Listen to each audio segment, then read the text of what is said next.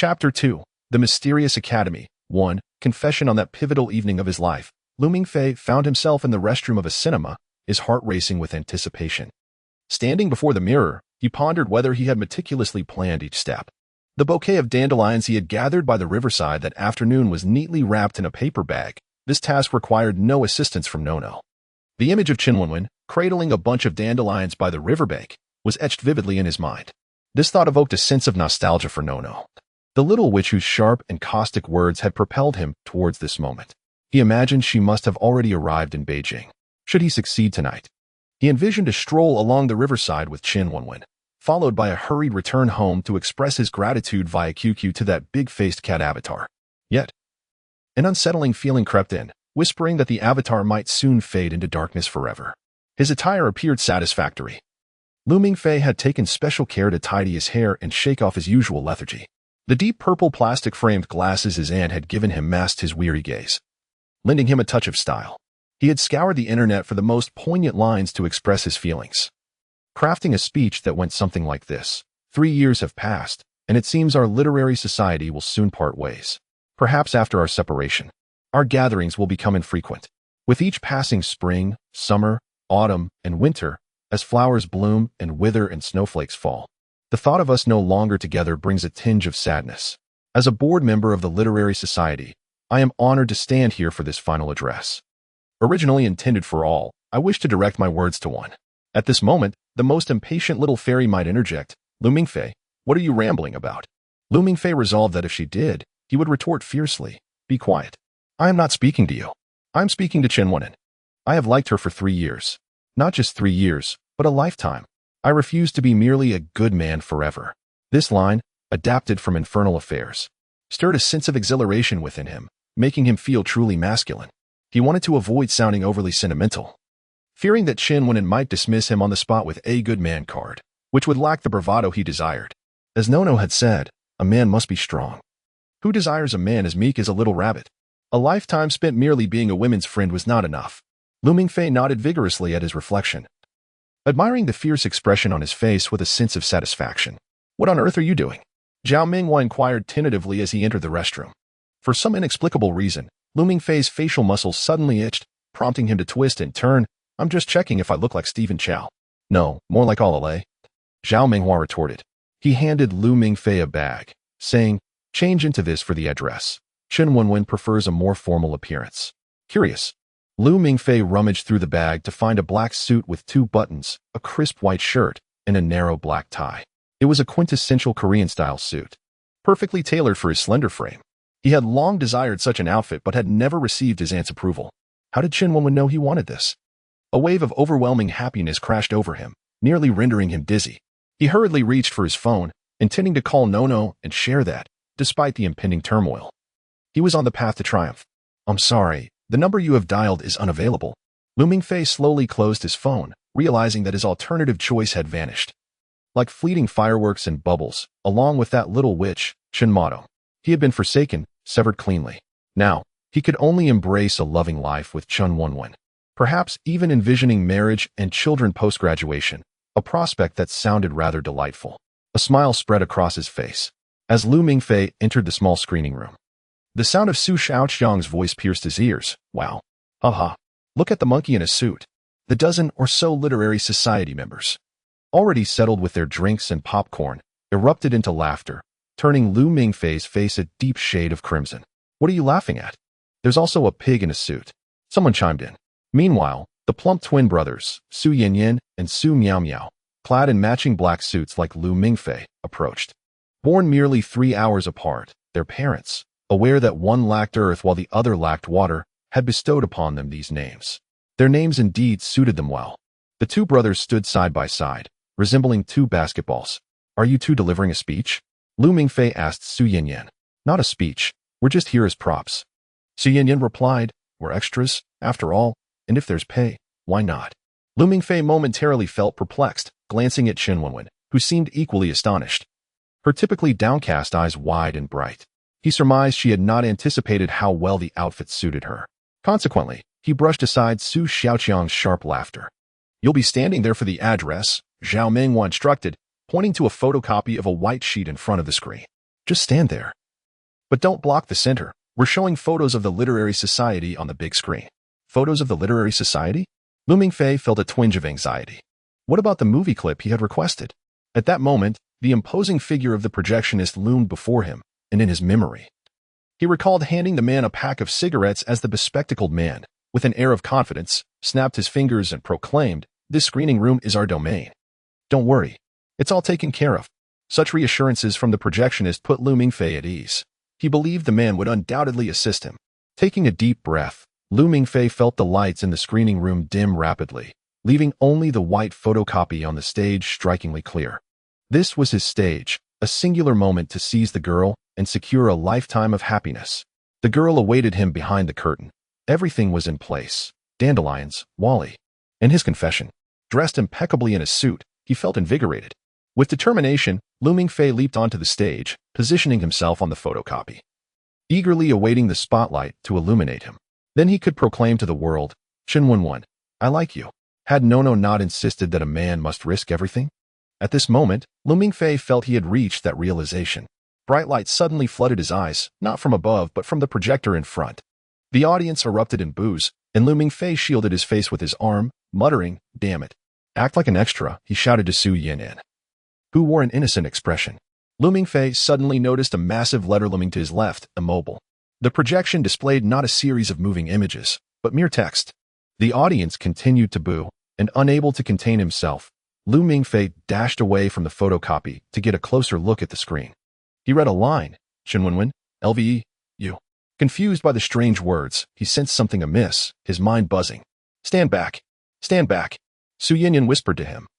"Without you, a single letter, the sentence would be incomplete." Letter?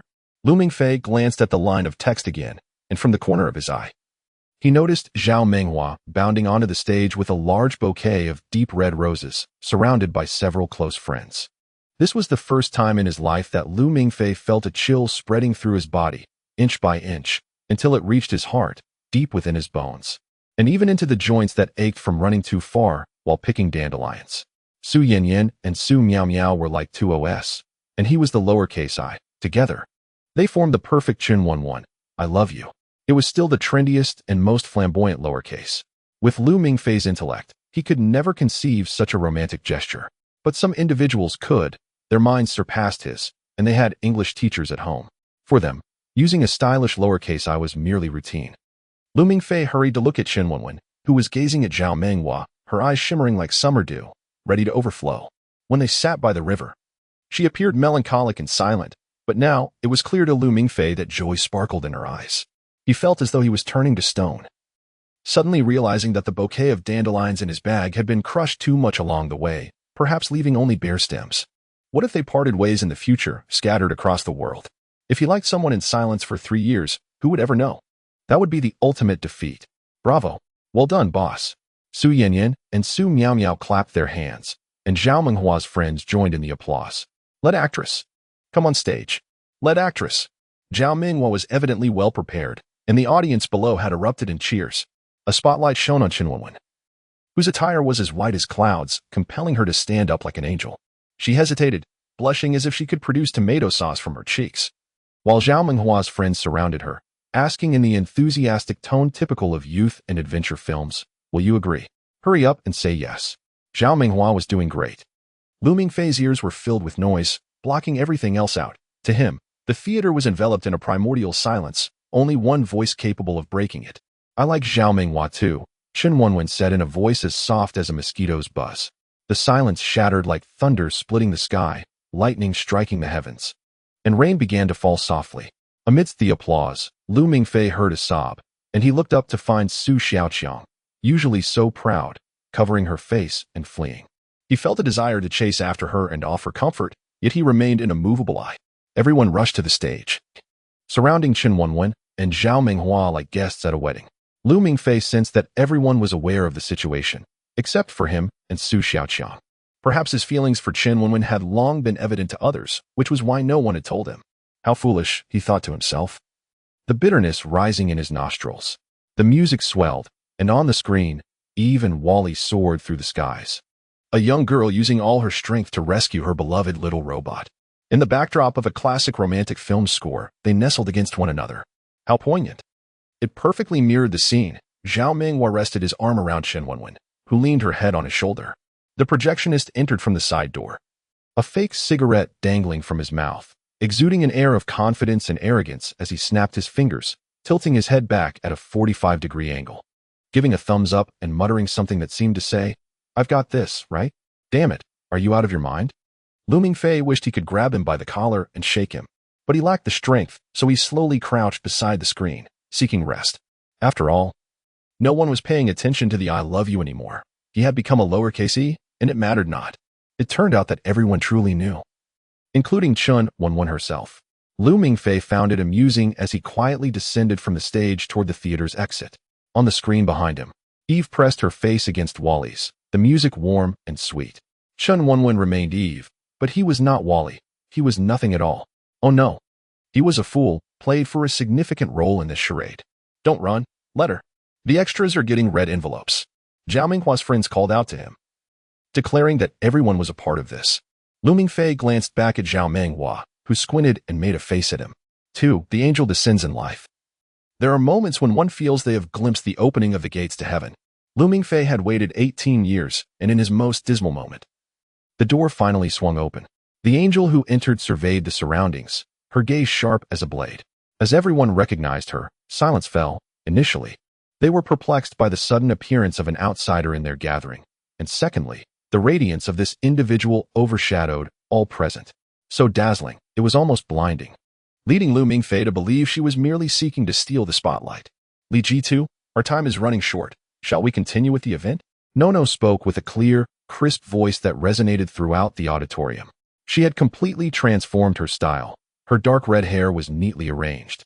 Clad in a deep purple suit, a moon-white silk blouse, and purple stockings, adorned with a complete set of golden jewelry inlaid with amethyst. She appeared a good 10 centimeters taller than when Lu Mingfei last saw her, her presence imposing enough to make even Lu Mingfei's legs feel weak. Fortunately, Nono steadied him just in time. Lu Mingfei, he gradually rose from his seat.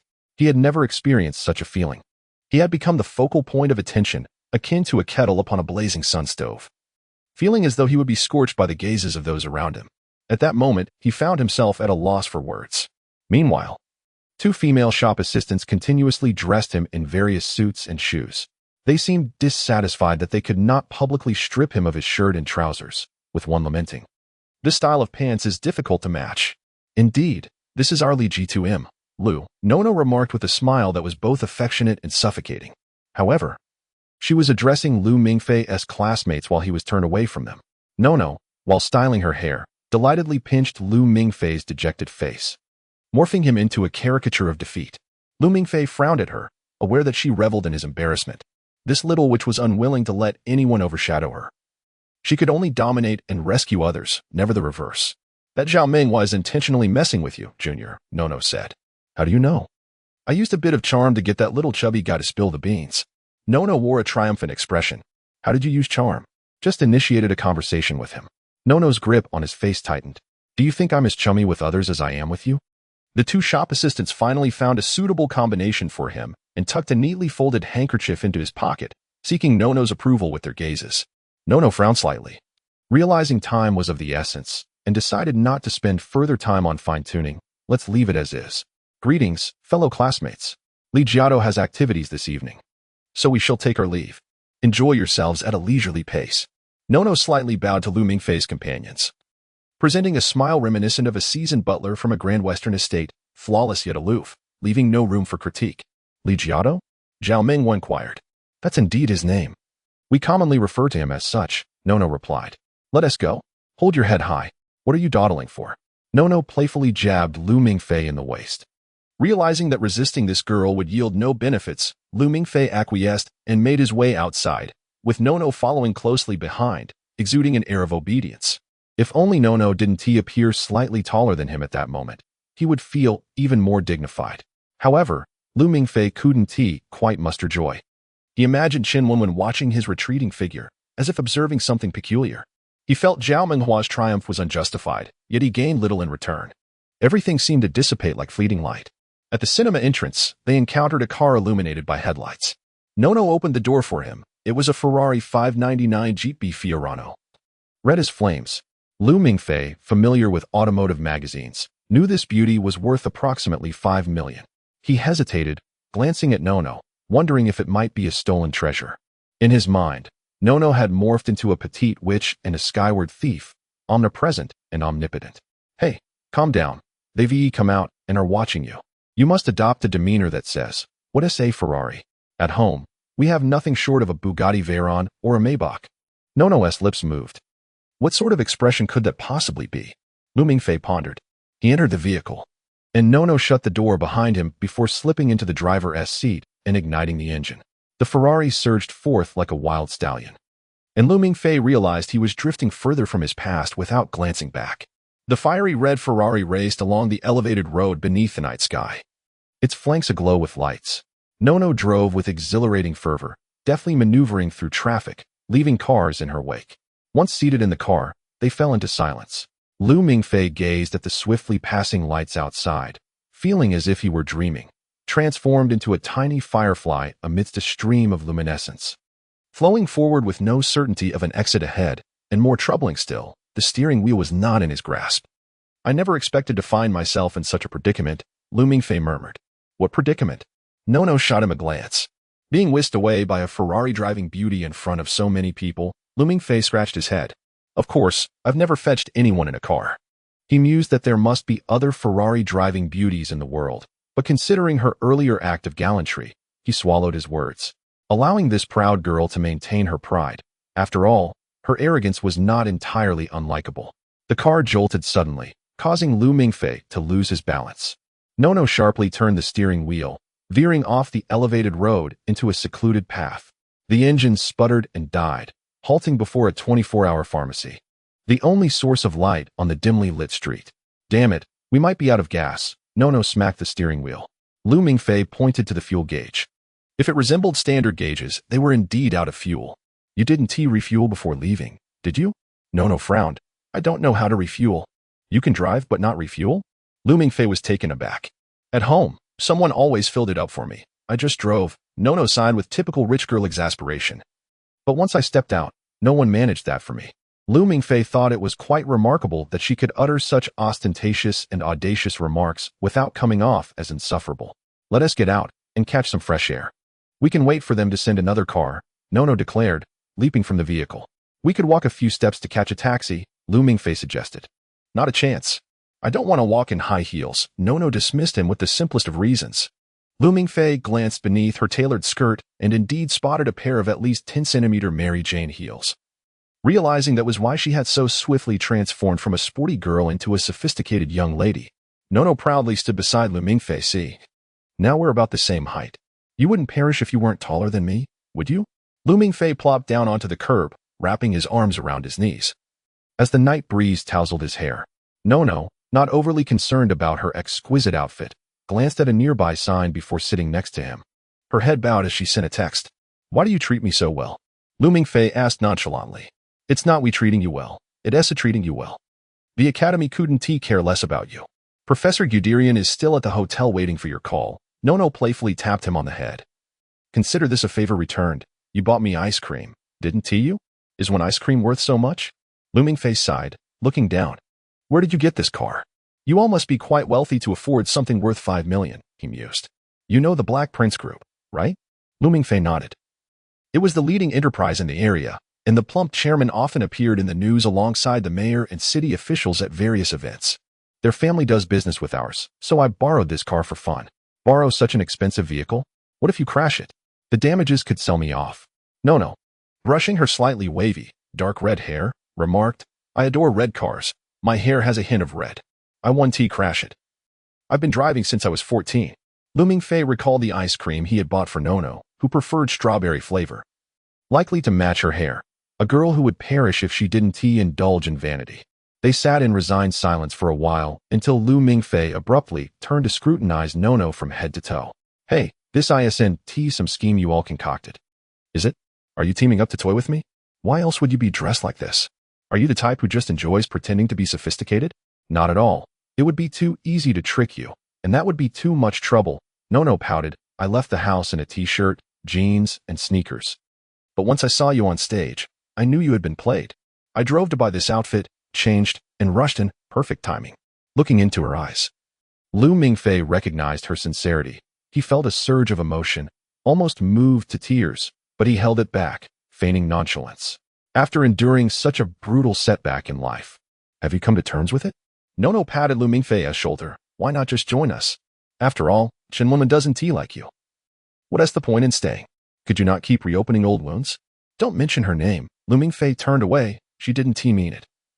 She simply doesn't tea perceive my existence. Humph. You think she wouldn't tea have a hand in your predicament? Nono pouted. All right, I won't tea mention her. Besides, nobody here seems to fancy you anyway. Lu Mingfei scratched his head.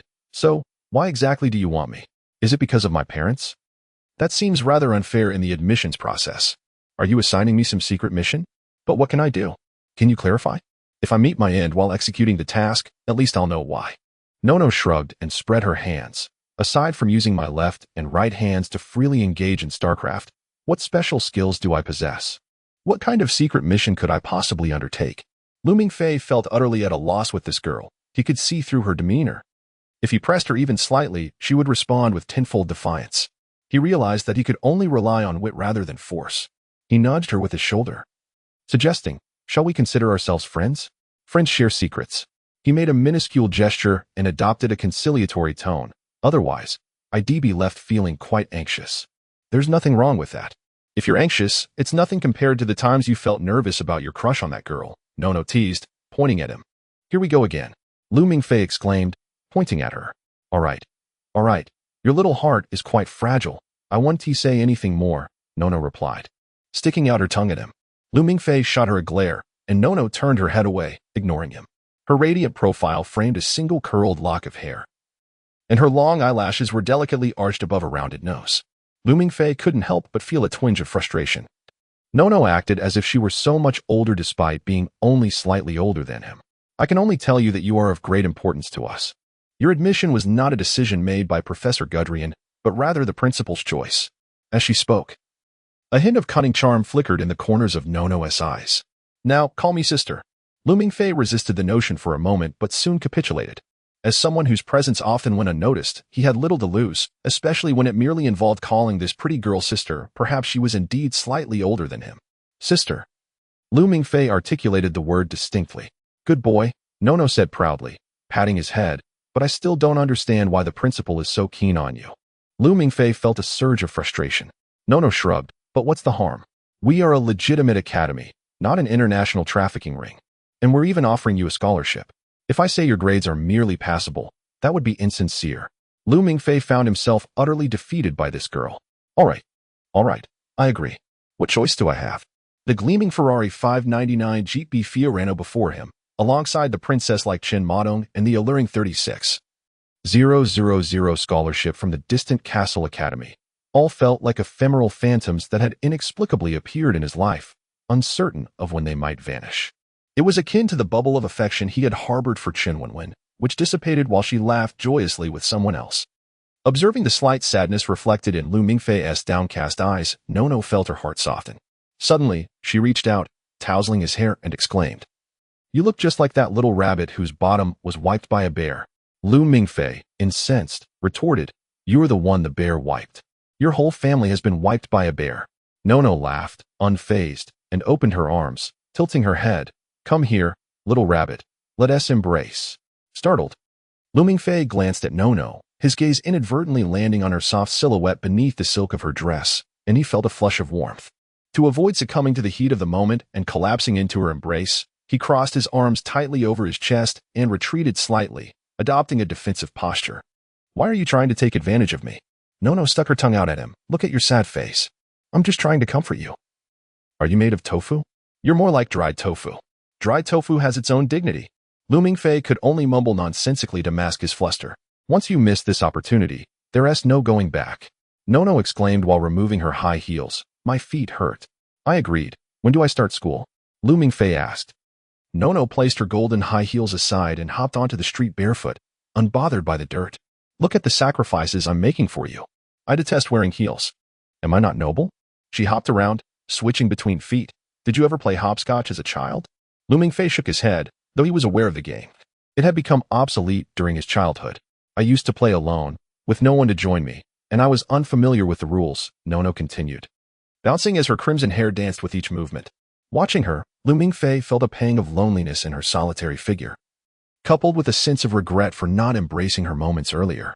Your promise means little. You must call Professor Guderian using the phone provided by the Academy for anything to take effect, Nono instructed. Take effect? What do you mean? You've never realized your choice, have you? Once you make that call, the hidden option will be activated. Nono's words echoed the sentiments from Norma's letter. We always say there is another choice. It's just a matter of whether you desire it. Hidden option? Lu Mingfei was puzzled. He took out his phone and dialed Professor Guderian's number, who promptly answered as if he had been anticipating the call. Licking his lips, Lu Mingfei said, Professor Guderian, I've made my decision. I'm ready to sign the papers. Signing an agreement? Professor Guderian's voice bore a hint of tension, as if Lu Mingfei were a captivating beauty agreeing to wed him.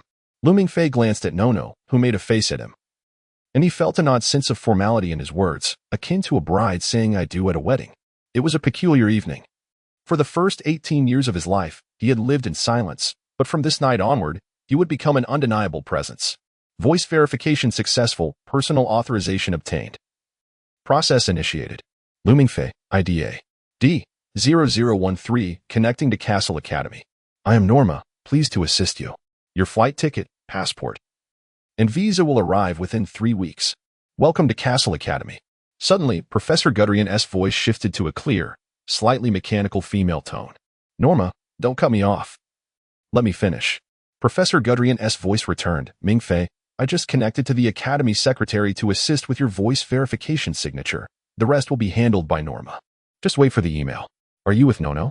Stay put. I'm in Beijing and will send transportation to pick you up shortly. A few more signatures are needed.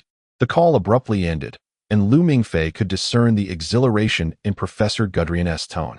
Norma was the central computer of the Academy, an anthropomorphic system that handled all matters seamlessly. As long as he provided voice authorization, she would manage everything effortlessly. Let us wait. Come play hopscotch. Nono urged. Oh, all right. Lu Mingfei replied. He did not fully comprehend the significance of Nono's words. Norma would effortlessly accomplish everything. At the very moment his voice print traversed the ocean via radio waves, a deluge of data packets surged forth from the supercomputer known as Norma, dispersing to various corners of the world. Unbeknownst to anyone, the data pertaining to Lu Mingfei was altered, and an entirely new identity for him was conjured from thin air: his educational background, birthplace, date of birth, and even his academic records were modified. A brand new passport swiftly entered the production process, while other clandestine data channels were interconnected. Thousands of gateways containing classified information across the globe opened to Lu Mingfei, and Castle Academy extended a welcoming embrace to this new student. A colossal sound traversed the dark night sky as Lu Mingfei gazed upward, witnessing the approach of a massive black silhouette flying low. Could it be? He murmured. Is that old fellow in such a hurry to pick you up? Nono pouted, noting the arrival of a helicopter. On May 15, 2009, a Friday, the black helicopter soared through the sky of a small southern town like a great bird, passing overhead young Lu Mingfei. The concealed war in history was poised for a significant unveiling. At Chicago's Grand Train Station, Lu Mingfei found it impossible to refrain from lamenting the stark contrast in treatment afforded to new students at Castle Academy before and after signing. The black helicopter had whisked him directly to Beijing, landing beneath the Ritz-Carlton Hotel, where Professor Guderian awaited him with an almost servile smile. All enrollment paperwork had been meticulously prepared, and a Montblanc pen was thrust into his hand, with red labels marking every place requiring his signature. It's all straightforward. Just sign here, Professor Guderian urged in a tone reminiscent of a devil-enticing Faust. Damn, who knows if there are any issues, Lu Mingfei thought. The convoluted document before him a perplexing mix of English and Latin that he could hardly decipher. Nevertheless, he signed, his name scrawled as if in a trance, while Nono leaned against the wall nearby, chewing gum nonchalantly. Then you may return to gather your belongings, Professor Guderian said, nodding with relief as he tucked the document away. We'll see each other in 3 months in the United States. Lu Mingfei's heart sank. Wasn't the expectation that they would board a private helicopter directly to the United States, with the immigration officials effortlessly allowing their passage? Upon disembarkation, luxurious vehicles would whisk them away to the ancient noble academy shrouded in mystery? Oh, No, and I have to interview a few other students from Russia. Otherwise, I would not mind accompanying you myself. Professor Guderian seemed to sense his confusion. You also need to familiarize yourself with the route to Castle Academy. It would be beneficial for you to navigate through the necessary procedures yourself. He then clapped Lu Mingfei on the shoulder cheerfully. Relax, my student. Unlike many other Chinese students studying abroad, you carry the least burden. You need not bring any luggage, just a keen mind and a thirst for knowledge. Lu Mingfei pondered how he possessed neither of those qualities. While Lu Mingze seemingly had an abundance, he wondered why they had not accepted Lu Mingze. Thus, the distinguished Lu Mingfei was compelled to embark alone on an international flight, transiting through Los Angeles before alighting at Chicago International Airport. According to the itinerary provided by Norma, he was to take the CC-1000 express train from Chicago train station to Castle Academy. However, a dilemma arose. He could not locate this express train on the schedule. Although he did not need to purchase a ticket, one had been delivered to him via express mail. He was unaware of which gate would lead him to the CC-1000. He attempted to inquire with the staff in somewhat halting English, but they appeared equally uninformed, repeatedly stating that the new train schedule contained all relevant information, and encouraged him to consult it thoroughly if assistance was needed. Lu Mingfei felt embarrassed, partly due to the mere $20 left in his pocket. Although his aunt had not treated him well, she had given him $500 for expenses. However, when customs discovered the dozen pirated PS2 discs he was carrying, her meager kindness transformed into a fine that was donated to Chicago Customs. The wretchedly rotund official who issued him the fine wrote down a staggering figure on the receipt while complimenting Lu Mingfei's taste. Is this Resident Evil 4? I love this game. My whole family enjoys it, especially my grandmother. Lu Mingfei silently mused. Your grandmother enjoys shooting zombies with a game controller? The fine was a fine. He would simply pay it. The official left him with $20, and Lu Mingfei contemplated if he could spend $6 on a sandwich and soda combo, wondering how long he could survive on the remaining $14 if he failed to find the CC-1000 before nightfall. He lacked even a phone card to call Norma, and he certainly did not possess a mobile phone. He had happily gifted his N96 to his uncle as a parting gift. Ultimately, the pangs of hunger triumphed over his dread of future starvation. He reached for his last $20 bill. $1 is fine, someone beside him said. This was a classic line for begging in America, akin to the Lotus Flower song sung by beggars in China. Yet for a destitute fellow like Lu Mingfei, a single dollar sufficient to purchase a small cup of soda felt like a lifeline, especially since it came with unlimited refills. No, I'm quite poor. I have no money. Lu Mingfei expressed his thoughts in simple, straightforward English. I am not a beggar. I have enough to buy a sandwich, but without a soda, I might choke. The other person responded equally plainly. It was then Lu Mingfei noticed the tall, lanky young man beside him. Despite the face partially obscured by a scruffy beard being somewhat handsome, the flickering eyes conveyed an unsettling feeling. His olive green plaid shirt and baggy trousers likely had not been washed in 2 or 3 weeks. Perhaps he was not a beggar, considering beggars rarely appeared so disheveled. Fingal, I lost my wallet while reading, the young man proclaimed, producing a textbook from his satchel to validate his identity. A thought flickered in Lu Mingfei's mind. The textbook, seemingly aged, bore a title in English and Latin, languages he utterly did not understand, akin to the enrollment document he had just signed. Are you waiting for the CC-1000 express train? Lu Mingfei inquired. After a moment of silence, both retrieved magnetic cards from their pockets. Unlike tickets for other trains at Chicago Station, these were jet black, adorned with a silver pattern of a flourishing tree. Are you a new student? Fingal asked, chewing on a sandwich and relishing Lu Mingfei's soda. After confirming each other's identities, they swiftly established a bond of trust, pooling their combined $25. Lu Mingfei proposed that since soda refills were complimentary, they need not buy 2 cups. They could simply share with 2 straws, doubling their refill opportunities. Fingal displayed none of the hygiene concerns typical among youths in developed nations, appreciating the imaginative solution proposed by his Chinese classmate. Newly enrolled, which year are you in? Lu Mingfei queried. In the 4th grade, I was supposed to graduate 4 years ago, Fanga remarked. I was held back, and you still don't understand. Their graduation defense is truly rigorous.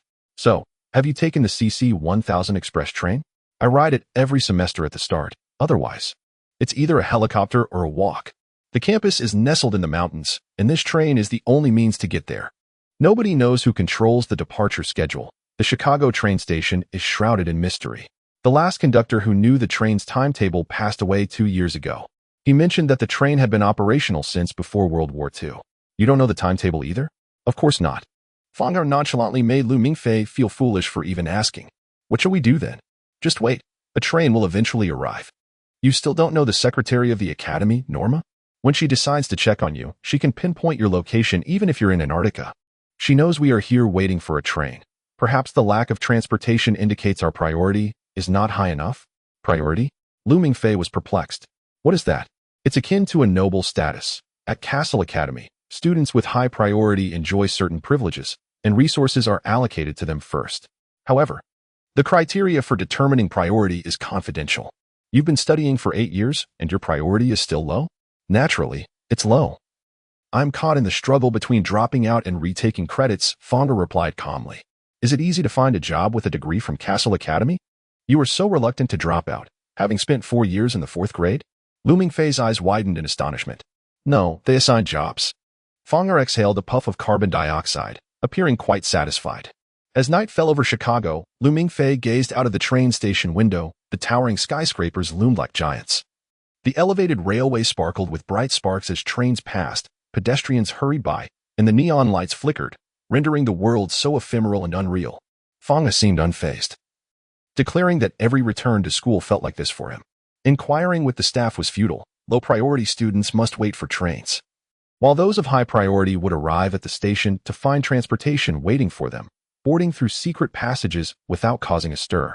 Lu Mingfei felt compelled to ask how low their priority was. Fonger estimated it to be akin to the medieval serfdom. When Lu Mingfei's mouth fell open in surprise, Fonger reassured him that there were indeed those with even lower priorities, akin to mules. In the vast waiting hall, only Fonger and Lu Mingfei remained. There would be no late-night trains, and only 2 drowsy guards at the entrance were left watching over these 2 vagabonds waiting for a non-existent train. Fonger wandered around the waiting hall, clutching an ancient reference book, his wild hair and thick, tangled beard making him resemble a 19th-century philosopher, while his attire suggested he belonged to the school of cynicism. Lu Mingfei sighed, beginning to lament his unreliable parents, the enigmatic Professor Guderian, and the troublesome Nono, who had conspired to lure him to a foreign land and then abandoned him, as if he were a mere phantom in this world. Didn't they realize that providing warmth to a young man devoid of presence might inspire him to strive for greatness? His stomach grumbled. Having last eaten when a guard had shared half of his sandwich with him, now, he had merely a few quarters in his pocket and was at a loss as to how to approach the still-lit Subway sandwich shop. He thought perhaps sleep would alleviate his hunger, wrapping Fonger's blanket around himself and curling up on the wooden bench. Whether from hunger or genuine fatigue, his consciousness began to wane as he heard the distant tolling of bells. The sound echoed through the night, seemingly emanating from a far-off church, creating the illusion that a great bell hung just above him, evoking images of a moonlit wasteland and the distant silhouette of a dark church, conjuring visions of torch-bearing crowds racing across the plains, their faces obscured in shadow as they rushed towards the full moon, which appeared astonishingly large, half-submerged below the horizon. Lu Mingfei felt as though those individuals aimed to leap towards the moon from the mountain's peak. He jolted awake, bewildered by how such thoughts had arisen, how he could suddenly conjure such fantastical imaginings. Yet the imagery felt so real, as if he had witnessed that bizarre and magnificent scene firsthand. Why was there such a monotonous tolling of bells? It dawned on him that something was amiss. He was in Chicago, where the bustling roads outside resonated with noise and chatter. Why could he hear only the solitary, monotonous chime? He had heard no bells during the day. There should not have been a church nearby. He abruptly sat up from the bench, and a colossal moon slowly ascended beyond the Chicago train station. Moonlight poured through the floor-to-ceiling windows, cascading in with an unstoppable force, akin to the tide crashing onto the shore, yet it fell upon him silently. The entire waiting hall was enveloped in that cold, watery moonlight, casting shadows of the window panes upon the backrest of the bench. A boy sat in silence on the bench, bathed in moonlight. Lu Mingfei was taken aback as he sat upright. The boy was less than a meter away from him, and he could not find Fonger anywhere. Nor were the 2 guards in sight. The Subway sandwich shop in the distance had extinguished its lights, leaving only him and the boy. He was unsure of what was happening but dared not speak, not even to breathe heavily, for the waiting hall was steeped in an unsettling silence. The boy appeared to be Chinese, around 13 or 14 years old, dressed in a pure black evening suit, his youthful face illuminated with an ethereal glow. Lu Mingfei pondered why such a young child bore the expression of someone who had lived for thousands of years, filled with silence and sorrow. He wondered when and why the boy had come, and why he chose to sit beside him when so many benches were available, as if guarding a sleeping figure. Lu Mingfei lifted the blanket from himself, anxiously sitting beside the youth, both facing the moonlight. The two remained in quiet contemplation, time drifting slowly as if they were two individuals gazing at the sea. "Shall we exchange?" the boy asked softly. "What?" Lu Mingfei was bewildered by his words. "Shall we exchange?" the boy repeated. "Exchange what?" "I have no money left." Lu Mingfei thought of the few coins in his pocket. "Then you refuse?" The boy slowly turned his head. His golden-hued pupils shimmered with a fiery light, resembling a mirror reflecting flames. In an instant, all of Lu Mingfei's resolve was engulfed by that fiery gaze. His body trembled as an immense force surged within him, as if on the brink of despair. And he abruptly recoiled. "Don't leap in your dreams. You just jumped like a startled flea," Fanger complained. Lu Mingfei did not comprehend the term flea, but he could envision himself leaping like a frightened creature, colliding with the reading Fanger. Was he startled? The boy from his dream with golden pupils? What was so startling about golden pupils? What color of contact lenses hadn't the girl at the anime convention worn? "Apologies," Lu Mingfei said to the senior who had devoured 2 of his sandwiches. "I'm here to inform you. The train has arrived," Fanger declared. Suddenly, Lu Mingfei heard the sound of a train whistle. Indeed, Finger was correct. A train was arriving at the station, sounding its horn, the beams of its headlights flashing through the window. According to the timetable, there should be no trains at this hour. It was a night devoid of extra services. Yet, this notoriously unreliable CC 1000 branch express had arrived. He greeted the 2 guards by the door, who stirred briefly from their slumber, raising their hands in acknowledgement. Seemingly oblivious to the absurdity of a train attendant appearing at such a late hour in a modern Chicago train station. After the exchange, they returned to their dozing. Pressing his forehead, Lu Mingfei pondered that if it weren't for the bizarre events he had witnessed recently, he might have thought that either the world or he himself was mad. The CC 1000 branch express, with Castle Academy student Finger von Flins and the freshman Lu Mingfei, was ready for ticket inspection before boarding, which would not take long. The conductor announced. Lu Mingfei, with slightly sweaty fingers, fished out his ticket from his pocket. Following Finger towards the conductor, feeling as though he were a soul ascending to paradise, awaiting the judgment of an angel, he cursed inwardly, questioning why he had agreed to pursue a degree from this strange Castle Academy. Clearly, this institution harbored secrets larger than the entire earth, and he might have to endure 4 long years of study. He mused that he had likely been lured by beauty, as he felt reassured when he saw Nono. The conductor remained calm, as if this were merely an ordinary train, albeit with fewer passengers. He took Finger's ticket and scanned it through the verification machine, a green light illuminating with a beep. "Finger, you're still not dropping out?" The conductor casually chatted with Finger. "I thought I would TC you this year, but I can't do anything else," Finger replied, ruffling his unruly hair. "I have to earn a living somehow. Has my priority dropped?" "Indeed, it's fallen to F. You've dropped down from auto hell, hence no special arrangements were made for your arrival." The conductor informed him that recent days had been occupied with transporting new equipment and large devices in preparation for the upcoming semester's practical classes. "Are we to say that the Huns have turned into beasts?" Finger muttered. As Lu Mingfei's ticket passed through the verification machine, the green light glowed, accompanied by a buzzing sound. "Are you the freshman Lu Mingfei?" The conductor's beautiful green eyes lit up. "I sincerely apologize for the delay. Your priority was actually the highest, S. However, there are very few people with such high priority at the school. I assumed the printed ticket was B, hence no advance arrangements were made. I should have prioritized coming to pick you up, S." Finger's eyes widened. "Isn't the principal the only one with ants?" "There are a few others with his level," the conductor replied. All right, board the train. It's just the 2 of you." Before boarding, Lu Mingfei mustered the courage to ask a question. "Is this truly an official train? Why is it not listed on the schedule? Why is it not arriving on time?" He couldn't help but wonder if this train was a special express to hell, where he would directly encounter the fallen angel, Lucifer. Yes, it's a special express authorized by the Chicago government, directly to Castle Academy, where the roads are quite treacherous. It's not listed because it's a branch express, running irregularly, similar to those special trains that travel on public railways but lead to mines and factories. We're akin to those. "Your tickets can be verified here, can't they?" The conductor suddenly switched to fluent Mandarin. Lu Mingfei recalled Professor Guderian's mention of a Chinese campus plan. Realizing that everything was indeed true, this strange university even had a blonde, blue-eyed conductor fluent in the local dialect. They followed the conductor towards the high-speed train parked in the darkness. The train was black, its streamlined body adorned with dazzling black and white vine patterns. A sight so splendid under the moonlight it seemed almost unbelievable.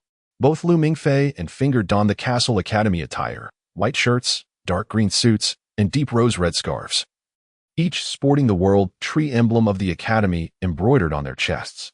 Although the Academy's tailor had never seen Lu Mingfei or measured his size, the clothing fit perfectly, accentuating his figure so well that he felt a tad more handsome.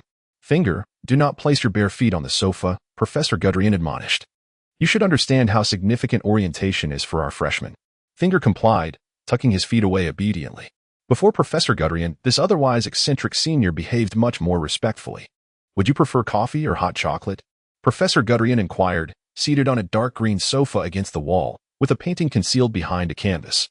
As the train surged forward through the pitch-black night, Lu Mingfei, Finger, and Professor Guderian sat across from one another.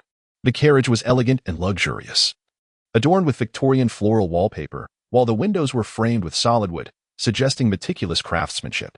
The dark green leather sofas they occupied bore golden embroidery. Lu Mingfei felt as though this compartment had been designed for an emperor or a head of state. He had no idea why he found himself seated here. You may request a strong drink if you wish. We offer such services, Professor Guderian added. Is it permissible to drink in the presence of a mentor?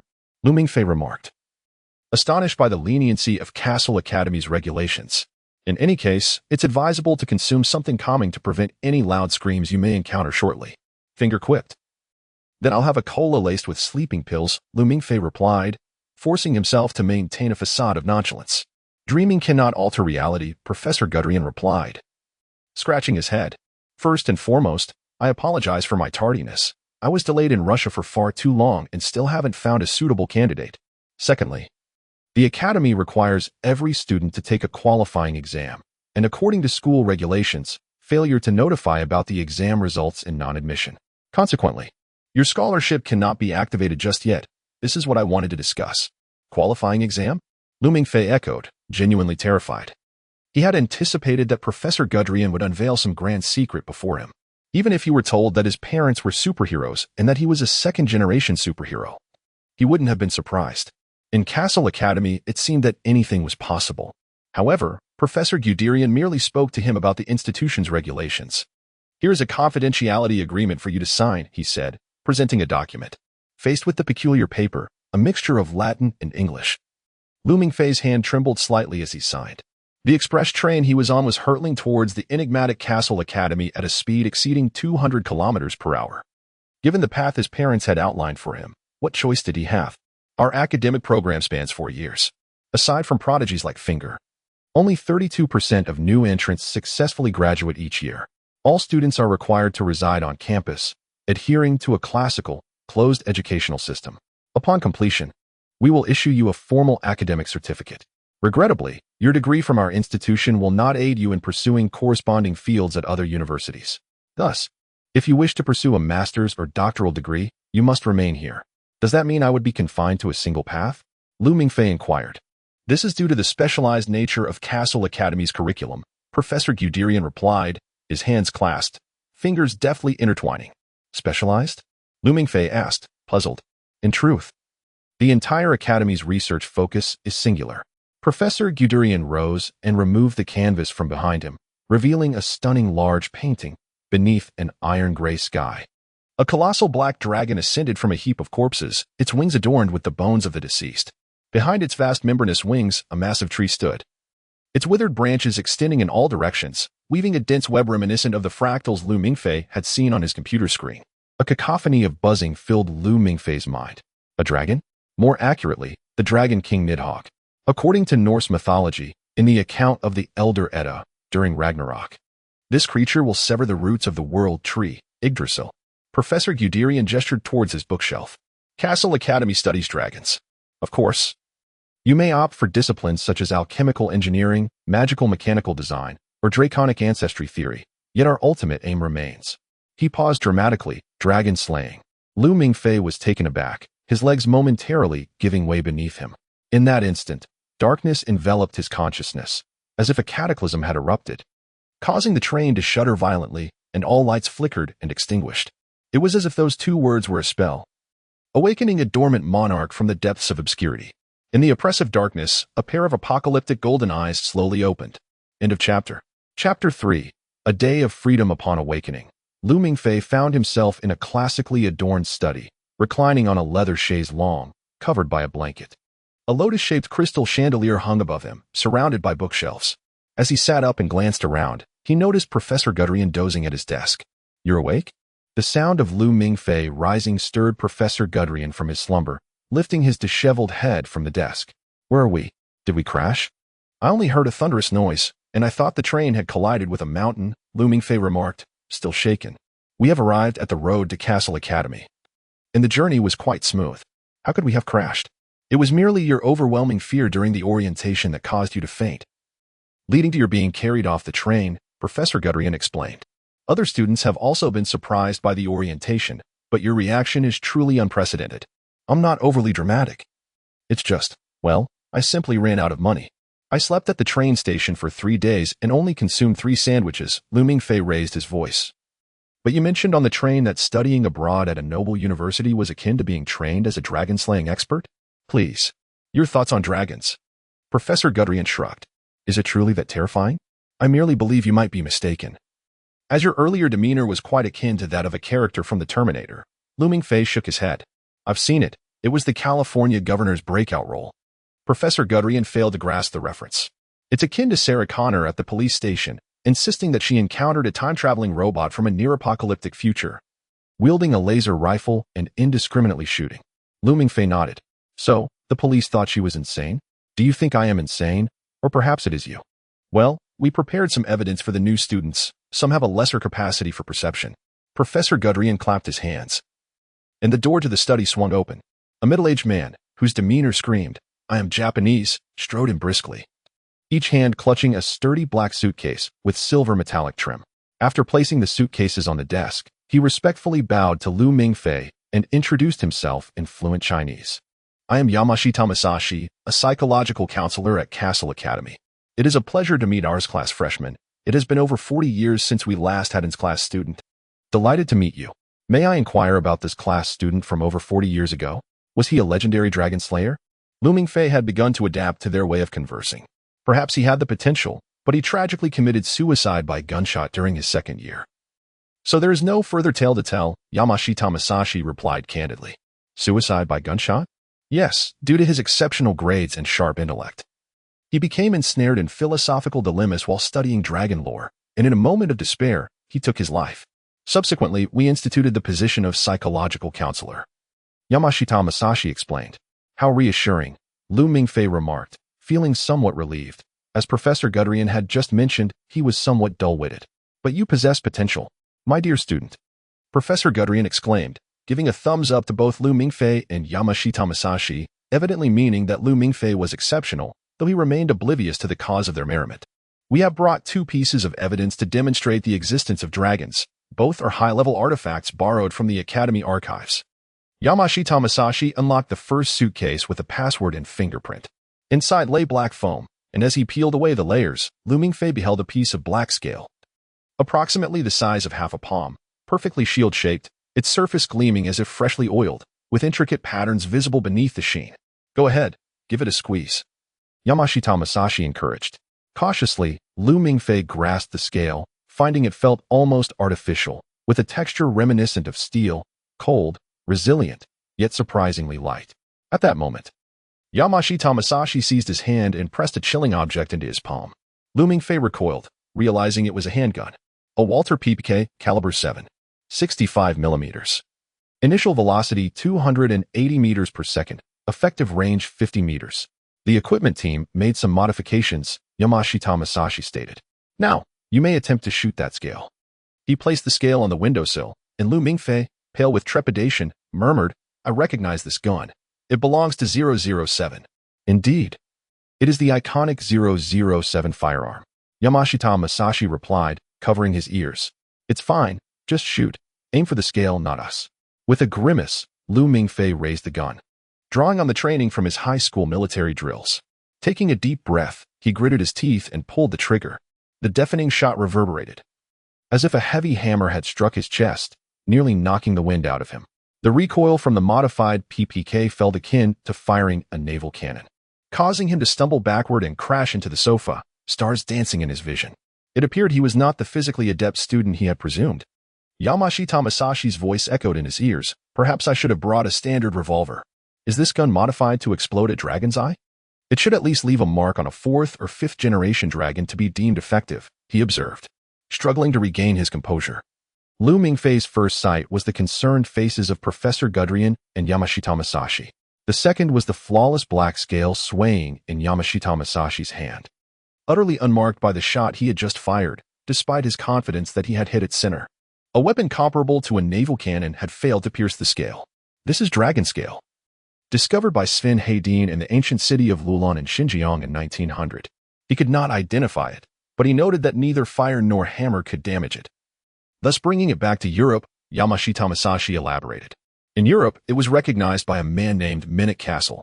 Are you beginning to believe in the existence of dragons? Could it not be high technology? Lu Mingfei persisted defiantly. Even titanium alloy created with nanotechnology would be unable to withstand such a shot, Yamashita Masashi replied. I hold a doctorate in materials science from the University of Tokyo. You must trust me. Lu Mingfei mused that this place was not only populated by madmen, but also by highly educated ones.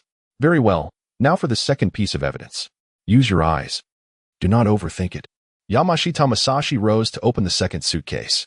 A cylindrical glass jar was presented before Lu Mingfei, reminiscent of the specimen jars used in biology classes. His mouth fell agape, as if struck by lightning. If Yamashita Masashi were to place an orange in his mouth at that moment, he might not even notice. Floating in a pale yellow formaldehyde solution was a creature resembling a scorpion, yellowish-white, curled with its elongated tail, akin to a fetus in the womb. Its scales and long whiskers drifted slowly in the solution, presenting a serene visage akin to that of an infant. Were it not for the two membranous wings unfurling from its back, Lu Mingfei might have deemed it a relic from a forgotten age. This is a young red dragon. Still alive. Dragons are notoriously difficult to kill. Even if one is slain, it is merely a temporary state, as they gradually recover during slumber. Yasushi Toyama remarked that this specimen is exceedingly rare.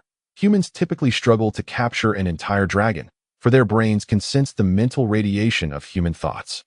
They either attack when humans approach or flee. This specimen was discovered in India in 1796.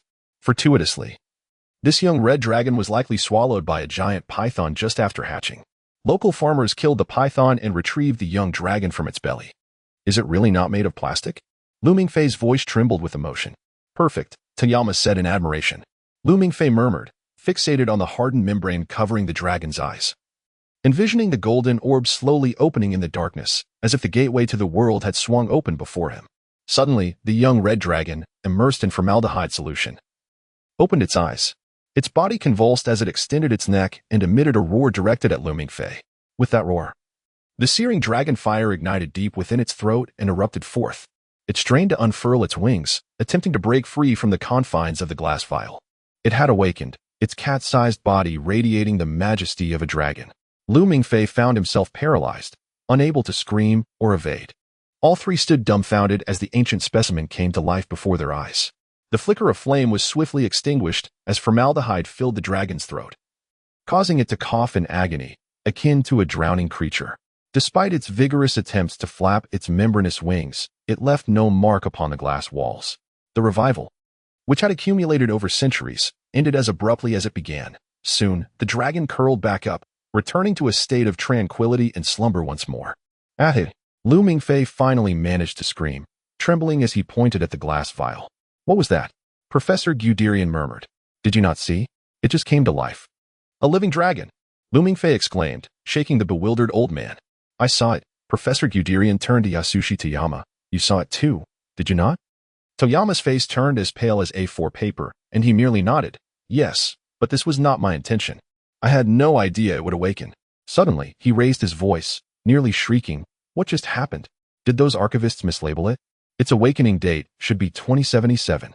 Their careless labeling could spell disaster for us. It just breathed dragonfire. Dragonfire.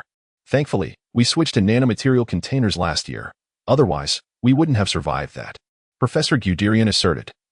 Its awakening date was calculated by myself and Professor Manstein. It should not have been incorrect, unless it was a bloodline summoning. A bloodline summoning? Yasushi Toyama turned to Lu Mingfei, his gaze appraising him as if he were a monster. What else could prompt a dragon's premature awakening if not a bloodline summoning? Professor Guderian suddenly regained his composure, vigorously patting Lu Mingfei on the shoulder. It is your powerful lineage that summoned it, Lu Mingfei. Do you now realize what an extraordinary person you are? Lu Mingfei felt as though his shoulder might collapse under the force of the old man's hand. What are you talking about? Don't pin this life-threatening incident on me. I did nothing. The Dragon Emperor can make humans submit merely with a gaze. You need not do anything, for you possess the lineage of the next generation of dragons. Professor Guderian's eyes gleamed with the ecstasy of one who has witnessed the miraculous. What lineage? My father is human, and my mother is human. Have you read too much strange tales from a Chinese studio and think we're all half-dragon? Lu Mingfei could no longer endure the old man's stare. No, they are indeed both human, but they are dragon hybrids. Which means your bloodline contains a significant proportion of dragon heritage. Professor Guderian chuckled. In fact, nearly everyone in this academy is of dragon hybrid descent. You are aware of the significance of lineage, are you not? Beyond grades and potential, the most crucial factor is bloodline status. Lu Mingfei shuddered violently, feeling as though Professor Guderian resembled an ancient dragon, ready to unleash deadly flames upon him. What kind of place is this? A school of dragon hybrids. How is this different from a dragon's lair? I feel like a little rabbit in this reptilian den. He lamented, recalling that before coming here, his family, his life, and the girl he adored had no connection to dragons. Why was he suddenly perceived as a creature of the reptilian kind? Do not worry. Your dragon bloodline does not exceed 50. Students with more than 50 are not admitted, although their potential far exceeds that of ordinary humans. Their dragon bloodline would gradually transform them into dragon followers, Professor Guderian explained. Do you have a grudge against dragons?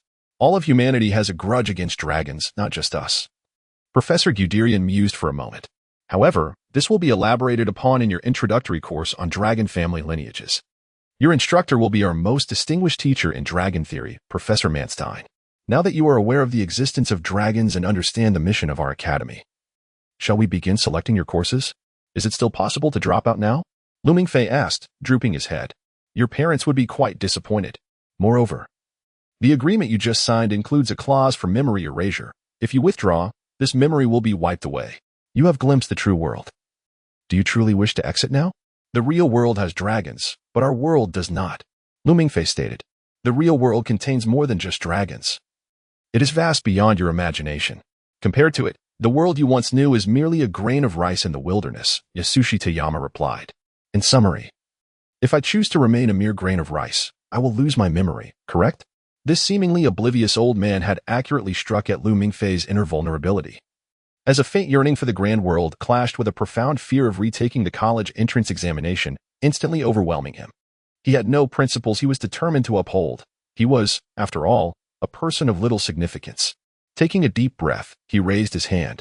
All right. I agree to select my courses. My suggestion is to choose Introduction to Dragon Family Lineages, Fundamentals of Magical Mechanical Design, and Introductory Alchemy as your major courses. For foreign languages, I recommend you take Ancient Norse. In physical education, you may select both Tai Chi and Physical Conditioning. This will grant you 13 credits, with 13 class hours each week, not too demanding. As the dean mentioned, your parents have requested higher expectations for you. Following my arranged course schedule, you will quickly master the core knowledge of dragons. I aim to make you the second unequivocals grade student at Castle Academy in over 40 years. Professor Guderian clearly had prepared for this, his elderly eyes sparkling with excitement. What kind of parents are so oblivious to their child? Do they think I am a genius? What is Ancient Norse? Can you tell me what that entails? Lu Mingfei took a deep breath, wanting to ask directly, what happens if I fail my courses? The process of retaking courses is merely that, retaking unless under extraordinary circumstances. Castle Academy does not expel students. There are students who have failed for years, yet they still continue to take supplementary exams. Professor Guderian spoke in a tone designed to provide comfort. Do you remember Finger? He has been in the 4th year for 4 years. Yet he has never passed his thesis defense. I do believe his choice of dragon neural systems as a topic was rather ambitious. And thus he remains in the examination cycle. Lu Mingfei thought to himself that this was hardly comforting. It was an unabashed threat. Cheer up. At least, as I promised. You can wave Chinese. Professor Guderian, noticing Lu Mingfei's unease, encouraged him with a fist pump. You must believe you are extraordinary. You are the unprecedented level. And the principal specifically designated me as your advisor. All right, I agree. I will sign. I have signed. There remained one final question. Why must you take Chinese? Why do you all speak it? Lu Mingfei inquired. This is precisely why our academy, which has never recruited from Asia, has specially reserved a spot for Chinese students this year. Professor Guderian and Fujiyama Masashi exchanged glances for the resting place of Dragon King Norton Lei in China. Since the year before last, Castle Academy has mandated modern Chinese as a required course. For each of you bears the heavy responsibility of delving into the heart of China to slay the Dragon King. No wonder employment awaits you post-graduation. The knowledge you acquire here would be deemed lunacy elsewhere. Lu Mingfei sighed. Indeed, according to the documents you have signed, we have also arranged your health insurance. Professor Guderian remarked. You are in the dragon-slaying profession. How could you survive without health insurance? What is the highest coverage? $50 million? It merely covers the cost of airlifting your remains back to China. What? Lu Mingfei's eyes widened in shock. His mind buzzing at the thought of a body draped in a white sheet being retrieved from an airplane, a label affixed to its head bearing the familiar name. Lu Mingfei. As they exited the office, they encountered maintenance personnel entering with toolboxes to repair a window that had been blasted open by a cannon shell. They were the most formidable carpenters Lu Mingfei had ever seen, each bearing the countenance of a special forces soldier, their robust muscles straining against their fitted t-shirts. Their gazes sharp as daggers. They were also responsible for the school's daily security, comprised of seasoned individuals with commendable contributions to the Navy SEALs. Fujiyama Masashi noted Lu Mingfei's confusion. But they are nothing extraordinary. Once you meet the operations department officials, you will see these are merely ordinary individuals. Lu Mingfei desperately attempted to imagine the operations department personnel as even more remarkable than these maintenance warriors, envisioning towering figures akin to Gundams. Yet he found himself indifferent. The immense psychological shock had rendered him a wilted chicken as Professor Guderian patted him on the shoulder and guided him from the medieval-style edifice. Outside lay verdant lawns, scarlet cobblestone paths, and classical architecture, with the distant spires that resembled churches hosting the fluttering of doves. The sunlight did somewhat restore Lu Mingfei's vitality. He realized he must clarify the role his parents played in this convoluted enrollment saga. He had never suspected that his seemingly ordinary parents would be so devious as to thrust their only son into such peril. Was he adopted? My mother. Just as Lu Mingfei uttered these words, a piercing air raid siren blared, echoing across the campus like a wailing specter, raising goosebumps on his skin. The sudden seriousness on Professor Guderian's and Fujiyama Masashi's faces indicated a dire situation. What? Is it an air raid? Are the dragons attacking? Do dragons even conduct air raids? He shouted, only to realize he had accepted the notion that dragons indeed existed within the realm of Castle Academy. Yet he also noticed something peculiar. The vast campus was eerily empty, with only the maintenance personnel remaining, alongside himself, Professor Guderian, and Fujiyama Masashi standing by the lawn, even if the holiday were not over. This seemed exceedingly unreasonable. Find cover! Find cover! Damn it! They are about to begin! Professor Guderian cried out. We should retreat to the office. Fujiyama Masashi's expression turned grave. As Lu Mingfei pondered how the dragons might assault this bastion of dragon slayers, a group clad in black tactical gear, armed with M4 rifles, appeared on the stairs of the nearby building. The maintenance personnel dutifully rushed from the office, seemingly intent on intervening, but the opposing force swiftly raised their weapons and fired. The men, resembling special forces, fell as they emerged from the office doorway, arms flailing. Lu Mingfei's mind went blank as he thought that his health insurance for the return of his remains to China would soon be put to use. Before the armed individuals aimed their weapons at Lu Mingfei, Fujiyama Masashi yanked him and Professor Guderian into the narrow passage between the buildings. The soldiers in black completely disregarded the three targets, speeding past the narrow alley, while from the peaceful church emerged individuals clad in deep red combat gear. The tranquil campus abruptly transformed into a battlefield, with figures pouring from every building, each group identified by their uniforms, each bearing weapons, and without mercy, they opened fire, many collapsing in the first instant of exposure. What does the student council president intend to do? What is his name again? He can't want to lose credits. Professor Guderian shouted, covering his ears against the thunderous gunfire as he barked at Fujiyama Masashi. Have they undergone training? Fujiyama Masashi replied, crouching with the agility of a soldier. Lu Mingfei could almost hear the whistle of bullets whizzing past him. He could not see clearly, but he imagined they were indeed real bullets. And Fujiyama Masashi would fall like the maintenance personnel if he hesitated for even a moment. He felt utterly bewildered. Was the student council of this academy truly dedicated to martial combat? His name is Caesar Gattuso. Fujiyama Masashi exclaimed angrily. That spoiled brat who drove his Bugatti Veyron across the campus. He drew the handle of his Peep K, reloading with determination etched across his face, as if a squad was about to charge into battle. I will remember this. If he enrolls in my class, I will teach him the principles of humanity. Professor Gudrian shouted. His life ended with that declaration, a high-velocity bullet penetrating his body, leaving a smoking hole in his long untouched suit, blood splattering forth. Professor Gudrian glanced down at the bullet wound with difficulty, grasping Lu Mingfei's arm and uttering, "Your course selection form," before collapsing to the ground. Fujiyama Masashi, attempting to pull him away, was shot in the back. He stumbled forward a few steps, never to rise again. This could not be a joke, Lu Mingfei's mind screamed. Right before him, someone had truly died. He crouched behind an protruding pillar, bracing against the gunfire. Murderous bullets grazed his nose, and this campus had morphed into a slaughterhouse. It was a pity. What on earth am I thinking? He could not help but feel a twinge of admiration for himself. Clearly, in such a life-and-death situation, he could still indulge in fanciful thoughts, which could only be attributed to his profound lack of seriousness regarding his own life. Position. There are still 43 of them remaining. 27 left. One sniper remains unlocated. He has already taken out 13 of us. Eliminate him. Amidst the chaos, both sides roared into their walkie-talkies while continuing to fire, the cacophony echoing throughout the campus.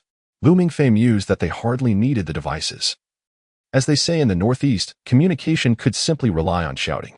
Yet, strangely, no one charged into the narrow alley where Lu Mingfei stood.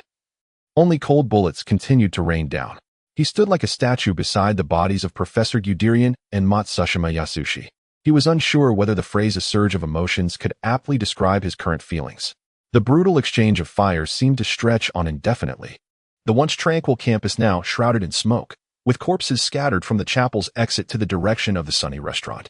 Lu Mingfei crouched on the ground, resting his chin on his hand as he gazed outward, gradually piecing together the situation. The two opposing factions, clad in black combat uniforms and deep crimson attire, were evidently at odds, each attempting to assault the other's stronghold. The black team's fortress was the small building they had just occupied, while the crimson team's stronghold was the chapel across the lawn.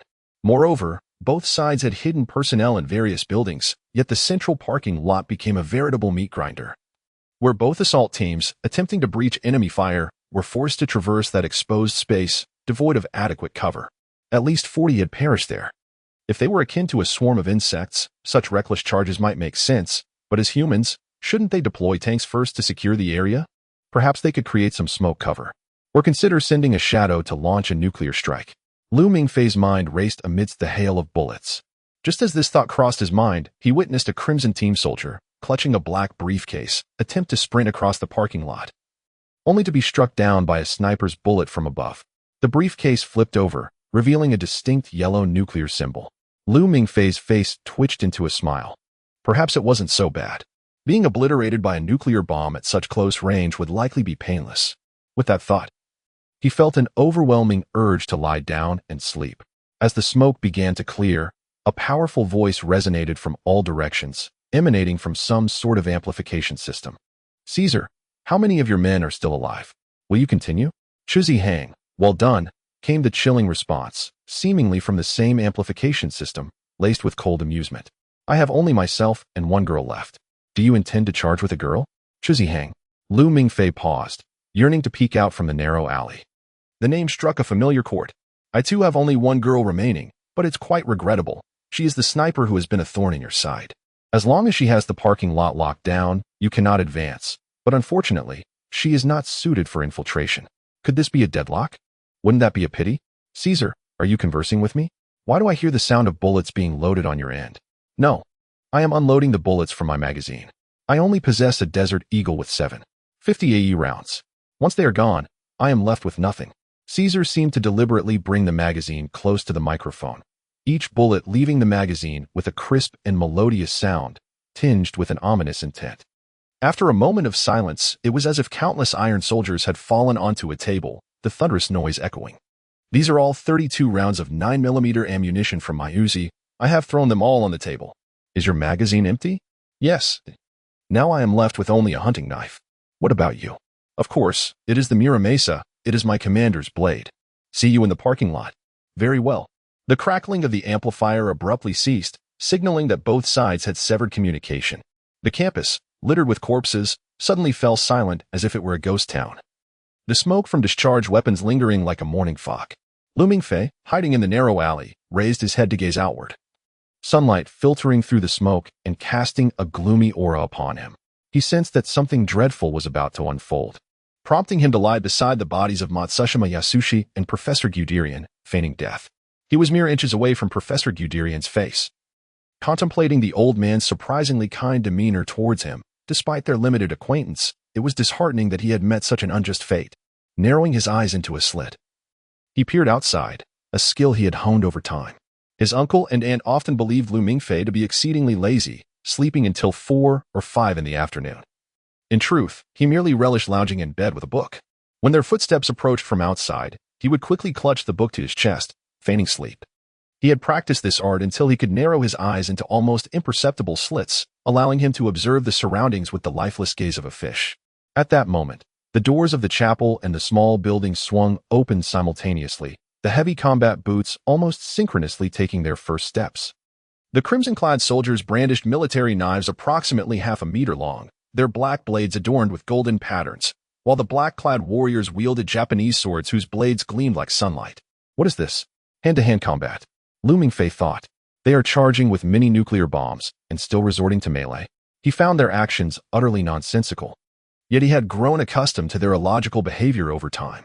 The crimson-clad soldier stood at one side of the parking lot, removing his mask to reveal a cascade of golden hair, framing a face as striking as a Greek statue, handsome to the point of being blinding. His eyes, a rare icy blue, bore no warmth as he nonchalantly tossed the hunting knife into the air, his expression devoid of emotion. The black-clad soldier also removed his mask, exposing dark hair. Lu Mingfei could only see his silhouette, the rebellious strands of hair pointing in various directions, sharp as blades. To have made it before me. You are stronger than I presumed, remarked the golden-haired youth, gazing at the edge of the hunting knife. To receive such praise from Caesar. I do not find it an honor, retorted the dark-haired youth coldly. But this is where it ends, Lu Mingfei thought to himself. He speculated on Caesar's lines, their dialogue resembling that of a hero facing the final boss in a game. But this is where it ends. Shuzi Hang. Caesar actually uttered this phrase. However, Lu Mingfei found no amusement in it. The instant Caesar spoke those words, it was as if an arrow had been loosed, resembling a hawk diving from the heavens. He bellowed, a thunderous sound echoing as the hunting knife, along with that arm, became indistinguishable, the speed rendering the blade nearly invisible. This was a deadly swing. Fierce and resolute, imbued with the imperial authority of a sovereign. With such a strike, even iron would be cleaved asunder. Yet, Shuzi Hang was not iron. The long knife in his hand was the true iron. He stood firm, motionless, the long knife sweeping through an arc, poised in midair. In the fleeting moment when Caesar's lethal strike was about to land, Chu Zihong's blade abruptly vanished, with merely a flick of his wrist. Chu Zihong's longsword executed a swift thrust, delivering a modest force against the tip of Caesar's weapon. This was a technique that combined extraordinary speed and strength. The sword acted as a lever, with the force applied at the tip, transferring maximum energy to the wielder's wrist. Chu Zihong chose this precise moment, right before Caesar truly exerted his strength. The imperial pressure emanating from Caesar was completely thwarted by Chu Zihong, causing Lu Mingfei to suddenly feel as though he could breathe freely. The air was filled with the metallic hum of Chu Zihong's vibrating longsword. He glanced at his own weapon and nodded. Compared to Dick Pushmore, Muramasa fell slightly short. Before he could finish his thought, Caesar swung his hunting knife, known as Dick Pushmore, towards him. Although Lu Mingfei was not particularly knowledgeable about history, he understood the name referred to a Roman dictator. In Caesar's hands, the knife exuded an air of authoritarian might, while Chu Zihong's Muramasa blended seamlessly into the atmosphere, appearing abruptly to deliver lethal strikes. Lu Mingfei had heard of Muramasa. Having played various pirated games, he was well versed in the lore of weaponry. Muramasa was said to be an evolved form of the famed Japanese sword, Muramasa, which would transform into the cursed blade upon claiming 1,000 lives, with rainwater washing away the blood. However, he had also researched its historical context and discovered that this sword did not exist in Japanese history, but was simply a fictional creation by the Edo period playwright Kaya Kudai Bakin and Nanso Satomi Hakkenden. Yet here, someone had truly drawn such a blade, making Lu Mingfei finally understand the veracity of Adidas's motto, impossible is nothing. Even if Caesar were to draw Frostmourne from behind, it would no longer surprise him. The vibrations of Chu Zihong's sword intensified, mingling with Caesar's furious roars, creating an atmosphere thick with bloodlust. Faint footsteps approached from the narrow path, startling Lu Mingfei, who instinctively perked up his ears. His residual ear muscles had not entirely atrophied, allowing him to hear sounds with remarkable clarity. Indeed, footsteps were drawing near, slowly but surely. And Lu Mingfei suddenly realized the possibility of an armed adversary. He felt an urgent desire to cover his twitching ears to avoid revealing that he was the last living soul in this place. Yet, the intruder transitioned from stealth to a rapid sprint, charging directly at Lu Mingfei with remarkable speed. A wave of despair washed over him. He thought he had been discovered. All thanks to those cursed rabbit ears he inherited from his father. Before he could raise his hands and surrender, declaring himself an innocent bystander. The approaching figure leaped onto his back, using his body as a springboard to vault out of the narrow passage. The person, clad in deep crimson attire, startled him. Drawing a Colt pistol from their waist. In a swift motion, they spun and crouched, directing the weapon behind them. Lu Mingfei lifted his head and locked eyes with the individual. He was met with a pair of enchanting yet razor-sharp eyes, familiar enough to evoke surprise. The long, dark red hair tied in a ponytail swayed, adorned with sparkling four-leaf clover earrings. "Come here, little rabbit, let's embrace." The voice resonated in his mind. And as those captivating eyes gazed at him, he felt a thrill of recognition. No, it's me," Lu Mingfei exclaimed with joy, realizing that the last survivor here, aside from the two still locked in combat, was his acquaintance, Qin Madong. Then it dawned on him that Nono was part of the Crimson Team, the only other member besides Caesar, and she was now mere steps away from the Black Team's stronghold. Nono had been in the fray, and whether she would show him mercy was a question shrouded in uncertainty. Lu Mingfei suddenly comprehended that he knew little about Qin Madong or Nono as a person. Throughout his journey from China to America and now here, it was this girl who provided him with a sense of security. Why did he trust Nono? Perhaps it was simply because she had once come to his aid, making him feel less alone in this world. But why did Nono choose to do so? "You?" Nono was equally taken aback upon seeing Lu Mingfei's face. "Sister, don't shoot. I don't know anything. I don't even know why I'm here." Realizing their allegiances were still unclear, Lu Mingfei quickly raised his hands in surrender, declaring, "I'm just a bystander. Get down." Nono hesitated for a moment before suddenly shouting at Lu Mingfei and firing her weapon. Without thinking, Lu Mingfei dropped flat to the ground, the bullet whistling past his head, narrowly missing him. The bullet was aimed at the person behind Lu Mingfei, an armed girl in black combat gear, lying prone with a sniper rifle. Her figure obscured by Lu Mingfei's rising form. He hadn't seen how she appeared behind him, but Nono was aware. She had leapt from the side window into the narrow passage. Nono's bullet was a moment too late. Fire erupted from the muzzle of her sniper rifle, and a .50 caliber bullet collided with Nono's chest in that instant. Lu Mingfei watched in shock as blood spread across her chest, staining her crimson uniform black. Nono was nearly knocked onto her back by the force of the high-caliber bullet, yet she summoned her remaining strength to sit upright. Glancing down at her wound and shaking her head at Lu Mingfei, she had fired a moment too late, her bullet ricocheting off the wall. Lu Mingfei turned to see the dark, smoking barrel of the sniper rifle behind him. A bullet of such caliber, at this distance, would be fatal, shattering internal organs into a bloody mess. He looked back at Nono, unable to believe his eyes, but the vivid blood reminded him that this was all too real. Was it all real? Yes, it was. Suddenly, a sharp pain pierced his head, as if something deep within him was trying to escape. Darkness enveloped his vision, and he perceived shadowy serpents gliding silently across the black curtain, behind which radiant golden eyes opened, a resonant voice echoing in his ears. "Are you willing to exchange?" Exchange? What is there to exchange? Yet, a vague desire compelled him to acquiesce, as if agreeing would alter something, and in that moment of consent, everything would change. What was there to change? Was there still time to change anything? Nono lay dying before him. He desperately wished to save her, but he lacked the means. "We won. Caesar, you have failed." A girl with short black hair shouted at the two still engaged in combat in the parking lot. Indeed, they had emerged victorious. Neither Caesar nor Chu Zihong could escape the battlefield now. Only this girl with raven hair and translucent white skin remained, effortlessly singing a tune as she approached Caesar's stronghold, ready to claim victory in this deadly game that had claimed many lives, while Caesar could only watch helplessly. Originally, Caesar's strategy was to delay Chu Zihong to allow Nono to catch her opponent off guard, but Lu Mingfei's unfortunate appearance had ruined everything. As if the black and white pieces were engaged in a game of chess, suddenly an inexplicable crimson piece appeared amidst the struggle. The girl's jubilant cheers were short-lived, drowned out by the thunderous gunfire that erupted behind her, propelling her forward with the sheer force of the incoming bullets. Yet, an even greater bewilderment lay ahead. To be precise, astonishment, Lu Mingfei discarded his PPK and turned to grasp the 5-caliber sniper rifle left behind by the female marksman. How did you get in here? Caesar raised his hand, ready to roar. Outsider, step back. A large caliber bullet struck his chest, causing him to stagger back 2 steps before collapsing onto the ground. Chu Zihong slowly turned around, locking eyes with Lu Mingfei through the darkness of his gun's muzzle. The golden pupils of Chu Zihong reflected the gleam of his blade, Murakumo, as he discarded it and raised his hand slowly, asking, "Who are you?"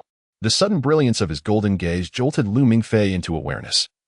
He realized what he had just done, a shock coursing through him as he considered dropping the sniper rifle. He recognized Chu Zihong, the legendary figure from his high school days. In his freshman year, Chu Zihong was the president of the student council, patrolling the classes during morning exercises, allowing Lu Mingfei a few close encounters with this icon. Back then, what irked him most was how, even in light rain, they were compelled to endure morning drills while Chu Zihong, clad in pristine white, strolled past from the corridors, looking down upon them with an air of superiority, grading each formation. However, the Chu Zihong before him now was a far cry from the wealthy, well-educated boy draped in a Burberry scarf. He resembled a lone wolf, his golden eyes concealing myriad secrets, strikingly similar to the visions that haunted Lu Mingfei's dreams. He had not washed dishes in America as Lu Mingfei had speculated. Instead, he had joined Castle Academy, a goal not part of his original plan. Lu Mingfei was at a loss as to what had transpired. Everything was amiss, everything was chaotic. In a fleeting moment, Lu Mingfei felt an inferno of rage igniting within him. As blood splattered across his pale face, a searing pain shot through his spine, and darkness engulfed his vision. He still held the sniper rifle, still had the advantage, yet his senior bore the lethal Murakumo. And he pondered whether Chu Zihong would kill him if he relinquished the gun. Why had he aimed at Chu Zihong in the first place? He had already taken 2 lives. He had no desire to harm Caesar or the girl. It was all a wretched instinctive reaction. Lu Mingfei thought that if he threw down his weapon and shouted that it was an accident, perhaps Chu Zihong would spare him. Surely, there must be police in America. The sounds of gunfire were deafening, and they ought to be on their way. He suddenly yearned to hear the wail of sirens. Kill him. An emotionless voice echoed in his mind, like a king issuing a decree to his warrior. Lu Mingfei attempted to articulate, but the words were choked in his throat. His skeletal structure moved with mechanical precision. The sniper rifle's dark barrel rose. He chambered a bullet, feeling the cold metal become an extension of his being. Locking his bones into place, the muzzle aimed squarely at Chu Zihong. He ceased all contemplation, fixating solely on obeying the command. The game had concluded. He could concede defeat. Chu Zihong sensed the incoming danger, a murderous intent slicing through the air. He realized it was no time for bravado and relinquished Murakumo. But it was too late. The bullet soared forth, piercing Chu Zihong's chest. As a vast plume of crimson erupted, a look of relief washed over Lu Mingfei's face. Suddenly, a resounding march resounded from all directions. The long-dormant campus broadcasting system seemed to awaken, and Lu Mingfei too regained his senses, surveying the surrounding bodies. He raised the sniper rifle, as if to surrender to an unseen authority. The building marked with the execution department sign swung open, and a throng of doctors and nurses poured out, not bearing stretchers but carrying briefcases adorned with the World Tree emblem, dispersing to attend to each lifeless form.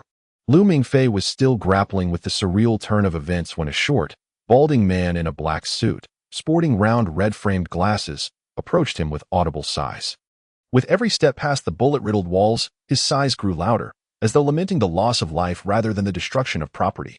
He stood before Lu Mingfei, brusquely snatching the sniper rifle and casting it aside. "You appear to be a freshman? Or perhaps a visitor?" I, Lu Mingfei stammered, still in shock. "I am Professor Manstein from the literature department. If you are a freshman, you will be attending my class." The professor's disdain for Lu Mingfei's bewildered demeanor was palpable. "You should find a place to rest." He gestured dismissively. Today's students neglect their studies to engage in such trivial games. Is it amusing? Is it amusing? His voice rose with indignation, pointing at the granite facades riddled with bullet holes. "All of this is money, pure money." Lu Mingfei's initial assessment was correct. Professor Manstein was indeed distressed over financial losses. Just as he settled down, someone tapped him on the shoulder from behind. "Don't mind him. That's Professor Manstein from the literature department, a very learned scholar. I will ensure he looks after your coursework." Lu Mingfei was taken aback by the unexpected kindness, nodding eagerly. Yes, yes, but what exactly is happening here? He suddenly froze, realizing the one who had just patted him on the shoulder was none other than Professor Guderian, who had seemingly been shot to pieces moments earlier. Now, the old man bore a substantial bloodstain on his chest yet appeared invigorated. Ah, a ghost. Lu Mingfei's first instinct was to exclaim, I am very much alive. Touch me, I am warm. Professor Guderian waved his hands urgently. Then you have successfully returned from the dead? Lu Mingfei trembled. I never died. Do not let these mischievous students frighten you. They are merely engaged in a game of real-life CS. Today is the Academy's Freedom Day, a day when students can act freely without fear of disciplinary actions. Professor Guderian took a seat beside Lu Mingfei. But I saw you covered in blood. Lu Mingfei protested loudly. Oh, that is merely a minor alchemical device, the Frigga bullet. They use it as a toy. Professor Guderian produced a bullet from his pocket and handed it to Lu Mingfei. The bullet's tip was an eerie deep red, reminiscent of a moldable substance. Lu Mingfei squeezed the bullet's tip. It was as hard as metal. Frigga was the wife of Odin in Norse mythology, who made all of creation swear not to harm her son, the god Balder. Hence, even a thrown spear would veer away from him. This is how they named the bullet. It has alchemical properties and, upon impact, disintegrates and vaporizes, leaving behind a blood-like trace without inflicting harm. However, it contains a trace amount of anesthetic, rendering the target instantly unconscious. After the students developed this remarkable invention, they cherished it dearly, making it a staple activity for their annual Freedom Day. If you doubt this, just watch my demonstration. Professor Guderian forcefully pressed the bullet against the back of his hand, and as the hardened projectile struck, it suddenly shattered into a cloud of crimson dust, reminiscent of the blood mist from a gunshot wound. Is this so advanced? Lu Mingfei gasped in astonishment. Professor Guderian's face twitched, and he collapsed at Lu Mingfei's feet. Had the resurrection failed? Lu Mingfei's expression mirrored the professor's distress. The oblivious Guderian had succumbed to the anesthetic in the Frigga bullets. Professor Manstein, with a look of disdain, shouted, Nurse, administer another injection. The chaotic battlefield, once filled with gunfire, had transformed into a lively scene akin to a sports event, with doctors and nurses lined up to inject the wounded. The fallen soldiers, now rising one by one, removed their masks to reveal young faces, barely 18 or 19. Upon awakening, their first instinct was to survey the battlefield, eager to ascertain the outcome of the conflict, yet they appeared bewildered. The leaders of the two factions, Caesar and Chu Zihong, lay lifeless in the parking lot, heads resting on each other's limbs, each bearing a large bloodstain on their chests. Nearby, the fallen figures of Murakumo and Dick Tuido lay scattered, clearly indicating that someone had fired a concealed weapon during the fierce duel between these rivals, eliminating both valiant figures in one fell swoop. Who did this? Someone shouted hoarsely. Lu Mingfei shrank back, maintaining a stoic expression as he sat on the steps, embodying the demeanor of an innocent bystander. Professor Guderian regained consciousness and retrieved the nuclear-marked briefcase from the parking lot, clutching it tightly to his chest, his brow furrowed. Have the students forgotten that there are limits to their antics? This needs to be reported to the principal. We must ensure the armaments are securely stored. These are hazardous materials. Professor Manstein's complexion turned pale upon seeing the briefcase, and he exclaimed loudly, It's not that serious. These are nothing compared to the devices that could annihilate the world, which are safely locked away in the ice cellar, right?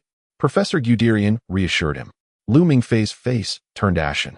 He thought, how can you hold a nuclear briefcase and dismiss it as trivial, claiming there are far more dangerous items hidden away? Professor Guderian noticed Lu Mingfei's pallor and immediately donned a gentle smile. The notion of world destruction is merely an exaggerated expression. No need to elaborate. This year's events have gone too far. Professor Manstein bellowed at the awakened students. You have violated the special rules of Freedom Day. I will report this to the principal and terminate this activity. You will face the consequences. I will record your absurd behavior in the archives. The 3 special rules were, no use of alchemical devices from the ice cellar, no causing casualties, and no bringing outsiders to the school, correct? A cold voice interjected from the side. Excellent. Well remembered. Count how many have been injured. Professor Manstein, furious like a disciplinary officer, gestured angrily around, finally pointing at the shattered granite from the bullets. Lu Mingfei thought about the financial implications. He was the financial supervisor of the academy and the chairman of the disciplinary committee. Professor Guderian explained this to him. Lu Mingfei glanced at the nuclear briefcase in the professor's arms and shifted slightly further away. Injuries have nothing to do with the game. They merely stumbled and fell. Isn't that right? Another deep voice chimed in. Ridiculous. Utterly unreasonable. Professor Manstein fumed, his bald head gleaming. Lu Mingfei looked around and realized the two students speaking were Caesar and Chu Zihong, who had both awakened. The two arch-rivals appeared as calm as captains returning from a match, leaning against the narrow wall with their arms crossed, their gazes equally languid and fearless. Who stumbled? Caesar shrugged. After a moment of silence, all the revived dead raised their hands. Professor Manstein surveyed the scene, those uplifted hands resembling a forest of guns encircling him, both mocking and threatening. The students exchanged playful grimaces, united in their stance before the chairman of the disciplinary committee, regardless of their faction. Well done, Caesar. I will report this to the principal, and you will learn much more from me during your graduation defense. Professor Manstein trembled with rage, fumbling for his phone. Principal. I apologize for the disturbance, but today's Freedom Day has spiraled into chaos. Members of the Lionheart Society and the Student Council have employed frigabullets and engaged in war games on campus, injuring many and damaging numerous buildings. The situation is dire. Professor Manstein proclaimed with righteous indignation. Suddenly, he hesitated, thinking, no, I cannot let this slide. They clearly disregard the disciplinary committee, and Caesar is inciting students against me. He fell silent again, his expression darkening, realizing that he was indeed being incited. He needed to protect his position and dignity as the chairman of the disciplinary committee. His face sank further, the previously soaring anger dissipating, as he began to consider the financial losses. After all, the finance committee worked hard to save money for the academy. Such a significant loss. Lu Mingfei perked up his keen ears, faintly hearing a gentle voice on the other end of the line. Approximately how much? The preliminary estimate for repairs is around $240,000. This does not include resodding the lawn, which the beloved Bermuda grass has been trampled into a field ready for cultivation, Professor Manstein added, suddenly glancing around. Lowering his voice like a cunning merchant, shall we not hold the student council president accountable for the repair costs? We could save some money, after all. He doesn't take care. Oh, forget it. Let us draw from the board fund for this expense. After all, the students have earned this Freedom Day through their efforts. And we old folks cannot go back on our word. The principal's hearty laughter echoed through the phone. The board truly was affluent. Professor Manstein sighed. Principal, are you still vacationing in Greece? Yes, I just woke up after a night of cards with old friends. I'll be swimming in the Azure Sea soon. I must hang up now. By the way, could you turn on the speakerphone? Professor Manstein, bewildered, activated the speaker. Is this freshman Lu Mingfei? Did you choose my introduction to Dragon Family Genealogy course? The principal inquired loudly. Lu Mingfei, caught off guard, replied, Yes, I did. I look forward to seeing you in class. I expect you to perform even better than your predecessor, this level student. The principal chuckled heartily. The call ended, leaving Lu Mingfei scratching his head, puzzled about what performing better entailed. Was it self-destructing with a cannon? As he pondered, he suddenly felt a drop in temperature, glancing around to find every gaze fixed upon him. Akin to a group of Eskimos spotting a giant panda in the icy expanse. Sunlight streamed through the bay window, illuminating the figure in shadow who ended the call, leaning back in the chair and exhaling silently. From the small bay window, an endless desert stretched beyond, the howling wind leaving serpentine patterns in the sand. Transfer the repair costs from the board's account to the maintenance department's account, the shadowed figure murmured. The somber tone starkly contrasting with the jovial laughter he had shared while holding the microphone. Understood. Norma will complete it in 5 minutes. The expressionless middle-aged man behind the door remarked, however, this year's Freedom Day has resulted in the highest maintenance fees. Should we not consider some ways to persuade? The gifted students have become accustomed to a hedonistic lifestyle, whereas they ought to adhere strictly to the discipline expected of soldiers. You think I'm indulging them? The principal inquired. Indeed, these two cohorts of students have enjoyed tenfold the freedom compared to previous years. When I enrolled, Castle Academy was a mysterious military fortress. I have done this intentionally. Do you remember our setback a decade ago? It compelled me to reevaluate our pedagogical approach, perhaps in our conflict with the dragon race. What we truly need is not a well-trained army, but rather a singular genius. The principal switched to English. Somebody, the middle-aged man questioned. The one, an unparalleled genius, a leader, a dragon slayer feared even by the dragon kings. Just one is sufficient.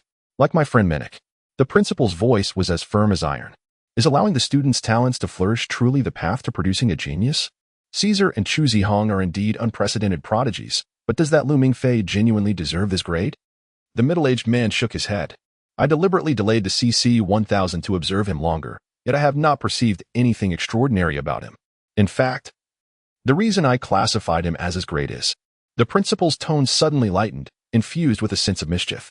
I simply had no idea what his specialties were, so I assigned him his grade at random. What? The middle-aged man appeared utterly stunned. Isn't that marvelous? Our prodigies, Caesar and Chu Zihong, will immediately take notice of Lu Mingfei and remain vigilant. They should understand that they are not the princes of Castle Academy. There will always be someone capable of usurping their status. I subtly warned them not to misuse their grade privileges. To have a waist caught between two formidable forces is bound to result in catastrophe, though it may seem somewhat futile. The principal scratched his graying hair. However, to label him a waste is premature. In the stillness of the night, Lu Mingfei sat idly on the bunk bed in his dormitory, gazing vacantly at the enormous moon outside. He had been assigned to Student Dormitory Area 1, Room 303, a shared accommodation with Fingal. As Lu Mingfei trudged into the dormitory, his roommate Fingal was sound asleep in the upper bunk, seemingly undisturbed by the cacophony of gunfire outside.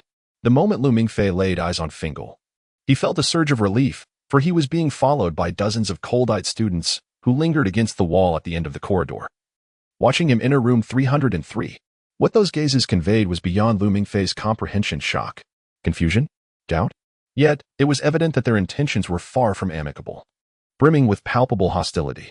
On his first day at school, he had shot down the leader of the student council, Caesar, and subsequently eliminated the leader of the Lionheart Club, Chu Zihong, successfully capturing the attention of both factions.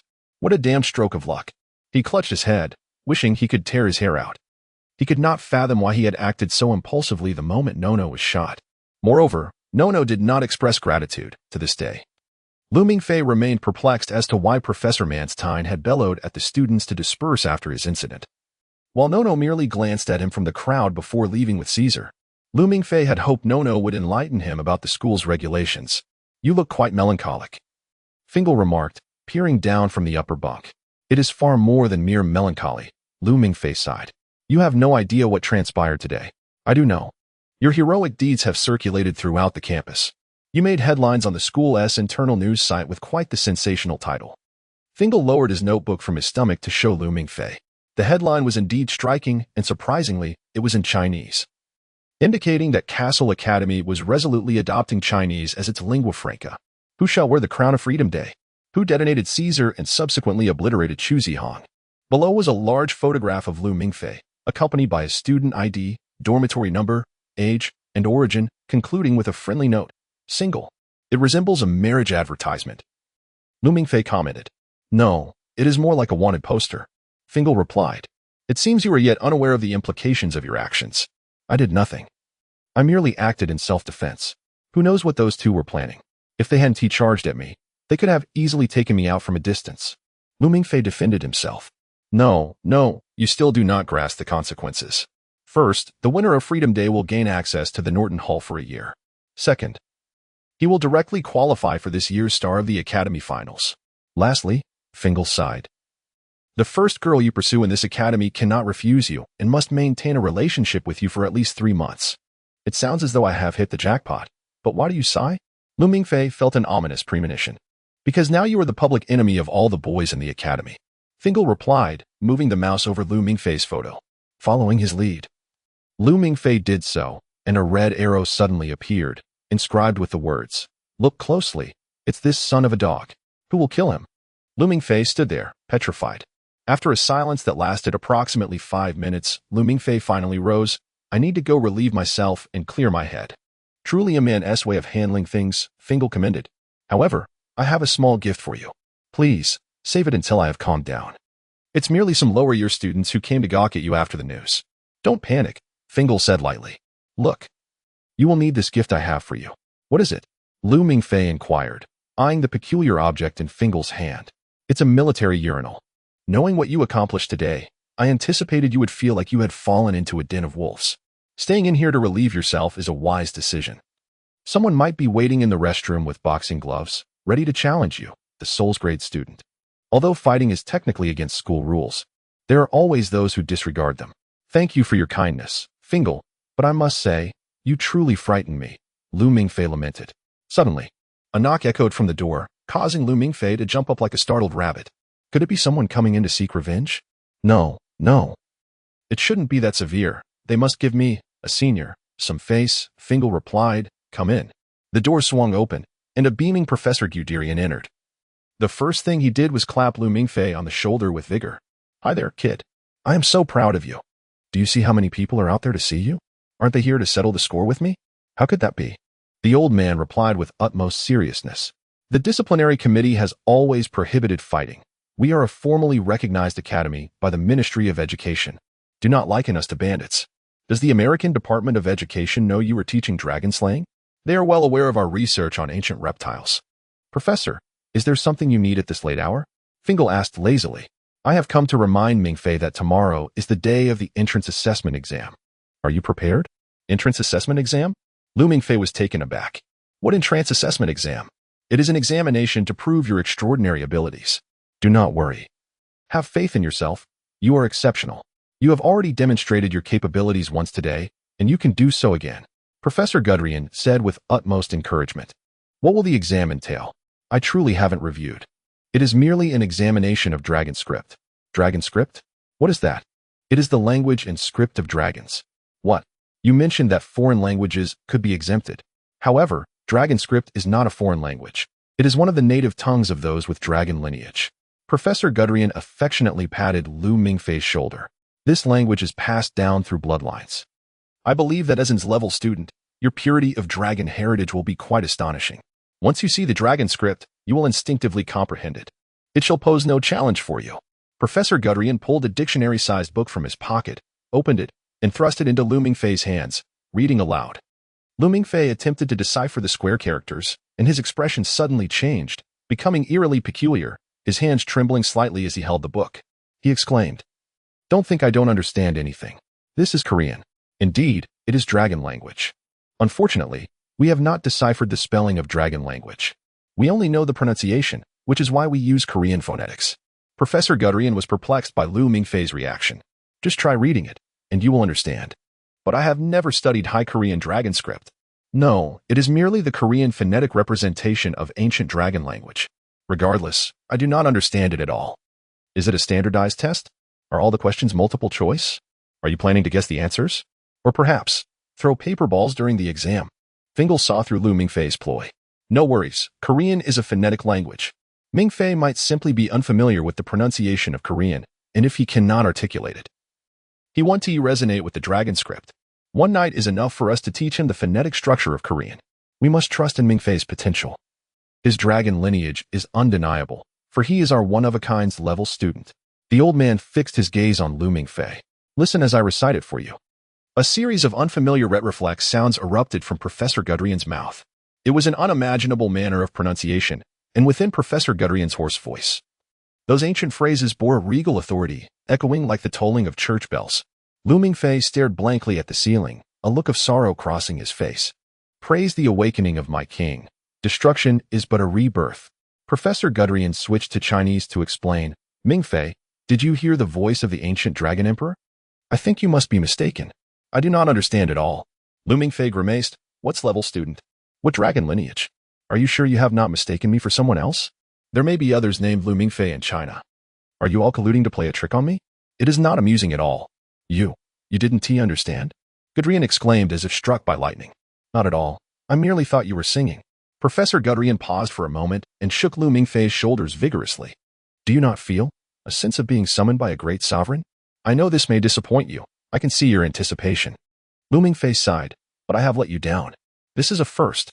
After a brief moment of frenzy, Professor Guderian regained his scholarly composure and declared firmly. A first? What do you mean by a first? Lu Mingfei asked, confused.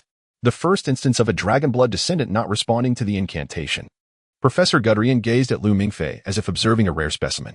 I can only explain this as a mutation. A mutation? It is said that the incantation is passed down through dragon genes. Those with dragon lineage should respond to this incantation. The only possibility is that some mutation has coincidentally erased the incantation component from your genes. You are truly unique. The old man pounded his fist into his palm. No wonder yours level. Wait, Looming Fei interjected, isn't there another possibility? That I might not possess any dragon lineage at all, and I could simply be an ordinary person. Absolutely not. The lineage rating is infallible, and besides, the Principal S inquiry about you indicates your significance. Professor Gudrian was elated to have resolved this conundrum. I believe you are indeed extraordinary. However, his expression soon shifted to one of concern. But then, what about your assessment exam tomorrow? Who else here would believe that you are not lacking in potential, but merely that the incantation component in your genes has been erased? Looming Fei wanted to argue that there was no evidence supporting this hypothesis, but he was too disheartened to speak. I believe. Fingal raised his hand. It clearly indicates talent. Someone who can challenge Caesar and Chu Zihong must be a person of exceptional potential. What about my professorship? Professor Gudrian suddenly inquired. Professorship? What does that have to do with your position? Actually, I have never been able to attain a tenured position here. The old man scratched his unruly hair. I am still just an assistant professor. The principal said you are an unprecedented level student with unparalleled potential. And nurturing you into an excellent student would be as effortless as the New York Yankees winning next year's Major League Championship. To put it in a Chinese proverb, it would be a piece of cake. What? Assistant professor? I thought you were a professor at Harvard. Looming Fei shook his head. Yes, but to transition from a tenured professor at Harvard to a tenured professor at Castle Academy, one must successfully mentor an exceptional student. Looming Fei felt darkness enveloping him. Are you saying that my mentor, and level student, is an assistant professor who has never produced an outstanding student? Though one of my students at Harvard is a candidate for the Nobel Prize in Physics, after transferring here, I have only mentored one student, and his name is Fingal. The old man seemed a bit embarrassed. Oh my heavens! Looming Fei began to envision himself adopting a cynical demeanor. I know you are despondent over our group's shortcomings, but let us face reality. Fingal patted Looming Fei's shoulder. You are indeed in a group led by an assistant professor, with a senior who has not graduated for 8 years, being pursued by the entire male student body. And I have one more rather unfortunate piece of news. What? Looming Fei asked. Is there anything worse than this? The girl you have been mentioning on your way, Chen Madong, Fingal said, if you have a crush on her, be cautious, she is Caesar's girlfriend. Looming Fei felt a faint stirring deep within his heart, but he no longer felt dejected. He was simply overwhelmed with fatigue, weary enough to wish for a restful sleep. The chapter concludes. Chapter 4. The night before the examination in the depths of the night at Castle Academy. Within the Norton Hall, all members of the Student Council convened for a meeting. The current Student Council president, Caesar Gattuso, reclined on a sofa by the fireplace. A black hunting knife named Dick Tuijuo resting on his lap, while the phoenix crest of the Gattuso family loomed above him. An unsettling silence had enveloped the room for an extended period, the crystal chandelier illuminating the pallid faces of those present. For the first time in 3 years, we were on the verge of losing access to Norton Hall. In other words, this would be our final assembly held in this esteemed venue. One senior member solemnly declared. This is a catastrophic defeat for the Student Council, and we must acknowledge it. Yet we did not fall to the Lionheart Society, for Chu Zihong is not the victor, countered another member. We have grounds for an appeal. Only formal students can claim victory as one day of freedom. What is he? He belongs neither to us nor to the Lionheart Society, akin to an extraneous character in a game. A sophomore rose, indignant. To whom would we appeal? The Discipline Committee or the Board of Trustees? The senior member shrugged, shaking his head. One day of freedom has always been merely a game day for the school. Who would serve as our arbitrator? I cannot accept relinquishing Norton Hall. Another member proclaimed, his agitation palpable. Who knows where that freshman even came from? Ins-level freshman. It's utterly absurd. Does he resemble one? Did you notice how his hands trembled when we looked at him? I saw it. I cannot believe he is his level. It is simply ridiculous. A Chinese student. Who can guarantee he is not someone arranged by Chu Zihong? A trick of Chinese origin. If we truly forfeit Norton Hall, the one who moves in might very well be Chu Zihong. Someone shouted. Frustration ignited into fury as the student council members voiced their opinions loudly or whispered amongst themselves.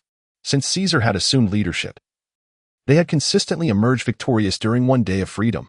The council had finally matured into a group capable of contending with the most traditional fraternity at Castle Academy, the Lionheart Society. Even when the Lionheart Society unexpectedly introduced the A-level student Chu Zihong, they had failed to wrest Norton Hall from their grasp. Yet now, they found themselves incredulously defeated by a timid freshman. The atmosphere was charged with fervor. Caesar, who had been leaning against the fireplace, suddenly spoke. The members turned their attention to him. Noticing he had risen from the sofa, and retrieved a bottle of cognac from the adjacent cabinet, pouring himself a glass. Silence fell as all eyes followed Caesar as he silently moved toward the door. "Caesar," Nono called after him. He paused, turning to face those in the meeting. His ice-blue eyes devoid of emotion. "I refuse to engage in conversation with cowards, for cowards are unwilling to acknowledge their failures. Caesar, we merely—" The senior member attempted to explain. Caesar raised his hand to interrupt him. "Enough. I do not wish to discuss the reasons for our defeat. I have reviewed the student records. Lu Mingfei, an level freshman from China, is a formal student of Castle Academy, one of us. He struck down both me and Chu Zihong, claiming victory for this year's one day of freedom. According to the rules of the game, we lost. The Lionheart Society has remained silent, indicating Chu Zihong's acquiescence. Should we choose to retract, it would be our disgrace." The members exchanged silent glances before bowing their heads. "Then shall we proceed according to the established rules and relinquish Norton Hall tomorrow?" The senior member inquired softly. "I have already submitted a check to the Finance Committee, securing the Amber Hall next door as the Student Council's activity space for the coming year. From midnight, this place will belong to the one called Lu Mingfei." Caesar set the half-finished cognac on the windowsill. "However, I suspect Lu Mingfei has yet to find time to enjoy this building. He must be preoccupied with anxiety over tomorrow's ability assessment examination. Do you think he will falter in the examination?" Nono asked. "I do not know. Each of you has participated in that examination, and you are all aware of its difficulty. It will reveal the purity of Lu Mingfei's dragon blood and the extent of his potential. Many of you entered with high ratings, only to be downgraded after the assessment." Caesar gazed around the room, a cold smile gracing his lips. "I am eager to see Lu Mingfei's results. I suspect Chu Zihong is equally curious. For that underachiever, perhaps he will plummet directly to Z, should such a grade exist."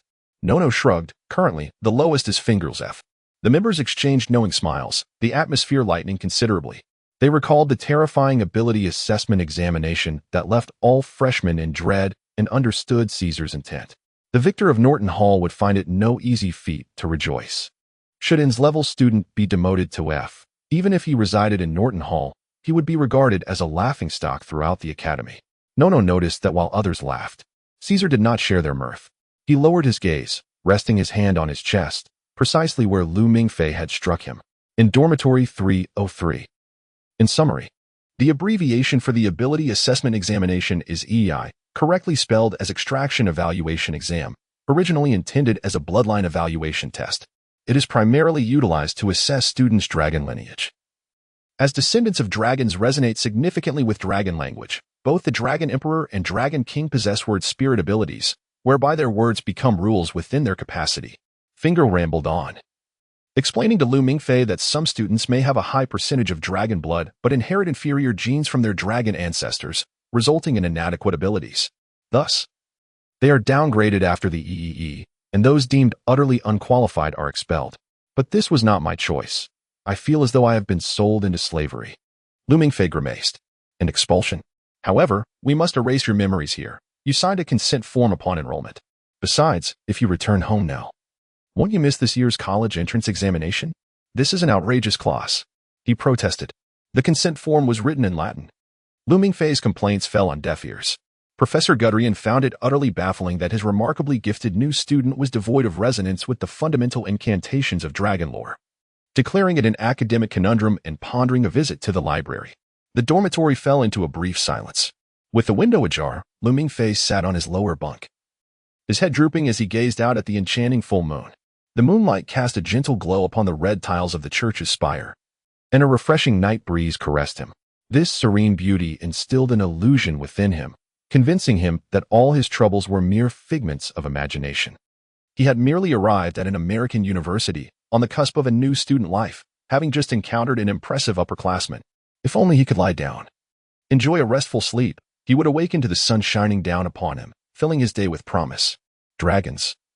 The devastating alchemical weapons hidden in the ice vault, the two factions vying for his life, and Nono's handsome boyfriend, all would vanish. Yes, vanish, and everything would return to normal. He pondered this dreamily, a faint smile curling at the corners of his mouth. This is a skill he has honed over many years.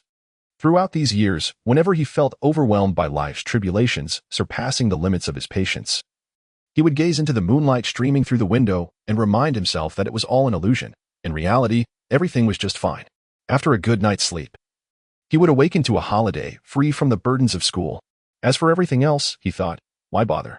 You are a rather disheveled expression, remarked Finger, hanging his head over the upper bunk, his unkempt hair drooping like a withered lotus pod.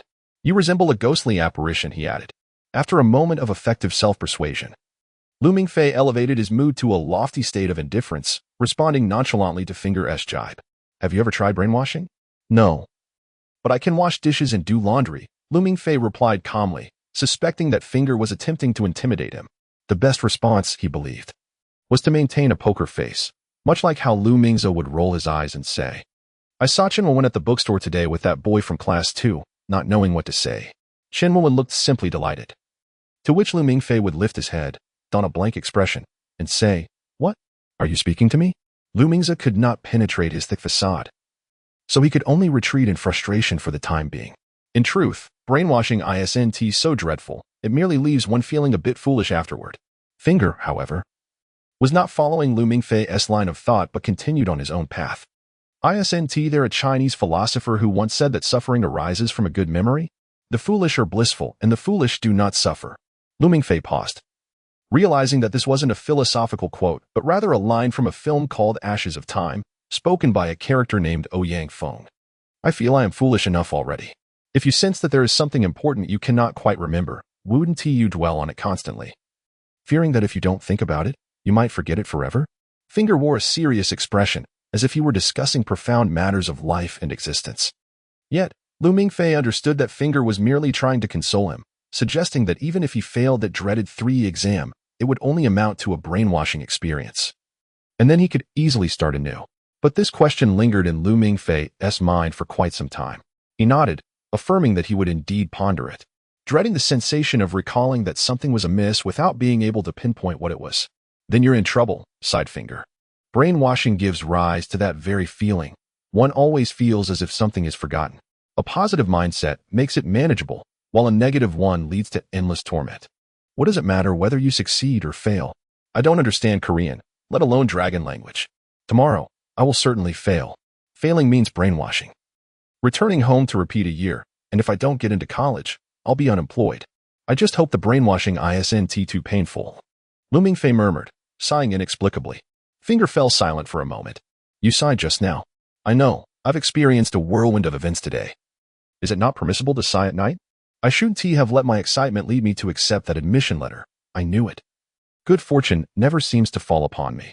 You don't wish to return to China, Finger suddenly stated. Lu Mingfei was taken aback, puzzled by Finger's implication. Finger spoke with a certainty that seemed to awaken something within him. I don't care. There are many things I don't care about. What does it matter to me? Lu Mingfei rested his hands behind his head, leaning against the headboard. This bed is indeed comfortable. Castle Academy is, as Professor Guderian described, a prestigious institution with top-notch surroundings and furnishings. Yet, he was preparing to leave this place. You don't wish to return to China, Finger reiterated. What? Are you speaking to me? Lu Mingfei recognized his own resistance and suddenly felt an urge to cover his ears, blocking out all sound. Finger grasped the upper bunk mattress, executing a difficult maneuver to sit on Lu Mingfei's lower bunk. In truth, there is little worth at Castle Academy. You lack resonance with the dragon language. And even if you possess dragon lineage, it is likely burdened with a slew of useless genes. Yet you sighed. Lu Mingfei remained silent for several seconds, suddenly feeling an intense surge of emotion rising from his chest. He shouted angrily at Finger, You ramble incessantly. What do you want from me? Why should I care about your concerns? Haven't you been a failure for years without graduating? You think you're impressive? You owe me money. How many sodas have you had from me? Will you repay me or remain silent? The moment those words escaped his lips, he regretted them. Finger might be his only friend here. The one he once considered a friend, Nua, was likely now with someone intent on destroying him. In reality, Finger had merely meant well. Perhaps he had read too much philosophy, rendering him somewhat pedantic. Yet, compared to those who regard you with cold disdain, isn't a cynic rather endearing? Finger patted Lu Mingfei on the shoulder. Brother, you're in quite a frenzy. Lu Mingfei gazed at Finger's earnest face beneath that tousled hair, unable to help but lower his head in resignation. Haven't you always insisted that I should withdraw from school? Is it too late for me to choose to exit now? Finger replied. I was beginning to think you were serious. Lu Mingfei shook his head. I'm not joking. When I say that, I truly mean it. By the way, why is it that once you enter Castle Academy, you never consider withdrawing? What is so wonderful about this place? Look, you've been here for 8 years. Is it not painful to poke at old scars? Oh, let us simply discuss the journey of the heart. Because of the sorrow of blood, Finger shrugged. The sorrow of blood? This was the first time Lu Mingfei had heard such a term. When the ratio of dragon lineage reaches a certain level, one is no longer considered fully human. This lineage grants extraordinary abilities, but also instills a profound sense of alienation.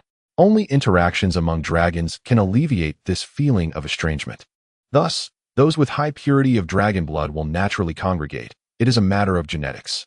The dragon race relies on the ability of the sorrow of blood to unite from all corners of the world. Typically, once dragon descendants understand their lineage, it feels as though their souls awaken from deep slumber. Finger suddenly widened his eyes. Wait a moment. Have you never experienced this sensation? Have you never felt particularly alone? Alone? Lu Mingfei looked up at the ceiling, reflecting on his 18 years of life, and shook his head in confusion. I don't feel lonely. Finger scratched his head. To determine whether you are lonely, we must first see if you understand what loneliness is. Now, define loneliness for me. Are you engaging in philosophy again? Loneliness is that feeling when you desperately want someone to keep you company, to talk with you, filled with thoughts to share. Yet that person is nowhere to be found, right? Lu Mingfei suddenly thought of the lonely, gluttonous snake, and this wretched fellow revealed a sly smile. As if his scheme had succeeded. The philosophical definition of loneliness should be the feeling of being distinct from those around you, or from your environment, resulting in a lack of communication and the consequent emergence of a negative sentiment. Fingel inquired, do you feel different from those around you? No, Lu Mingfei replied. Except for not having parents. They like girls, and so do I. At the Chicago train station, he noticed Fingel often lost in thought. What do you think about when you daydream? Lu Mingfei gazed at the ceiling, pondered for a moment, and shook his head. I can't really articulate it. It's just that looking far away feels quiet, a way to pass the time. I do the same at home. There aren't any brothers to hang out with. What do others do while you're daydreaming? Lu Mingfei was taken aback. He had never considered it. Fingel slapped his thigh, exclaiming, that's loneliness. It stems from the sorrow of blood. Lu Mingfei felt a twinge of horror, realizing he had lived in solitude for so many years without awareness, and that his powerful dragon lineage destined him for loneliness and desolation. This realization made him feel lofty and courageous. Actually, I don't really feel lonely, he confessed after a moment of inner turmoil. You have no parents, no discernible strengths aside from gaming. You struggle with girls and grades, and you lack close friends. How can you not feel lonely? This time, it was Fingal's turn to be puzzled. But what does feeling lonely change? Feeling lonely merely worsens your mood. Lu Mingfei shrugged. When there is no one to talk to, you feel lonely, yet still no one talks to you. Fingel paused. Repeating Lu Mingfei's statement, which seemed paradoxical yet true, you feel lonely, and still no one talks to you. It indeed made sense. As long as you find a way to amuse yourself, you won't feel lonely. Daydreaming alone can be quite enjoyable. I used to spend nights on the terrace of my building, lost in thought, and before I knew it, hours had flown by. Lu Mingfei seemed to be trying to comfort Fingel in return. You are quite a peculiar creature. May I ask what thoughts occupied your mind? Lu Mingfei hesitated, scratching his head, unable to provide an answer. He knew the answer but found it difficult to voice, revealing it would only invite Fingal's ridicule for such a cold and melancholic way of passing time. On those nights, Lu Mingfei would focus his energy at his fingertips, pretending his hand was a gun aimed at the traffic lights, saying bang, imagining that with a flick of his finger, the lights would change color, thus confirming some magical ability he possessed. This little game occasionally succeeded, but more often than not, it failed. Lu Mingfei reasoned it was due to his lack of concentration. Closing his eyes and trying again with his hand as a gun, saying bang, the imaginary gunfire dissipated into the night breeze, fading into the darkness. He sometimes wondered if this habit contributed to his being a shooting prodigy. Yet it was precisely this talent that ensnared him in the conflict of two factions upon entering Castle Academy. Fingel shrugged, though your past was dull. You didn't feel lonely. You had no reaction to the secret incantations of Dragon King Nidhogg. The sorrow of blood had no effect on you. You are, in essence, a rather ordinary person. Why don't you want to return to China? Lu Mingfei rolled his eyes in contemplation, gradually lowering his head.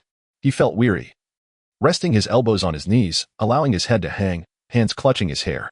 I honestly believe that this rank is a mistake. I truly feel quite ordinary. But at home, he hesitated, speaking softly, I have nothing. If there is nothing at home, would you want to go back? He raised his head, frowning, with a pained expression directed at Fingel. Fingel remained silent, watching Lu Mingfei intently, a fleeting expression crossing his silver-gray eyes, perhaps sympathy for a shared sorrow, or some secreted loneliness. Lu Mingfei could not discern. Wild lilies also have their spring, and even the wild offspring yearn to sprout. Lu Mingfei looked around. You say, I am an ordinary person. Yet I too wish to be noticed. I want girls to like me. I wish for something to boast about. I cannot simply accept being an unremarkable passerby for life, can I? What meaning would that hold? But at home, I truly have nothing. He spread his hands. Nothing at all. I'm hungry. Do you have anything to eat? Fingel seemed to empathize, nodding slightly. There is nothing here. Let me call the restaurant for evening service. Did they give you a student ID? Please lend it to me. Well, the restaurant offers evening service? Is this a luxury hotel? Lu Mingfei felt a spark of energy, pulling his student ID from a plastic folder and handing it to Fingel. Is this service available to all students? This card does more than just order food at night. You'll understand in time. Fingel recited Lu Mingfei's student ID number. Please deliver 2 portions of truffle bread, 2 portions of pan-seared foie gras with lemon juice, and a bottle of champagne to dormitory 303 in Area 1. Yes. Include an ice bucket and lemon peel, and let us add a roasted goose. We are a bit hungry, and 2 portions of herring rolls with cheese. 20 minutes later. A waiter in white knocked on the dormitory door, wheeling in a cart adorned with pure silver cutlery, presenting a banquet more exquisite than any high-end restaurant Lu Mingfei had ever visited. The waitstaff even brought a table and tablecloth, setting it up in the center of the dormitory. After arranging the cutlery, they solemnly placed the ice bucket containing the champagne in the center and set 2 chilled glasses in front of the 2. Finally lighting a candle placed in a silver candlestick before retreating. Eat. A person is iron, food is steel. 1 meal skip leaves one famished. Once we are satisfied, we can ponder the 3E exam. There will always be a way forward. Fingel, fluent in Chinese, appeared quite ravenous, grabbing a piece of truffle bread and urging, dig in. Lu Mingfei found the seemingly scatterbrained cynic suddenly adorable, his words resonating with truth. He promptly set down his cutlery, tearing off a leg of goose and heartily offering the other leg to Fingel. Fingel accepted the goose leg, and the 2 shared a warm smile across the flickering candlelight. Akin to brothers. At that moment, no more than 500 meters away in a straight line, at the top floor of the library in the Dragon Literature Research Area. Their teachers, Professor Gudrian, was precariously perched on a ladder reaching for a document, nearly brushing against the ceiling light. The bookshelves here soar over 3 meters. Crafted from Burmese hardwood, gleaming with an iron-like luster beneath the pristine white lights. Displayed upon these shelves are thick, finely bound tomes, each containing transparent, air-sealed compartments housing ancient copper scrolls, the inscriptions upon which have lain buried beneath the icy seas for millennia, awaiting interpretation. Guderian. What has roused you from the joy of having an level student, drawing your focus suddenly to the study of draconic texts? A voice inquired from below the ladder.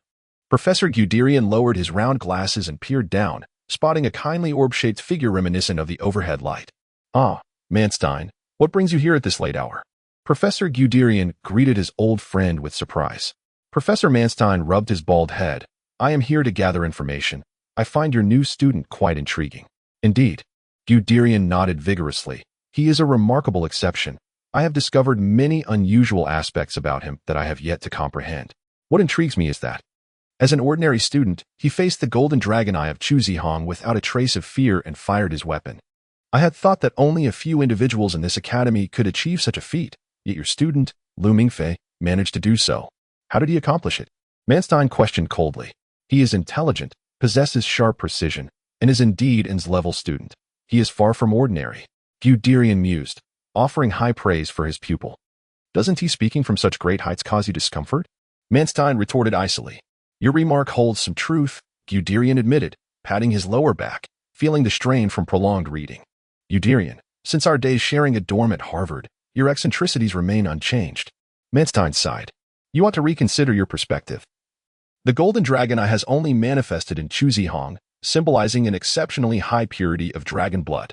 Historical texts record that only those of princely lineage among dragons possess the ever-burning golden dragon eye, which, when gazed upon, exerts a kingly word spirit, compelling others to temporarily submit. Only those with a high purity of dragon blood can resist it. At that moment, Chu Zihong had cast aside his weapon, believing himself victorious. Yet, the golden dragon eye did not affect Lu Mingfei. Confronted with a force akin to that of a dragon prince, Lu Mingfei calmly fired a shot. Is his purity of dragon blood so high? Guderian scratched his graying hair. In the case of an level dragon descendant, nothing is surprising. Chu Zihong is merely a level. I wish to shake you from that ladder. Manstein growled, exasperated by his colleague's obliviousness. Then I shall descend myself, Guderian replied, obediently climbing down the ladder. What matter is so severe as to summon the chair of the disciplinary committee? He showed no reaction to the emperor, did he? Manstein fixed his gaze upon Guderian, his Aryan blue-gray eyes glinting with a metallic chill. Guderian paused, nodding slowly. Indeed, I do not know why. But when I recited the secret incantation of the Dragon King Nidhogg to him, the segment invoking the emperor praise my king's awakening. Destruction is rebirth. However, he seemed completely unresponsive. This marks the first instance of a dragon descendant being immune to the emperor. Hence, I ventured to the library at this late hour. In the past 50 years, no dragon descendant has shown no reaction to the word spirit of Dragon King Nidhogg.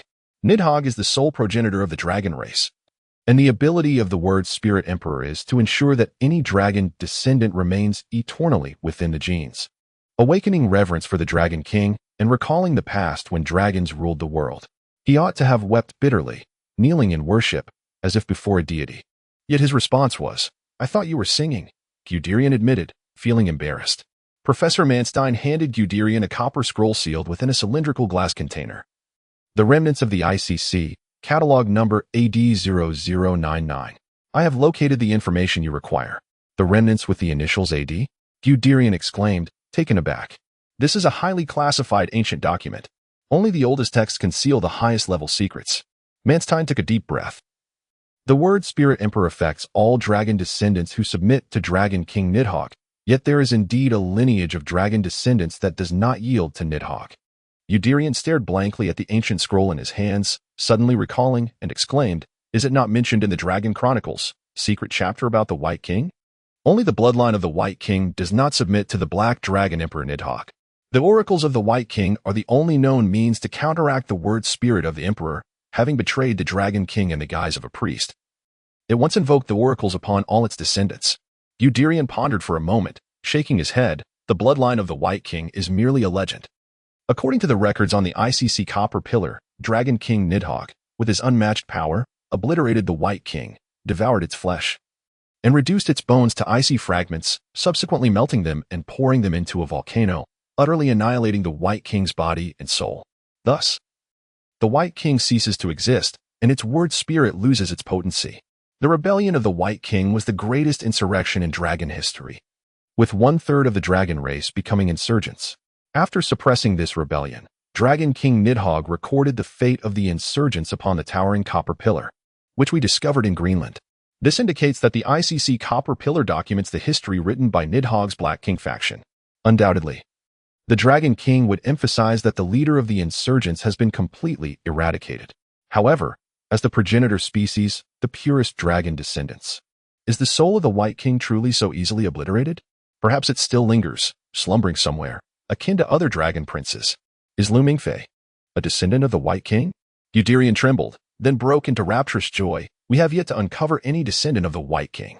The White King is a dragon lineage closely aligned with humanity. If indeed the White King still slumbers, it may even assist us. I knew Lu Mingfei was extraordinary. Your joy may be premature. Professor Manstein extracted a pipe from his pocket, igniting it and taking several deep puffs, exhaling a thick, viscous cloud of smoke. After a contemplative inhalation, he declared, In the study of dragonkind's history, my expertise rivals yours. However, I harbor grave doubts regarding the White King's intentions to assist humanity. The Black King alleged that the White King incited humans to rebel against the dominion of dragons, a notion I find credible. The White King merely seeks to compensate for his own inadequacies through the strength of humanity. The dragons, unlike us, are a sentient race, imbued with unparalleled power. Yet they are fundamentally alien. True empathy for humans is beyond their reach. The White King may well be a hypocritical tyrant, perhaps even more ruthless than the Black King. While the Black King views himself as a deity, shepherding humanity like sheep, the White King aims to usurp the Black King's authority, transforming the flock into an army, resulting in far more human casualties under his reign than under that of the Black King. The inscription on the IC Copper Pillar ominously states that the White King stains his silver throne with the blood of the lowly, suggesting his brutality. Professor Guderian's complexion paled, at a loss for words amidst the echoing chimes of the ancient clock on the wall. In a moment of reflection, he mused. Even if Lu Mingfei is indeed of the White King's bloodline, it may not necessarily spell doom. Yet we are all scions of the Black King, inheritors of a human heart, our only true adversaries being the pure-blood dragons. Should the White King's descendants join this conflict, our prospects for victory diminish. Professor Manstein continued to draw deeply from his pipe, pondering what legacy the White King might bequeath to his progeny. Lu Mingfei could become our foe when the blood of the White King awakens within him. He patted Professor Guderian on the shoulder, warning that he might punish us as the Black King once did to the White King. He is an level student, endowed with extraordinary potential. What do you wish to convey? Professor Guderian suddenly inquired, lifting his head with an urgency. I am contemplating whether to inform the principal of my suspicions. If this is indeed the root of calamity, it must be addressed promptly. Professor Manstein spoke gravely. A wave of dark trepidation surged within Professor Guderian, chilling his very blood. He understood the weight of Professor Manstein's words. This seemingly jovial campus bore a heavy mission, one that demanded decisive action without hesitation. He bowed his head and fell silent for a long while. Professor Manstein retrieved his phone, dialing the principal's number but hesitated to press call. His gaze fixed on Professor Guderian. He awaited the judgment of his old friend, knowing that a report from the disciplinary committee could irrevocably tarnish a budding student's future. Suddenly, Professor Guderian raised his head, grasping Professor Manstein's hand and slowly closing the phone. Lu Mingfei, he paused, finally articulating the sentiment he had long contemplated. He is a good child. Professor Manstein rubbed his bald head, frowning as he gazed contemplatively at the ceiling light. He and Guderian were dormitory mates from Harvard, friends for decades, and he was acutely aware that Guderian possessed far greater academic prowess than he exhibited in life. The truth was, Professor Manstein had plagiarized Guderian's academic reports all the way through to his doctorate. Each time Guderian articulated a perplexing thought, it stemmed from profound contemplation. And Manstein had learned to maintain his composure, ensuring he responded only after careful consideration. Professor Guderian placed the fragmented IC manuscript on the table, scrutinizing it with a magnifying glass, while Professor Manstein remained still, lost in thought like a statue. The clock on the wall ticked away, each second echoing like a countdown to the dawn of creation.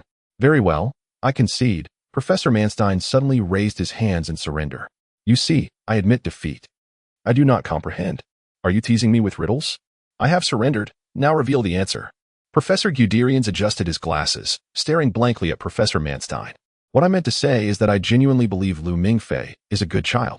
Are you suggesting that his inherent kindness could resist the call of the White King's blood? Professor Manstein seemed to grasp the implication. No, Professor Guderian replied, raising his hands in a gesture of dismissal. I merely recall that Nono told me he cried uncontrollably in the girls' restroom upon receiving a letter from his parents. Wait. Professor Manstein interjected. What does that have to do with the White King's blood? Nothing at all, Guderian replied. I just believe that as a child, he still possesses a certain goodness. We cannot deprive him of his opportunities. He paused, reflecting. We all remember our childhood, do we not? Back then, we reached out through iron bars, yearning to clasp hands. Did you not once contemplate that something might suddenly alter the course of your life? Professor Manstein found himself momentarily speechless, lowering his gaze to the phone in his hand. Echoes of reprimands from decades past reverberating in his ears. Separate those two mad children. What are they doing? For heaven's sake, let go. I warn you, do not bring trouble upon yourself. It is time for electrotherapy. No more nonsense. Take him to the electrotherapy room. The memories of the torment returned, akin to shards of shattered glass slicing through flesh. Each jolt of pain was accompanied by the faint scent of charred skin, evoking a deep urge to weep. He had always gazed longingly at the solitary square window above, yearning to soar like a bird, wishing for something to descend from the heavens and transform his existence. Indeed, he had not forgotten. Neither he nor Professor Guderian would ever forget the sorrow coursing through their veins.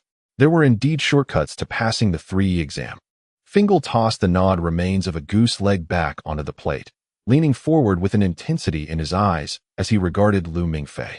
All examinations are merely instruments. Methods devised by man are inherently flawed. Lu Mingfei paused, a wave of elation washing over him, akin to a drowning man grasping at a straw. Had it been Nono before him instead of the cynical Fingal, he would have been unable to resist embracing him. Senior, he exclaimed, adopting the most endearing title, for the profundity of the Chinese language rendered senior far less intimate than brother. It evoked the exhilarating camaraderie of young heroes banding together in adventure. Do you have a brilliant idea? Seeing as you've treated me to a meal, I'll share my insights with you. Fingal responded, his enthusiasm evident as he thumped his chest. Do you know how many phrases of dragon script have been deciphered thus far? I do not. Lu Mingfei shook his head. I know nothing. If you said dragon script were a giant turnip, I would believe you. There are a total of 76 phrases. Finger's earnest teachings reveal that the last known scholar of Draconic grammar was Nicholas Flamel, who presumably passed away in the 15th century, though some claim he still lives. He was merely a medieval scribe in Paris, seemingly without remarkable achievements. Yet I recognize his name from Harry Potter, where he is mentioned. Lu Mingfei raised his hand, admitting that although it was a pirated copy, it contained no typographical errors. Finger frowned, questioning what Harry Potter was, imploring him not to disrupt the discussion with trivial fiction. As they were delving into a magnificent civilization that had perished since the age of myth, merely invoking the term magnificent civilization does not guarantee success in tomorrow's 3E examination. Of course, I comprehend the principle of applying knowledge, but if the information were irrelevant, why would I be discussing it with you? You were supposed to learn this in your second-year course, Principles of Alchemy 2. I am imparting it early because it will assist you in tomorrow's examination. Finger spoke with gravity, affirming that this scribe was the only alchemist documented in history to have successfully transmuted the Philosopher's Stone. He acquired a manuscript on alchemy while copying rare texts, which contained the secrets of Draconic grammar. After mastering the intricacies of Draconic, he did not share his findings with others but instead distilled them into 76 cryptic incantations, which remain the only decipherable Draconic phrases we possess today. What exactly is the Philosopher's Stone? Lu Mingfei could not restrain his curiosity. It is the fifth element that bridges the divide between the material and the spiritual, a miraculous artifact mentioned by the alchemist Raymond Lull in his work, The Secrets of Nature, the fifth element. The dragon can study the spiritual realm, while humanity delves into the material. The Philosopher's Stone is the wondrous object that transcends both realms. These concepts will also be covered in Principles of Alchemy 2. I can provide you with my class notes later, but for now, silence your inquiries about the irrelevant. Finger exhibited a commanding presence typical of a senior, asserting that the examination content historically revolves around these 76 phrases, yielding a limited array of approximately 200 questions. So, are you saying there is a question bank? Lu Mingfei pondered. Indeed, Finger replied cautiously, glancing toward the door. Lower your voice. We must be wary of eavesdroppers. There is a question bank, but let me first elucidate the examination format. It is quite straightforward. Upon entering the examination hall, you will receive only a blank sheet of paper and a pencil, with no hints provided. However, they will play recordings of Draconic incantations at a low volume. If you are inattentive, it may sound like mere buzzing. Yet for those of dragon lineage, these Draconic incantations resonate deeply with their minds, appearing remarkably clear. You need only transcribe what you hear phonetically in Korean. There will be a total of 12 questions. Answer 6 correctly to pass, 8 to qualify for advanced courses, and 10 to be deemed an level student. But there are over 200 questions. Lu Mingfei exclaimed, bewildered. Can you distinguish between 200 different buzzing sounds? You are indeed of dragon lineage. Certain sounds will resonate in your mind like thunder. I once achieved in a grade, and I distinctly experienced a deafening chant echoing in my mind. So it's not multiple choice? Lu Mingfei's forehead began to bead with sweat. If there is a question bank, what does it matter? Am I expected to memorize over 200 questions? Finger stretched across the table, patting Lu Mingfei's shoulder. You have me. Are you suggesting you will text me the answers? Lu Mingfei guessed. I must inform you that I do not possess a mobile phone. No, Finger waved dismissively. You are unaware of the rigorous anti-cheating measures at Castle Academy. The surveillance equipment encompasses both scientific and alchemical technology, effectively blocking any signals attempting to penetrate the examination hall. Conventional methods will not suffice. But consider this, if you were to know the questions in advance. Finger's eyebrows danced as if enticing passers-by to purchase counterfeit winter caterpillar fungus. Then it would be a covert operation, but I still have to memorize the question bank. Lu Mingfei was at a loss. Over 200 buzzing questions? We have merely 6 hours until the examination. Do you think I am a genius? You are's level. You are inherently a genius, Finger retorted. Perhaps there has been a mix-up, rendering you so flummoxed. The true secret I must reveal is that the examination system at Castle Academy has a significant flaw. Finger paused dramatically. They recycle old exam papers. Recycling? Lu Mingfei was perplexed. In simple terms, there are only 8 sets of papers, cycled every 8 years without alteration. Have the professors lost their minds? Isn't that leaking information? Lu Mingfei's eyes widened in disbelief. Coming from a Chinese high school, he found it hard to fathom that a dragon-slaying academy could maintain such an absurd examination system. After decades of reinstated college entrance examinations in China, how could teachers not devise hundreds of mock questions? Consider how few individuals actually take these exams. Only a handful each year, fingers shrugged. Moreover, they are predominantly geniuses who graduate in 4 years and inevitably join the execution department, scouring the world for dragon relics. How could they possibly remember the questions to leak them to newcomers? Thus, an 8-year cycle is inherently secure, yet sometimes. Fingers' eyebrows waggled. As if sharing a clandestine understanding with Lu Mingfei, I mentioned that I have been studying for 8 years, correct? Lu Mingfei suddenly comprehended, leaping to his feet in excitement. So this year's exam questions are identical to those from the year you enrolled. 3,001, a fixed price. If you lack the funds, you may defer payment, deducting the 497 one you have already treated me to, plus the 2 I spent on soda at the Chicago train station. You still owe me 2,501. I shall round it down to 2,501 for this set of exam questions. Your acceptance hinges on your decision within the next 10 seconds. Finger also rose, speaking with the speed of a bullet and the conviction of a sword slicing through iron. 10, 9, 8. Wait. Hey. Lu Mingfei waved his hands vigorously. 7, 6. At least let me see the material first, senior. You cannot force a sale. 5, 4. But what if the questions are incorrect? Do you offer a return policy? Can you provide a receipt? 3, 2. Hey, big brother. Are you even listening to me? Damn it. Deal. Lu Mingfei felt as if he had been drained of energy, collapsing into his seat, panting heavily. You should have said so earlier. Fenger drained his glass of sparkling wine in one gulp, exhaling a melodious breath of carbon dioxide. I had long been aware that my 8 years of study were not in vain. Today, I finally transformed knowledge into monetary gain for the first time. Do you not find this shameful? Lu Mingfei hung his head, having initially thought Fenger was the kind of bespectacled, intellectual type who, despite his knowledge, remained single and oblivious. What nonsense is this? I was once an illustrious student in this academy, revered like Caesar. In my day, numerous girls admired me, leaving many ambiguous messages in my school email. Fenger patted his robust chest, suddenly displaying the smug grin of a Jewish merchant upon closing a deal. Don't boast. Just looking at your thinning hair tells me you're a hopeless bachelor. Lu Mingfei retaliated, feeling the sting of the 2,500 he had just spent. Fenger's expression shifted to one of disappointment. Unfortunately, at that time, I was focused on earning enough credits to graduate in 3 years and become the youngest commissioner in the executive department, so I paid little heed to their affections. By the time I wished to acknowledge them, they had already flown off to various corners of the world as fledglings of the executive department. All right, enough. So it's 12,500, right? I don't have that now, but I can give you my scholarship. How about that? Lu Mingfei sought clarity on the transaction details. And what if the exam questions are incorrect? Also, what about the 497 for the meal? I don't recall treating you to anything that costly. Of course. Deferring payment is absolutely fine. Professor Guderian would be delighted if you could prove your potential as an level student and receive that scholarship. As for the 497 meal, Fenger tapped the goose leg bone on his plate against its rim. Half of it is in your stomach, and the other half in mine. Isn't this the Academy's late-night dining service? Lu Mingfei was perplexed. Of course it is, but they charge for it. Do you think dining with sterling silver utensils comes free? For a complimentary meal, they might at most provide you with a plastic fork.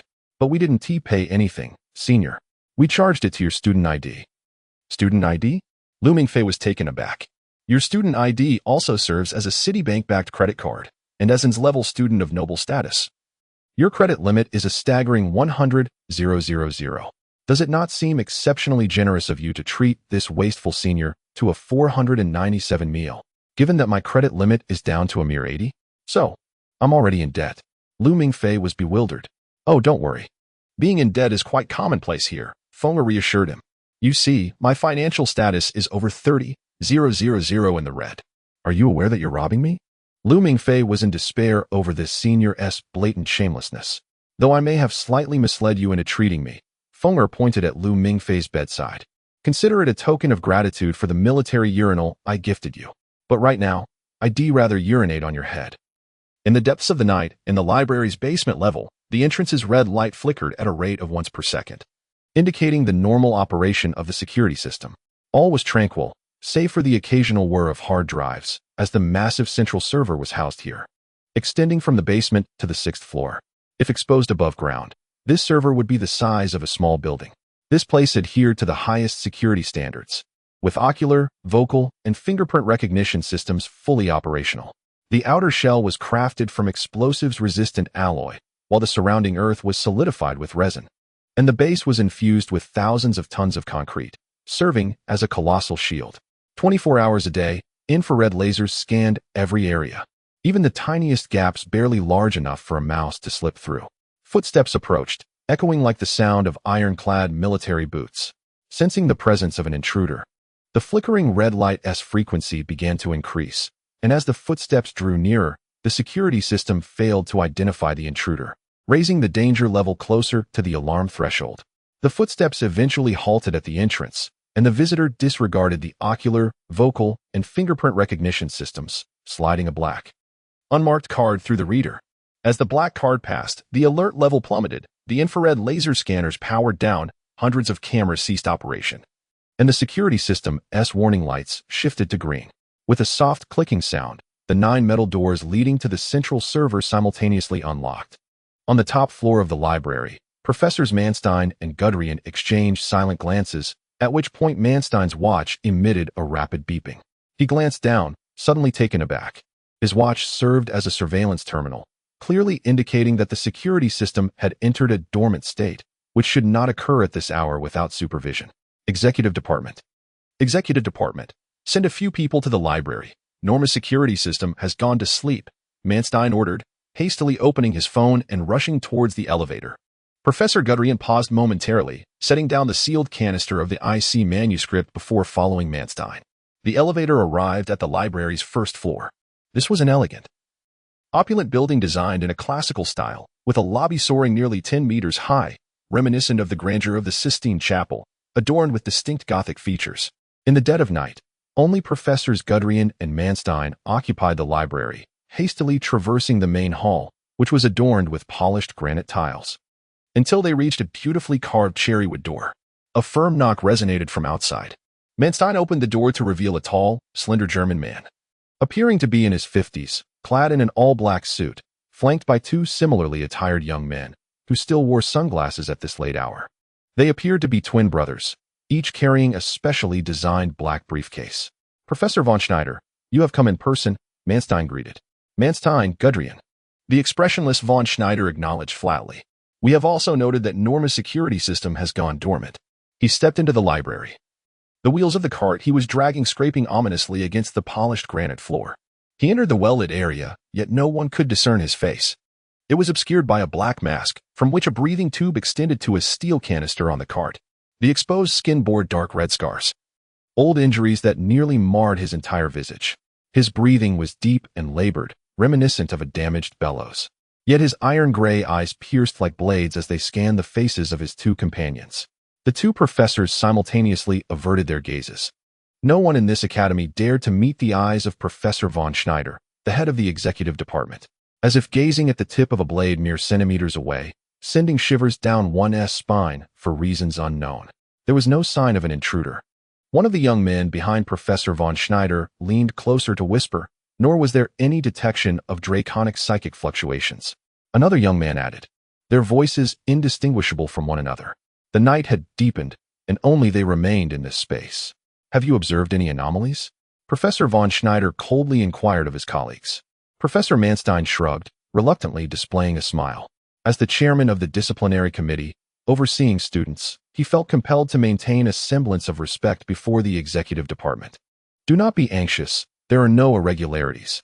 I merely feared a thief might be lurking, considering tomorrow is the 3E examination, and some students might attempt to infiltrate Norma's system to acquire the exam questions.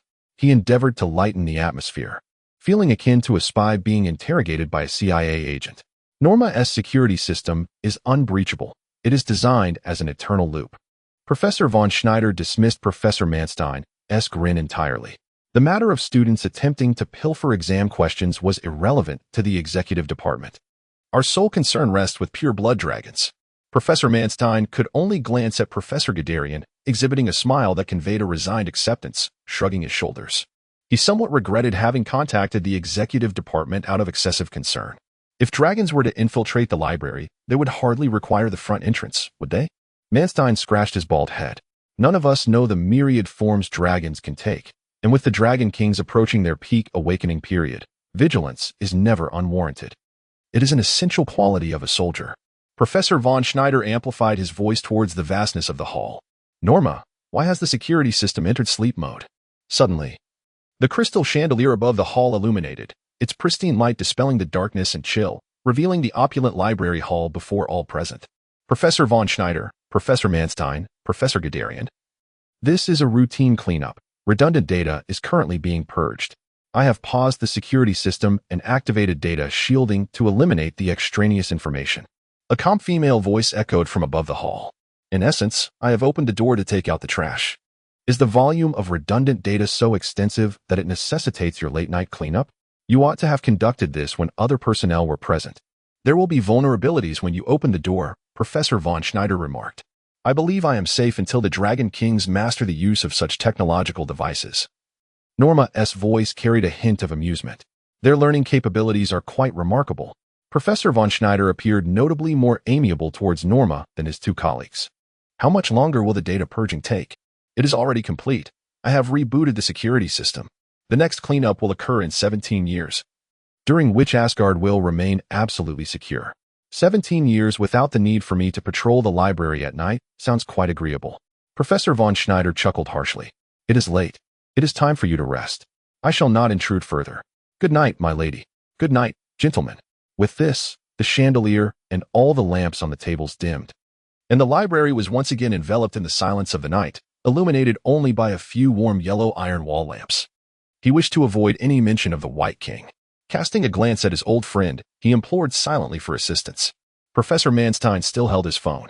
Having attempted to reach the principal 10 minutes prior to report his suspicions regarding the bloodline of the White King. Now, he lowered his gaze to the device, momentarily lost in silence. Is this a significant academic breakthrough? Professor von Schneider inquired in a low tone, leaving others uncertain whether he was genuinely intrigued or merely pressing for answers. Cold sweat silently beaded on Professor Guderian's forehead.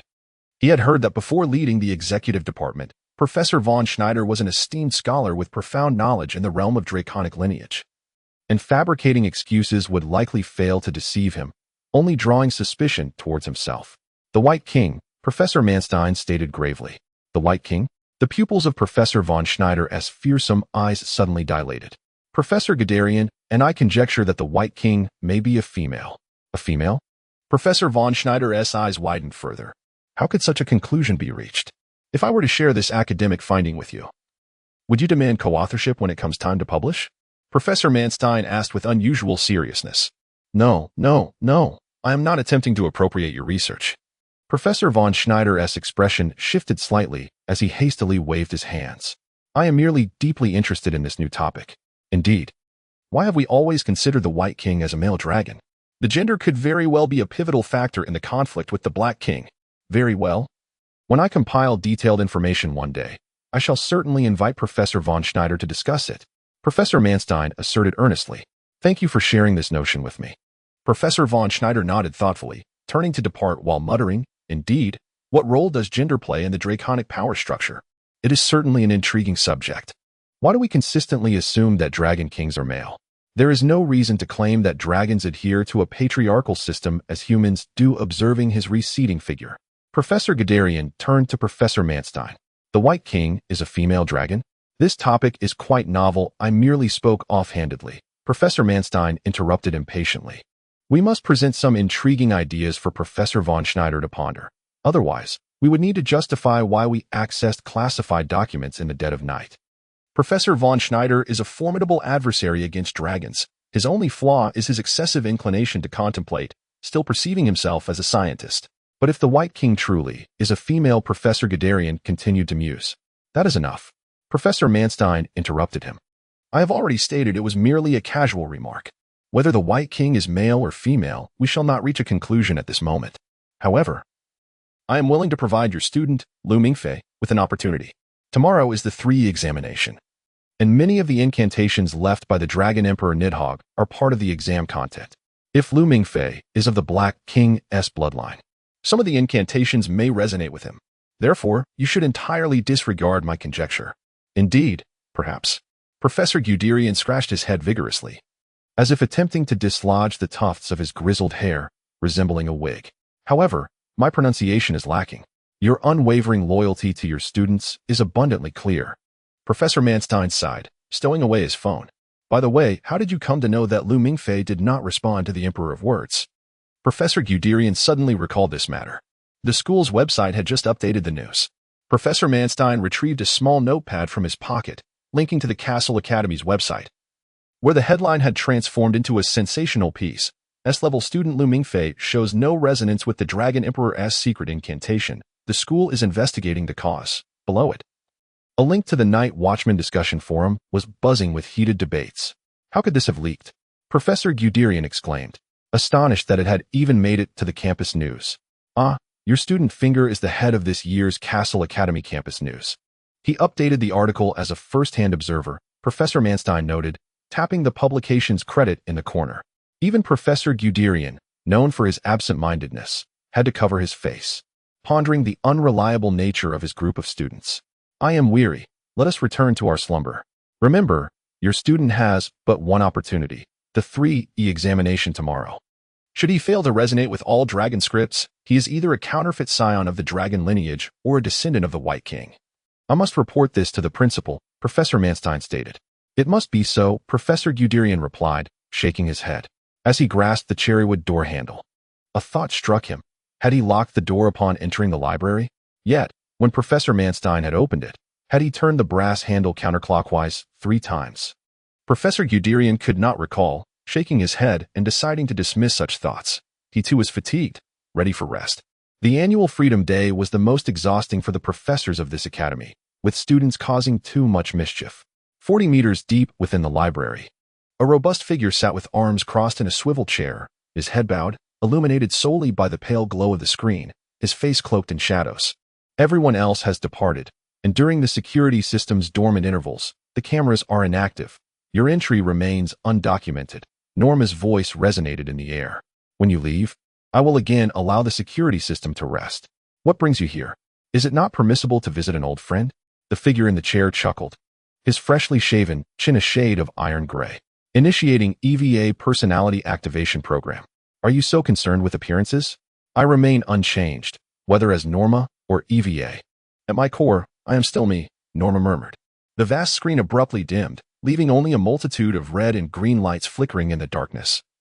A massive influx of personality data surged into the supercomputer, akin to the ocean rushing back into its tributaries.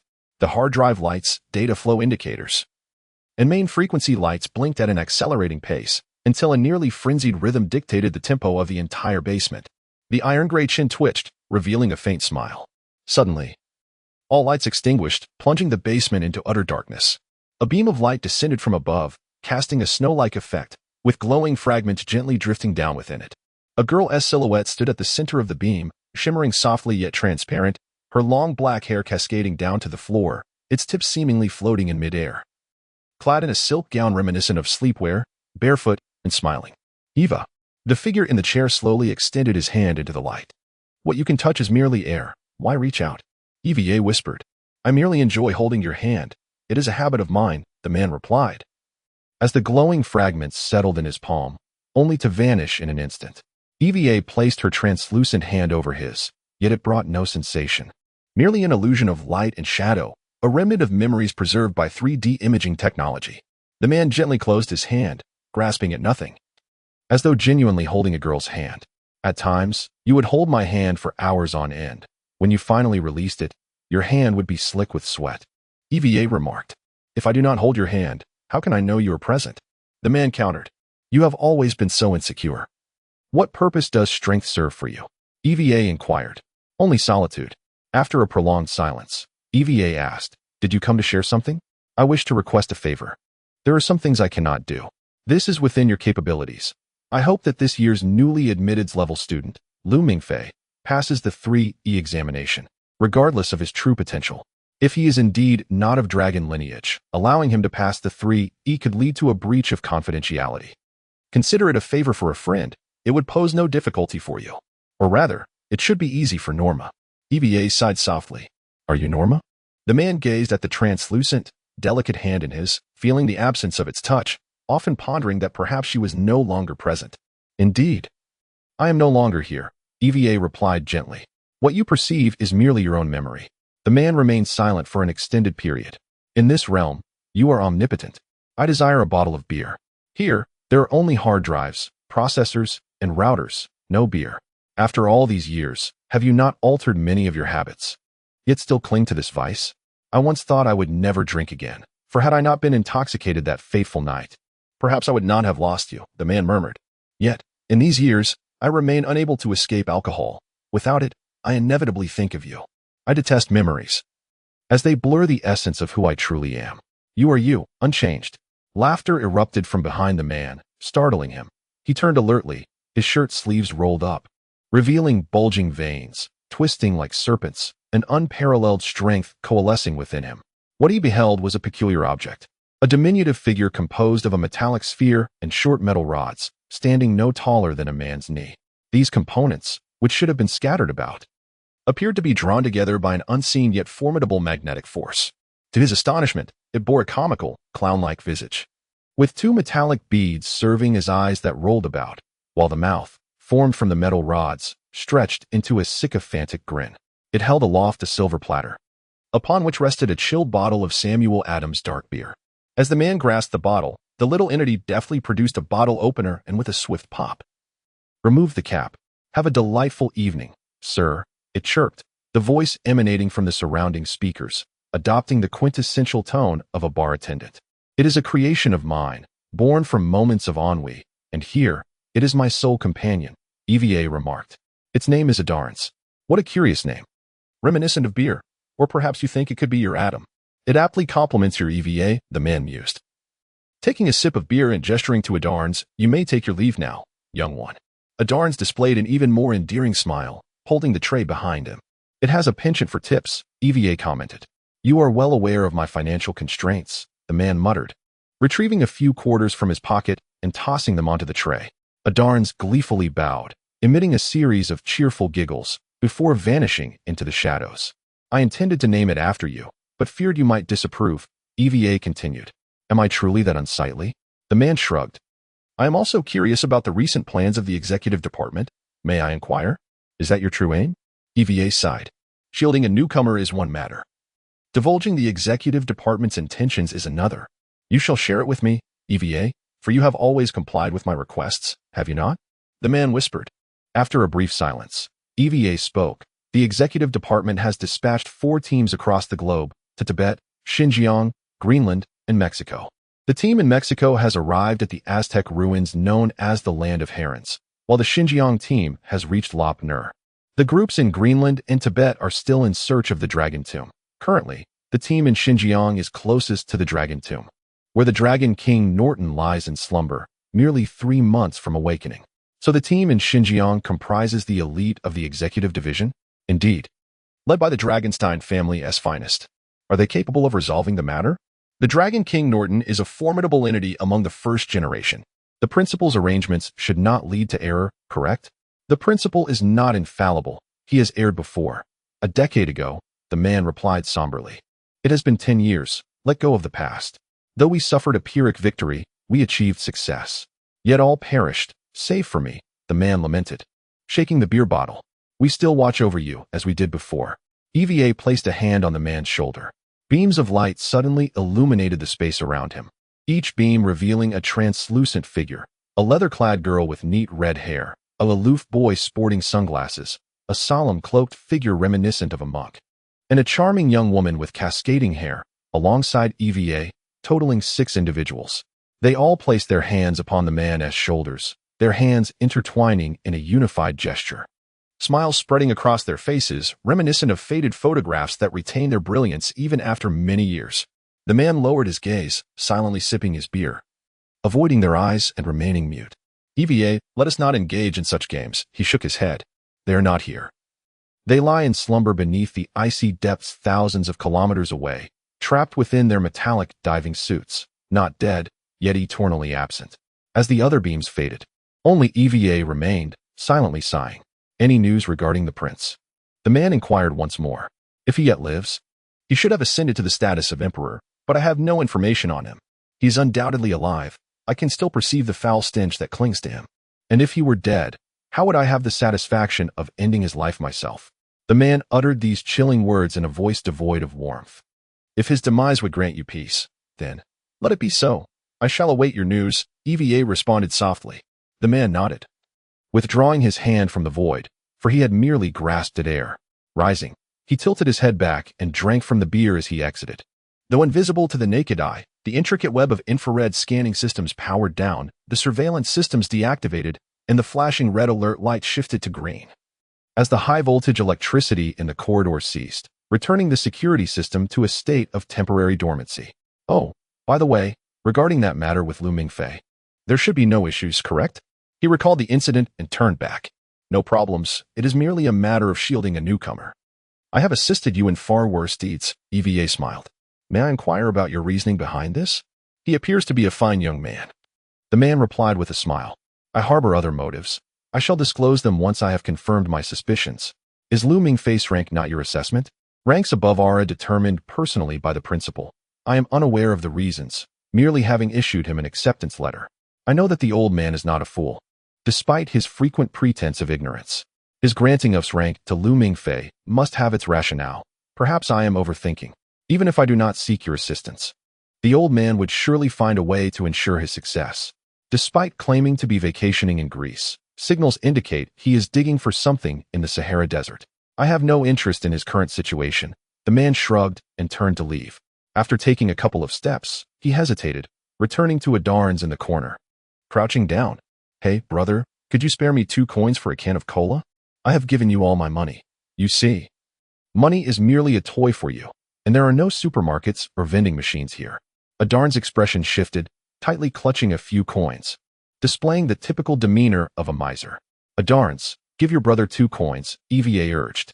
Adarn's expression changed again, appearing quite aggrieved, as he carefully selected 2 old coins from his stash and handed them to the man. What a miser! The man struck his own head with considerable force, causing the ancient alchemical construct of a puppet robot to shatter into a heap of metal rods and scattered small spheres. As he tossed 2 coins in play and sipped his beer, he gradually departed.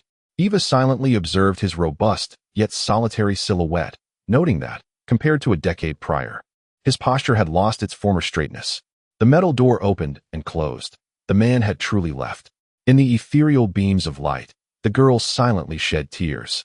The rods and spheres began to coalesce, and atoms were formed, emitting a series of playful sounds, rolling a few metal spheres across the ground toward Eva. After a moment's pause, it suddenly raised its hands overhead, swaying and executing a clumsy dance while exclaiming, EVA, happy. EVA, happy. EVA, happy. The coins clattered to the floor, and the girl's tears fell onto the metallic surface, creating a sparkling, azure glow. A newcomer, within a single day, had claimed 6 out of the day's top 10 headlines, something previously unimaginable. He had dispatched both Caesar and Chu Ziyang. Had his gun been loaded with real bullets instead of frigs, how amusing that might have been. Who else could possibly ascend to the top headlines if not someone of his caliber? Who has shared all 8 links to Lu Mingfei's news? Breaking news. Grade student Lu Mingfei shows no resonance with the Dragon Emperor's secret incantation. The school is investigating the cause. Who shall wear the crown of freedom for a day? Who was it that obliterated Caesar and then Chu Ziyang? At a lavish banquet, Lu Mingfei ordered an extravagant meal at 1 a.m., including foie gras and caviar. The corridor outside dormitory 303 was teeming with students. A compilation of candid photographs of Lu Mingfei. A comparison of Lu Mingfei's resume with that of former grade students. Looking at this comparison, one might say Lu Mingfei is rather foolish. Yet now he possesses a credit limit of $100,000. How I long to click him away. Professor Manstein, clad in his pajamas, shook his head and shut down the discussion page of the Castle Academy's online forum. It was likely to be a sleepless night. The number of online participants surged to a new high, with students and even some anonymous faculty fervently discussing the student named Lu Mingfei. Would a news grade bring hope or danger, or simply become an object of ridicule? Professor Manstein felt a twinge of confusion. The conjectures about the White King were unreliable. He understood that, thus far, there had been no recorded instances of White King bloodlines being discovered. Instinctively, he felt a sense of trepidation regarding Lu Mingfei, who had shot both Caesar and Chu Zihong. He turned off the lights and sat alone in the darkness for a moment before picking up his phone to call his father. Though Professor Manstein had vanished from view, the discussion forum continued to refresh at a rapid pace, with comments rising incessantly. Perhaps tomorrow he would face difficulties in the 3E exam. He seemed rather unfit for it, possibly due to a misjudgment of his level by the system. Someone commented, misjudging his grade student? Yet he showed no resonance with the secret incantations. Machines are prone to errors. Perhaps he lacked any dragon lineage, thus fearing nothing from Chu Zihong's golden eyes. His greatest specialty lies in competitive gaming. What a ridiculous specialty. Why not place some bets? Who dares wager that Lu Mingfei will fail the 3E exam? Fingel, marked with the administrator's badge, commented, bringing a wave of excitement. This perennial underachiever had become a popular figure on the Castle Academy forum, always managing to uncover valuable news. I bet he will pass. I'll start with $100. As Fingel spoke, he opened a voting section. Are you really willing to risk your chance to change your student loan on your roommate? Someone mocked. The no side of the betting quickly soared, soon surpassing $20,000. While the yes side remained at Fingel's 100. In a single night, every detail of Lu Mingfei's life after arriving in America had been unearthed, no matter how it was analyzed. He appeared to be a failure. Certainly not the legendary's grade student of pure lineage and boundless potential. Was there truly no one with a spirit for gambling? Fingel complained. This is no fun. You can only win my $100. Right now, the odds for Lu Mingfei passing the exam are 1 to 1301. I bet $500 he will pass. An individual under the ID Murakami commented. In an instant, the forum fell silent. That was Chu Zihong's ID, rarely seen in discussions. This quiet Chinese student, leader of the Lionheart Society, a rare A-grade student, was not one for idle chatter. Yet, he had placed a $500 bet on Lu Mingfei passing the exam. I'll wager $5,000, commented someone under the ID Dick Vito. Caesar was astonished as comments flowed in, betting against Lu Mingfei passing the exam.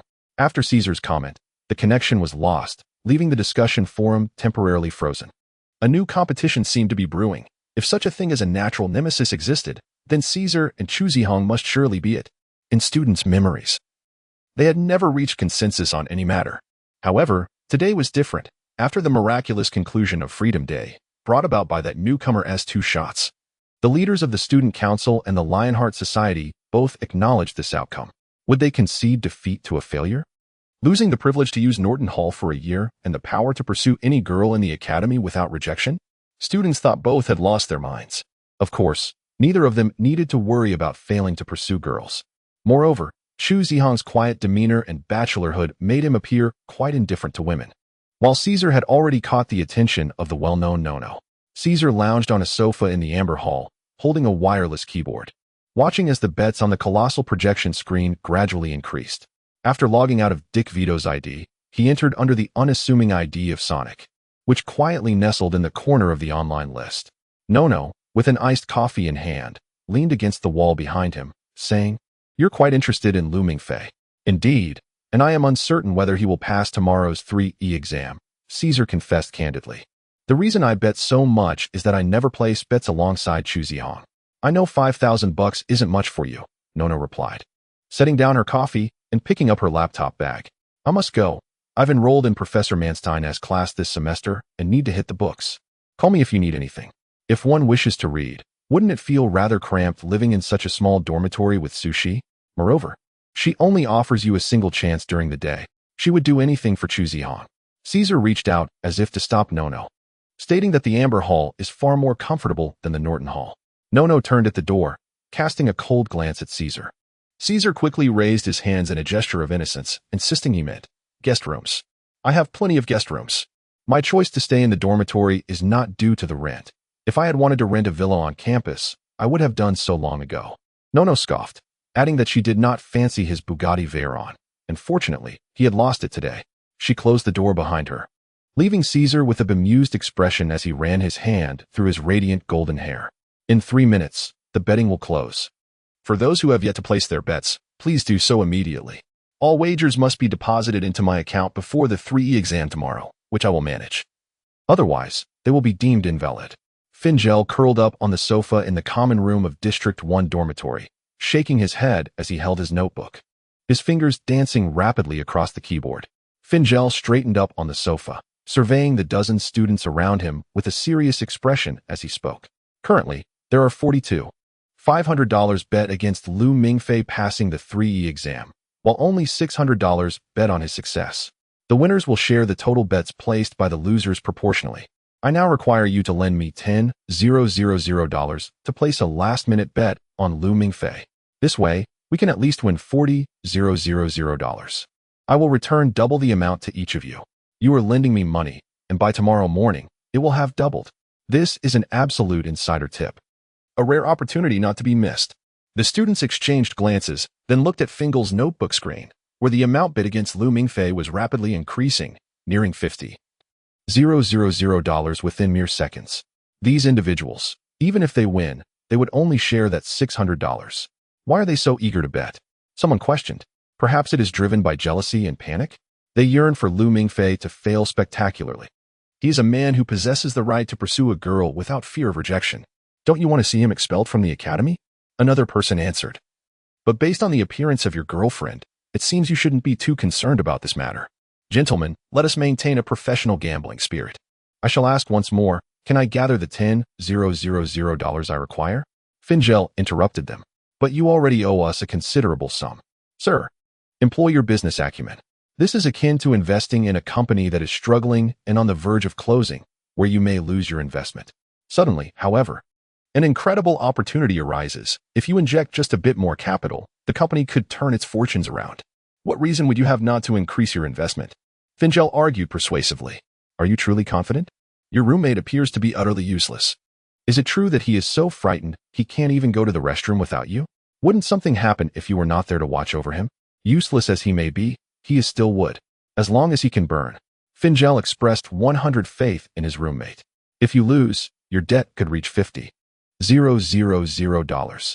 If it were a loan shark, you might end up in serious trouble, wouldn't you?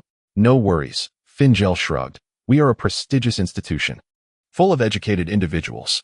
The students exchanged glances once more, and finally, one who seemed to take the lead resolved, very well, Fingel, we are willing to trust you.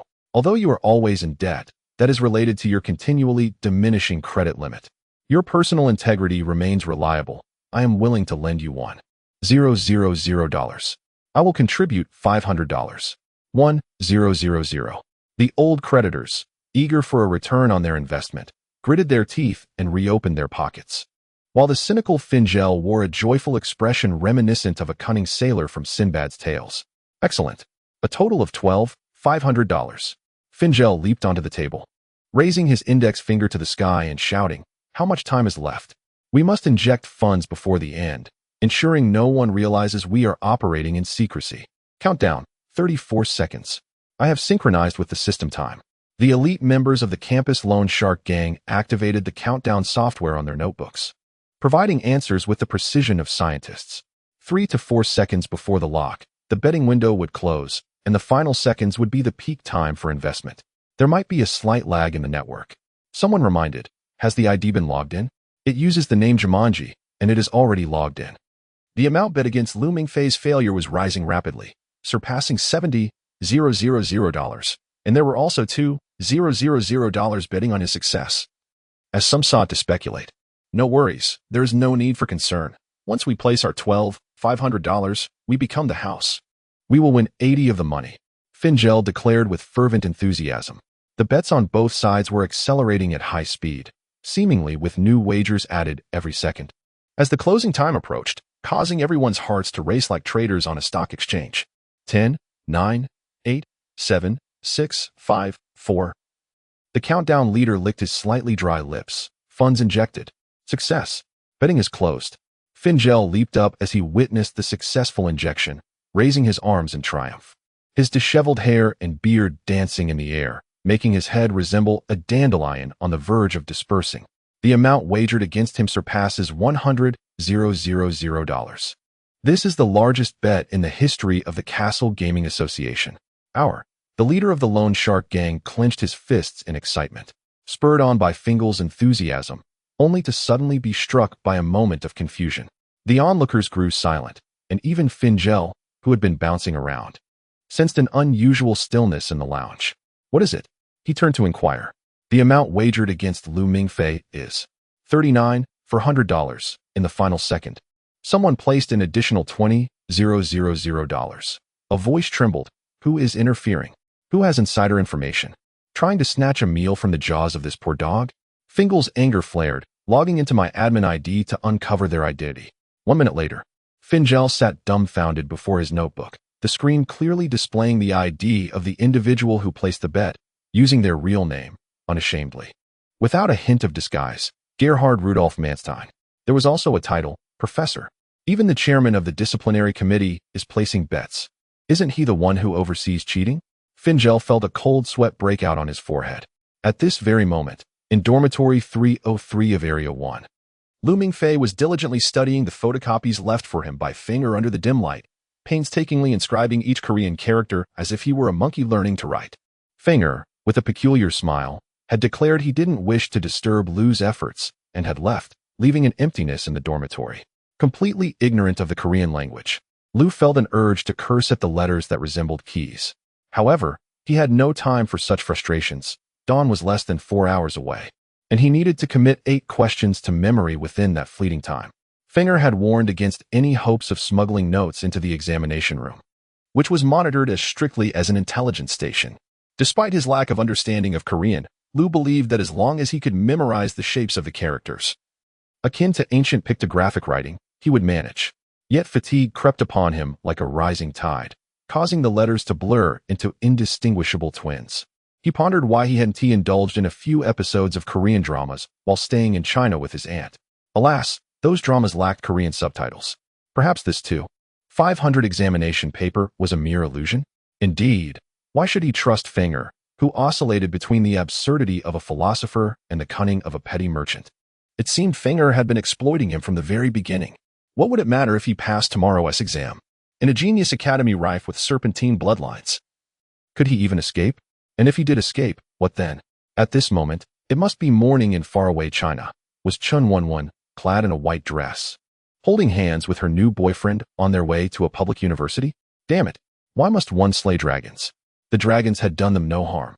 Why not use pinyin for phonetics? Finally, unable to contain himself, Lu shouted towards the open window. Are dragons also Korean?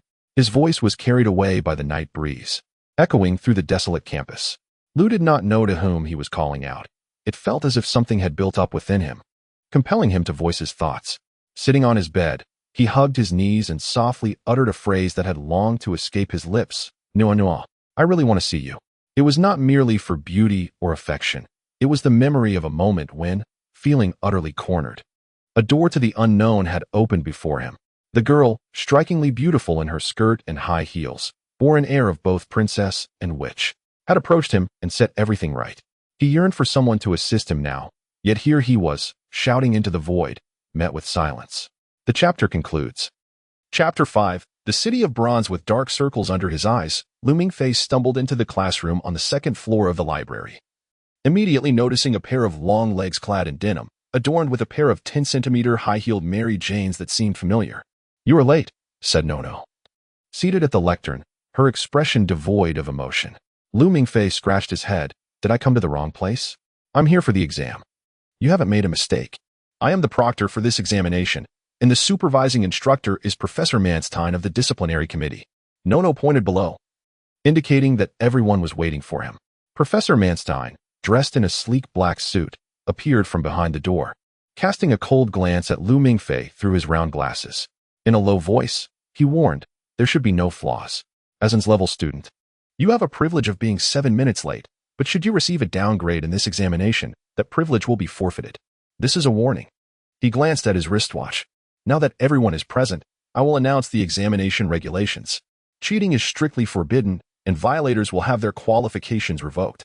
I assure you, in the name of the disciplinary committee, that while the learning atmosphere at Castle Academy is relaxed, discipline is paramount. Do not attempt to glance at others' papers.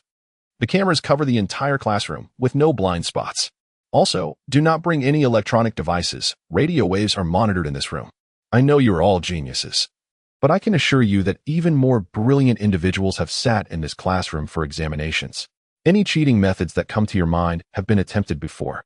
For instance, a student from America once devised a special radio modulation device to disguise his communications as radio turbulence caused by solar flares. He failed, and Norma easily decrypted his signal.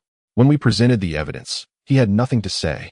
Professor Manstein surveyed the array of freshmen, speaking with the authority of a seasoned general instructing a batch of rookies. Seizing the opportunity, Lu Mingfei slipped into his seat, where a nameplate read Li G2. Lu. Momentarily taken aback, he realized this name referred to him, though something felt amiss. As he scanned the classroom, he noticed Nono, her arms crossed, gazing out the window. Suddenly, it dawned on him. The nameplate was Nono's doing. She was the first person in this world to call him Li G2, a name that evoked thoughts of a renowned economist, one she had whimsically assigned to him. Damn, he muttered inwardly, feeling a peculiar thrill dance within him. He then noticed the splendid weather outside. The sunlight spread across the clouds, casting a warm glow on Nono's expressionless face, creating shadows on the walnut desk, which imbued the entire classroom with a delicate blush. His spirits lifted. He thought this might be an auspicious omen.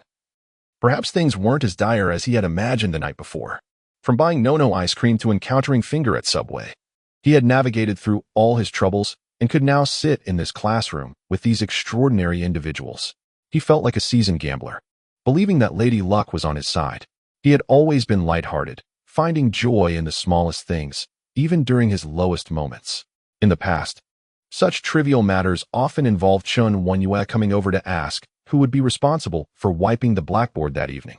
He was the type to blossom with a little sunshine, and now he felt that even if a dragon stood before him, he would seize a sniper rifle and take aim, refusing to succumb to despair. In this realm, it seemed that one could not avoid being a hero. Hey, bro, Lu? Is that you? They all say you're amazing. A black student in the front row cautiously turned to Lu Mingfei, giving him a thumbs up and flashing a radiant smile that revealed a set of white teeth. Just as Lu Mingfei's spirits soared, though he wasn't quite sure why, they were suddenly interrupted by the name Bradley, which detonated in the classroom like a depth charge. Instantly, all eyes shifted from Professor Manstein's gleaming forehead to Lu Mingfei's face. Dozens of freshmen inhaled sharply, and the room fell silent. Professor Manstein paused, displeased by the disruption. Suddenly, a boy stood up and began to applaud, the sound resonating throughout the room. Lu Mingfei suspected he had rubber palms as the applause seemed painless. Following suit was Bradley, and the other freshmen, initially exchanging glances, now sprang up, as if invigorated, joining in an exuberant ovation. Lu Mingfei stood there, bewildered, once again the center of attention, akin to a kettle perched atop a blazing stove.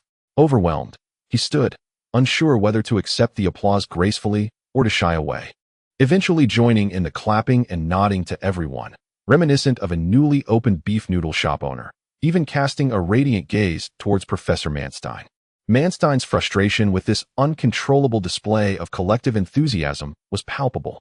Nono shrugged, continuing to gaze out the window with indifference. As Lu Mingfei acknowledged his peers, he noticed one person remained seated, not clapping. A petite girl sat in the corner, her back to him, clad in a white t-shirt. With hair so light it was almost pure white, braided and gathered into a bun atop her head, revealing a long neck and skin so pale it seemed ethereal. In such a noisy environment, she appeared as an ice sculpture, isolated from the world. Lu Mingfei's heart skipped a beat, an inexplicable sensation washing over him. Yet, when he attempted to grasp that feeling, it vanished. The first boy to applaud approached him, looking like an Indian with a strikingly handsome face, dark, curly hair, and sharply contrasting eyes. Beneath his t-shirt lay a muscular physique reminiscent of a Bollywood star, exuding a natural warmth as he introduced himself. Kiran, president of the Freshman Association. Lu Mingfei, you are our idol. Lu Mingfei gripped Kiran's hand firmly, wearing a smile that conveyed an unfamiliar sense of camaraderie, as if reuniting with a long-lost friend. All right. Gentlemen, this is not the time for club activities. This is the 3E examination. If you fail this exam, what awaits you will not be the world-class education of Castle Academy, but disqualification. Professor Manstein interjected, abruptly cutting off the spontaneous welcome ceremony. In 3 minutes, the examination will officially commence. Please turn off your phones and place them, along with your student IDs, at the corner of your desks. He glanced at his watch, and a black curtain silently descended from the intricately carved wooden window, sealing the room. The wall lights flickered on, and Nono moved along the aisles, distributing an A4-sized examination paper and a sharpened pencil to each freshman. Students rummaged through their pockets to switch off their phones, but Looming Fei had nothing to do. He owned no mobile device. He looked around and noticed the ice sculpture-like girl extending a nearly transparent hand, pushing an expensive Virtu phone to the edge of her desk. He felt a twinge of awkwardness, reminiscent of a rustic villager venturing into the city, suddenly recalling the student ID with a limit of $100,000. A glance at the ID resting on the corner of his desk made him realize it was indeed a pivotal object that could transform his life. Even if it could not facilitate other endeavors, at the very least, it would allow him to purchase any mobile phone in the world. The phone, though a small possession, was something Looming Fei had desired for years, and now it was within reach, contingent solely upon his performance in this examination. He steeled himself once more, taking a deep breath as he scrutinized the blank exam paper before him. A collective gasp filled the air. The bewildering exam paper had clearly astonished all present. It was merely a sheet of pristine watermark paper, devoid of any printed text. With no questions posed, the exams had been distributed, and I, along with the proctoring students and medical team, remained outside the classroom. This room was under the surveillance of Norma, allowing students to converse or take a nap, provided they refrained from copying one another's answers. Professor Manstein wore a detached smile, declaring that cheating was impossible, for each individual's answers would differ. As the classroom door slammed shut behind Nono and Professor Manstein, all students exchanged furtive glances. The two adjacent tables engaged in hushed conversations, their faces adorned with expressions of incredulity. Indeed, they could not cheat, for they had no idea what the questions were. Cameras silently observed the chaotic students from above. And at that moment, the haunting strains of light music echoed in the background. What game were they playing? Perhaps I should have brought my acceptance letter from Stanford. They offered me a half scholarship. Bradley, tugging at his unruly curls, appeared utterly despondent, having heard that there were no examinations there. If I were you, I would go to Stanford. Looming Fei shrugged. Why would I come here with an acceptance from Stanford? But don't you long to gather with the truly elite individuals of the world? Looming Fei pondered whether this matter had any relevance to him. He waved his hand dismissively, attributing the situation to Obama, who had just received the Nobel Peace Prize, as he had seen reported. Qilon said that. Bradley leaned closer to Looming Fei, asserting, Qilon never speaks inaccurately. His words are prophetic. Prophetic? Words of power? This was the second time Looming Fei had encountered such a concept. Finger had mentioned that it was a capability within the Dragon tribe language, a means to impose a rule within a limited scope. However, Looming Fei harbored doubts. If such a power truly existed, it would be akin to a glitch in the system, similar to the miraculous gadgets found in the time-traveling pocket of the robotic cat. If someone's word of power was wealth, wouldn't they merely need to declare, I am the wealthiest person, to dine free of charge wherever they pleased? He never speaks inaccurately, nor does he exalt anyone, yet he holds you in high regard, Bradley whispered. He has been my close friend since childhood. Everything he predicts comes to pass. Some fear him, deeming him mad, and had him committed to an asylum.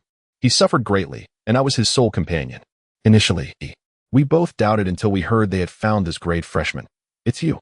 Bradley fell silent for a moment, covering his face with his hands, his elbows resting on the desk, tears streaming silently down his cheeks. Looming Fei was taken aback. What the hell is he crying about? Am I a savior? Is he so moved by my presence? Oh right, he mentioned he had always been with that Qilon. In the asylum, perhaps? Were these people truly out of their minds? My condolences. Sadness doesn't solve anything. Looming Fei attempted to console Bradley, but the situation seemed complicated, as Bradley appeared to have no reason to grieve. Bradley placed his tear-streaked hands flat on the desk, revealing a sorrowful visage, eyes reflecting a profound, timeless sadness. Then he disregarded Looming Fei, bowing his head to write on the blank paper. Damn it, he isn't moved by my presence. The exam has begun. Looming Fei's senses heightened. Finger's caution echoed in his mind. Regardless of the peculiarities exhibited by other candidates, he must remain focused, fully absorbing the melodic undertones that resembled the sound of flowing water, which was the dragon language incantation. For those attuned to it, the incantation would penetrate the depths of their consciousness, as if someone were speaking directly within their minds. It mattered not if one lacked resonance. The faint sounds could still be perceived by ear. One should memorize the rhythmic patterns and fill in the answers as instructed. The anxious students ceased their whispers. Some sat in stunned silence, as though bereaved of their families, while others wandered the aisles with vacant expressions.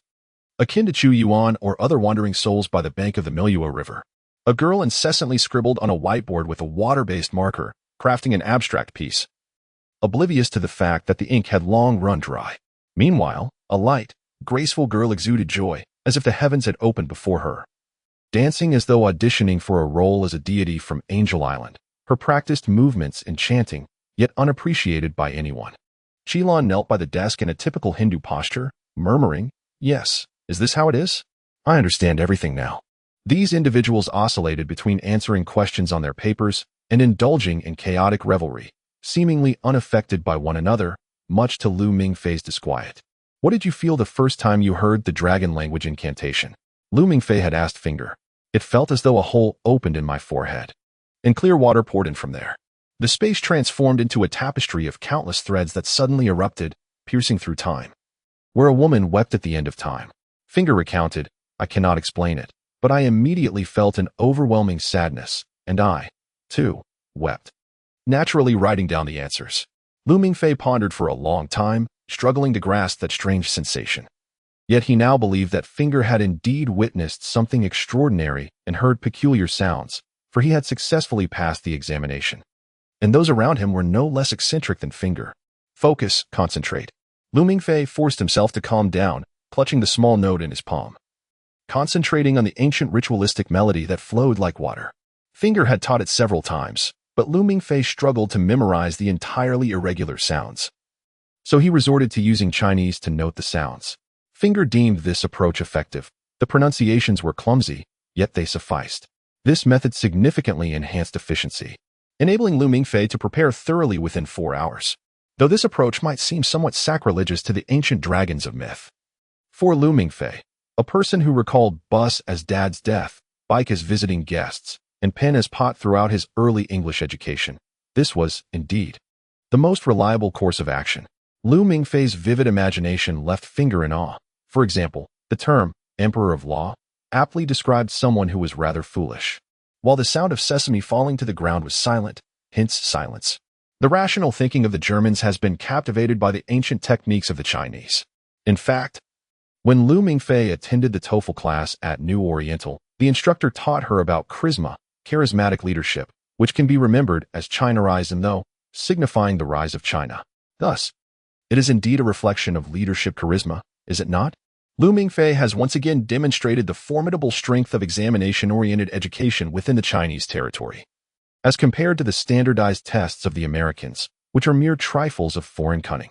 The guiding principle for Chinese students is simply this: I need not understand. I only need to answer correctly. The atmosphere within must be quite somber now, as every time the 3E examination concludes, instructor Yashishi Fushan must engage in lengthy psychological counseling sessions. By the way, how did you feel when you first heard the dragon incantation? Outside, Professor Manstein leaned against the door, inquiring of Nono. I saw my mother lying in bed. A shadow approached and took away her soul. She has passed away, Nono replied softly. Since this has transpired, I am not fearful, merely watching in silence. I heard the sound of the wind, a cacophony of winds echoing around the world. Professor Manstein solemnly remarked, Nono, do you students find the education at Castle Academy to be rather cruel? Rarely does anyone feel joy or happiness upon first encountering the essence of the world through the dragon incantation. If only we had known earlier. Would it not be better to leave that veil of warmth undisturbed? Nono shrugged. I do not mind. Everyone wishes to witness the truth, even if it is brutal. Just as I have seen, it is real. Someone has taken my mother's soul, and I clearly saw that person's face. Lu Mingfei remained unperturbed. Armed with mnemonic techniques, his pointed ears, and the small strips of palm memory, he effortlessly extracted 8 dragon incantations from the obscured melody surrounding him. Finger demonstrated his admirable character through facts. Everything aligned with his assertions. Castle Academy had revisited the examination questions from 8 years prior, merely rearranging their order for a retest. The 8 answers Lu Mingfei had purchased at a high price were all utilized without a single one squandered. Finger kindly reminded Lu Mingfei that he need not answer every question. It sufficed to dominantly and accurately decipher the 8 dragon incantations to freely select advanced courses. Should he laboriously strive to answer 10 in order to maintain his status as an S-level student, it might incite suspicions of cheating. Dropping to an A level was merely a reduction of credit to 60,000. Both Caesar and Chu Zihong were A level, which was commendable in itself. Finger.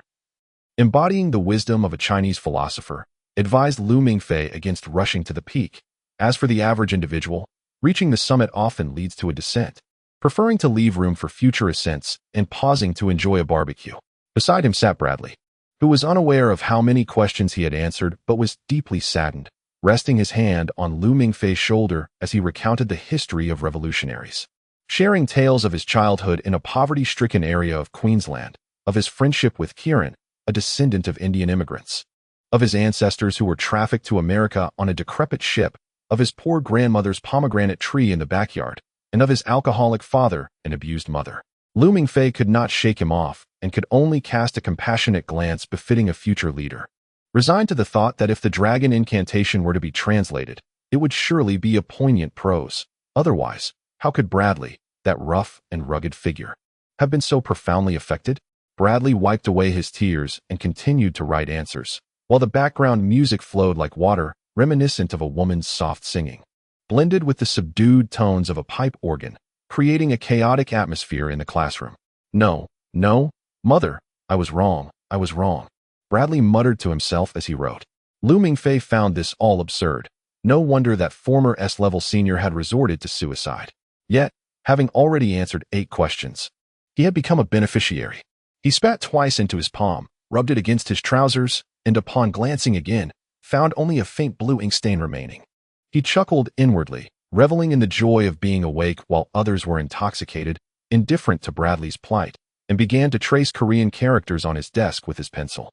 In elementary school, after completing all the math problems, he would doodle turtles on the back of the test paper to pass the time, not bothering to double-check. This habit had persisted over the years. When he thought of this, he paused, memory blurring. He recalled that his grades had always been passable. How could he have been so languid as to doodle turtles on the paper? In his memory, he would swiftly glance at his deskmate's answers to fill in the multiple-choice questions before hastily submitting his paper. Yet, why was the scene of him drawing turtles in the warm afternoon sunlight on yellowed paper so vividly clear? A slight headache crept in. There had been too many events in these days, leaving his mind somewhat disordered. While absent-mindedly filling in the keychain circles, he stole a glance at the girl, who, like an ice sculpture, remained composed amidst the chaos, appearing normal while answering questions, just as Lu Mingfei did. Lu Mingfei wondered if Finger might sell the answers twice. Given Finger's impoverished and unscrupulous demeanor, it was not impossible. The girl was not present. The individual sitting in her place was gazing at Lu Mingfei, swaying his legs from the desk, clad in a black suit, wearing white silk neckwear, and possessing a pair of softly hued golden eyes. It was the boy. Lu Mingfei was taken aback. This was the same boy he had encountered in a dream at the Chicago train station, now standing vividly before his eyes. But where had the girl gone? Had she stepped out to the restroom? How could the chairman of the proctoring committee allow this boy into the examination room? Lu Mingfei sensed something amiss. The boy slowly waved at Lu Mingfei, bearing a gentle, angelic smile, the afternoon sunlight casting his long shadow onto Lu Mingfei. Feeling he had little choice, Lu Mingfei pushed aside the sobbing Bradley and walked step by step toward the boy. The boy gestured for Lu Mingfei to join him on the windowsill, then gracefully leaped up to sit there, swinging his legs outside. Lu Mingfei, bewildered, took a seat beside him, and with the glow of the setting sun, he could finally scrutinize this boy closely. Lu Mingfei had never seen any boy of 7 or 8 years old as beautiful as he, with a round face that bore an innocence balancing between boyhood and girlhood. Every movement was gentle and elegant, as if he had never trodden upon dust. Leaning against the window frame adorned with green vines, he gazed into the distance. His golden eyes tinged with a hint of crimson in the sunset. His tranquility was such that it felt wrong to disturb it. Lu Mingfei could only join him in admiring the sunset over Castle Academy, noting the white socks peeking from the boy's ankles. "Hey, I am Lu Mingfei." He finally gathered the courage to speak. "I am Lu Mingza," the boy replied softly, his gaze still fixed on the horizon. Lu Mingfei thought he was joking. He knew Lu Mingza too well, having shared a room with him and attended the same high school. In their childhood, Lu Mingza was rather endearing, but during adolescence, he was plagued by acne. He would take low-resolution selfies and add soft light effects before posting them on his blog, accompanied by melancholic musings that were intended to entice young girls.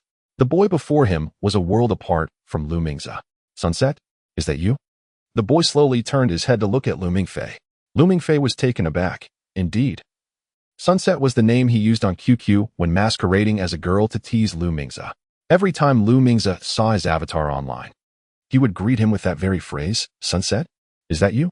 This simple salutation always filled Lu Mingfei with a sense of eager anticipation, but now, when the boy uttered the same words, it evoked an entirely different feeling, as if he were certain that Lu Mingfei would indeed arrive at that moment. "Are you messing with me?" Lu Mingfei thought, trying to escape this peculiar sensation. They were both troubled. Even the girl dancing and laughing seemed to harbor sorrow. "Aren't you sad?"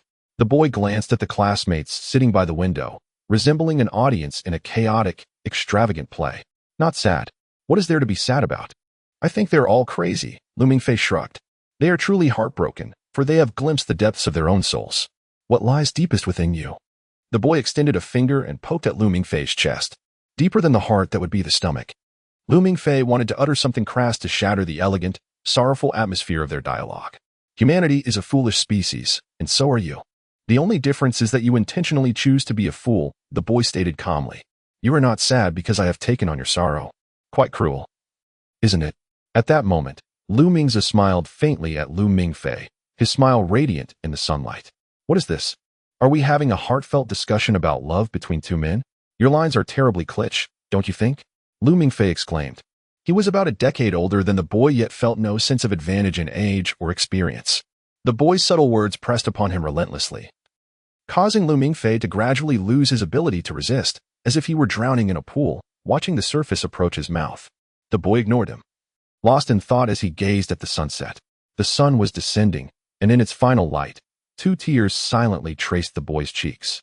Lu Mingfei felt as if his heart was suddenly gripped by a hand. At that moment, he could sense the immense sadness within the boy, a cold torrent that threatened to engulf him. It was no trivial sadness, nor a mere pretense. It was fierce and overwhelming, rendering him powerless. Lu Mingfei could not grasp what the boy was saying. He could only feel a sense of awe. He unconsciously pressed a hand to his chest, where there seemed to be an emptiness.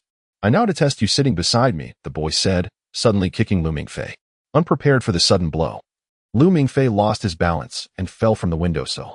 To his shock, he realized he was at a great height, akin to the pinnacle of a tower, where below him was not the lush grass of Castle Academy, but rather a jagged mass of stones, with the only outcome of crashing down being shattering into pieces.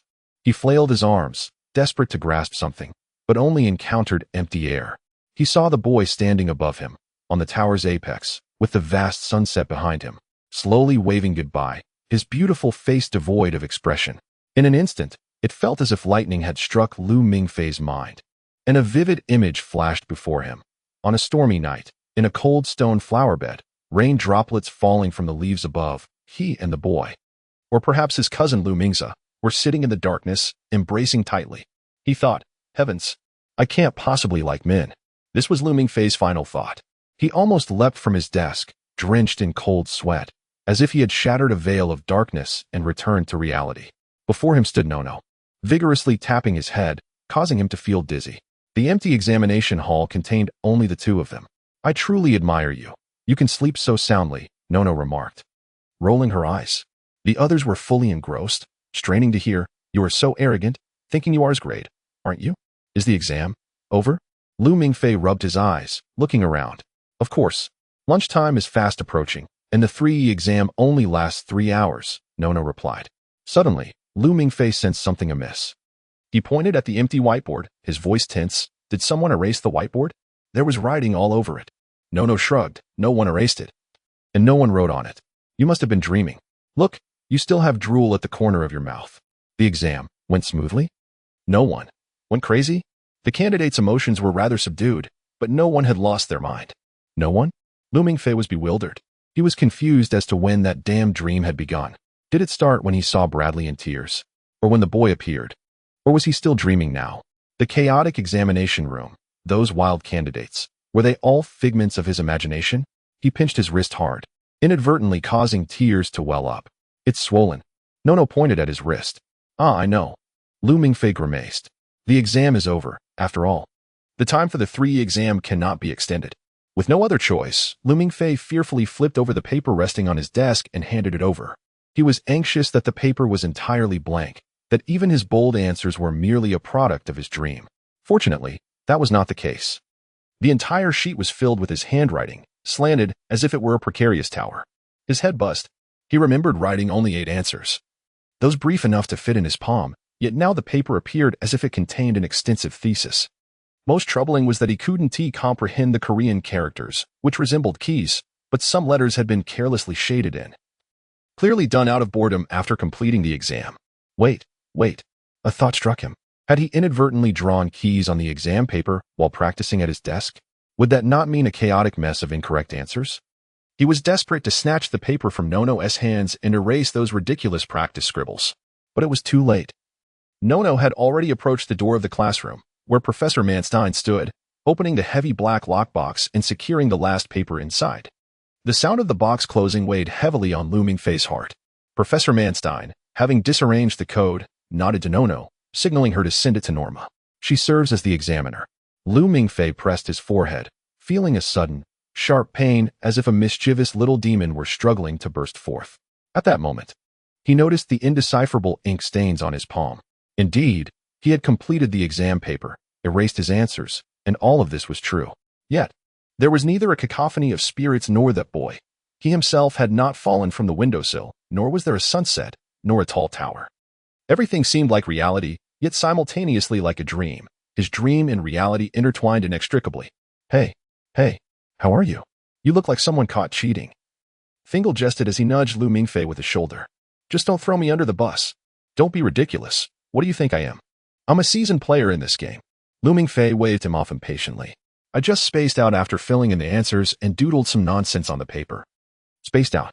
Could it be that you resonated with the draconic language? Didn't you say you never understood these dragons' words? Fingal's eyes widened in disbelief. How absurd. I was simply too exhausted. Lu Mingfei slumped further, unable to articulate the chaotic illusions and reality swirling in his mind, fearing that Fingal might think him mad as well. They were seated in the classic high-ceilinged dining hall of Castle Academy, with Latin inscriptions welcoming new students adorning the granite walls.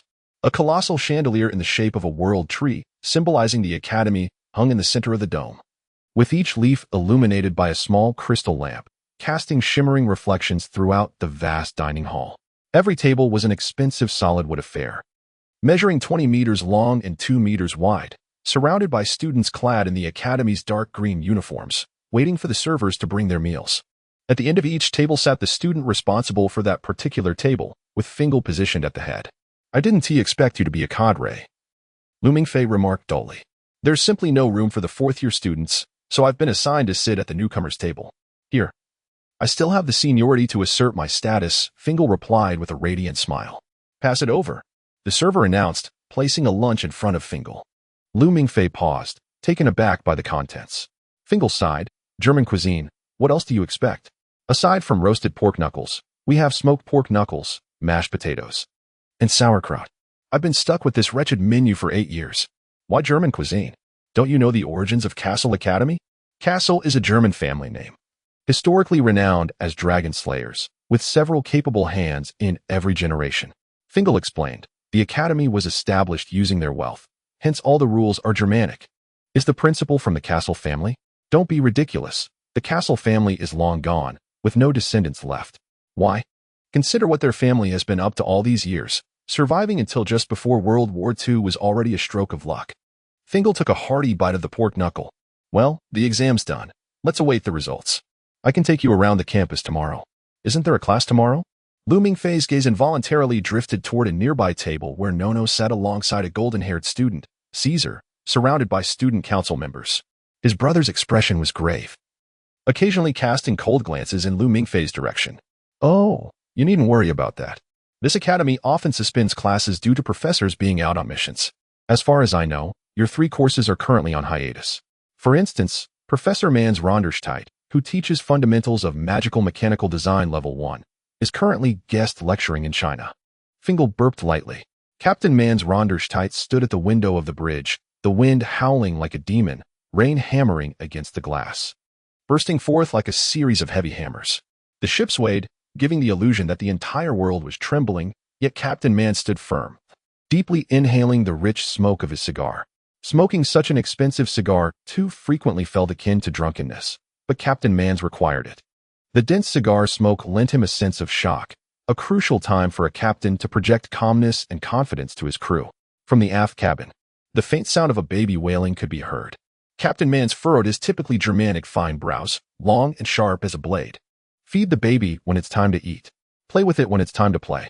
I've said this countless times. This is our duty, and it is vital. Does no one here know how to care for a child? He turned and shouted at the attentive crew, who will go check on the little one. Professor. None of the main crew members are married. Where do you expect us to learn how to care for a baby? A girl seated at a display screen replied without looking up. The light from the screen illuminated her beautiful face. She appeared to be around 23 or 24. With red hair and a striking Latin beauty, dressed in a deep blue sailor uniform, seemingly an intern. Call me Captain. Here, I am not a professor of Castle Academy, but the captain of the Moniash. Blast it, I just remembered my Fundamentals of Magical Mechanical Design Level 1 class should have already started this week, while I'm still floating on the Yangtze River in China. Man sighed.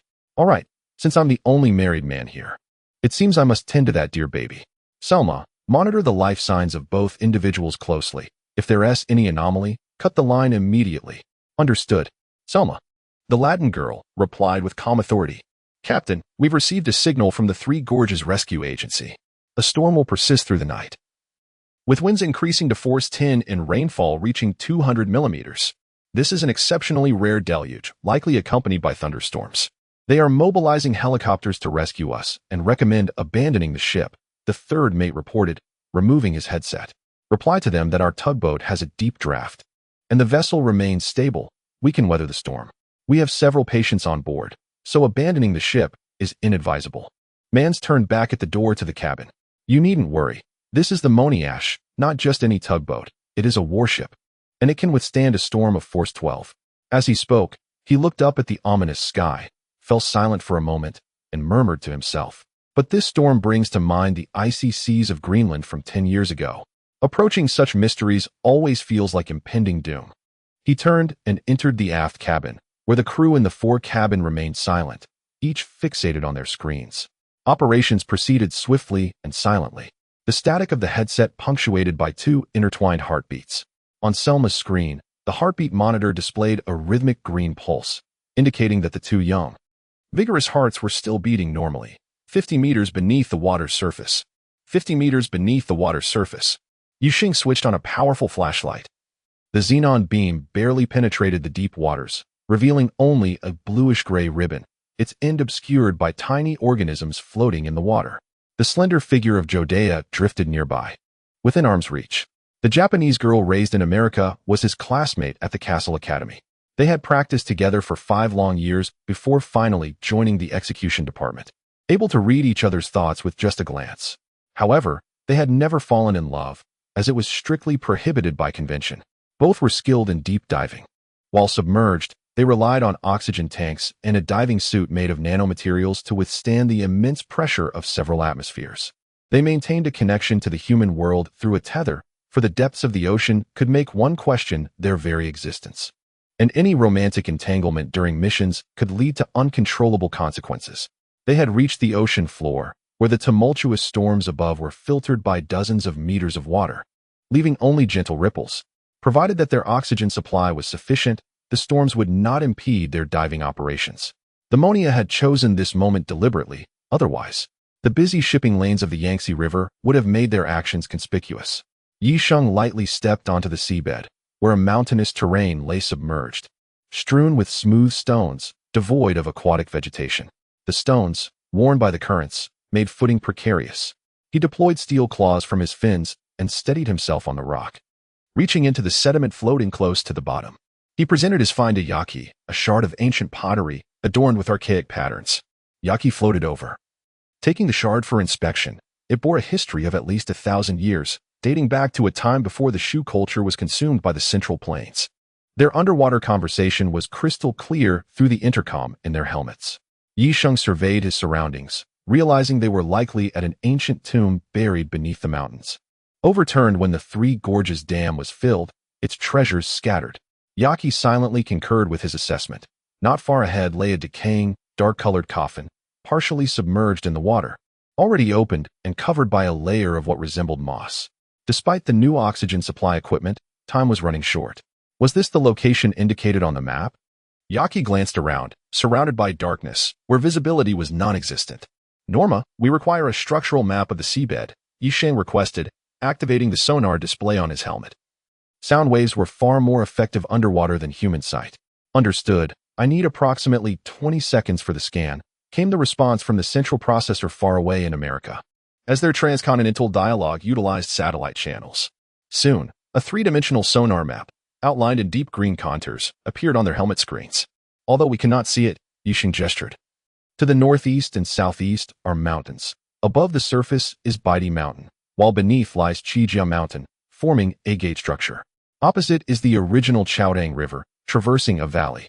According to Chinese geomancy, this is where the mountain dragon and water dragon converge, an area rich in yin and yang energy, making it a prime burial site. And also the location marked on our map. However, we must locate the entrance. Even if Dragon King Norton built his hideaway's entrance in plain sight, centuries of sediment have buried it several meters deep. We need to collect soil samples to ascertain the probable location. Yaki chuckled softly. So, to save time, I'll trouble you again, if you please. Every time I end up feeling utterly exhausted. Yisheng complained. I need a fixed point. I am your fixed point. Yaki replied, swimming to his back, deploying her steel claws to secure the demonstration, wrapping her arms around Yisheng's waist from behind. Are you ready? This had always been their method of cooperation. Yisheng's extraordinary ability to manipulate the language of the winter swimming spirit left him as vulnerable as an infant. He could lose consciousness and drift away, which was perilous underwater. The tether could ensnare him, posing a life-threatening risk. Thus, each time he prepared to utilize this serpentine ability, Yaki would hold him in this manner. Yisheng slowly clenched his fist and closed his eyes, the sly and dangerous serpents swirling in his mind, their scales gleaming with a cold, hard blue light. Monia, prepare and activate the electromagnetic shielding of the equipment, Yisheng commanded. Monia acknowledges. Your life signs are normal, and your brainwave frequency is rapidly increasing.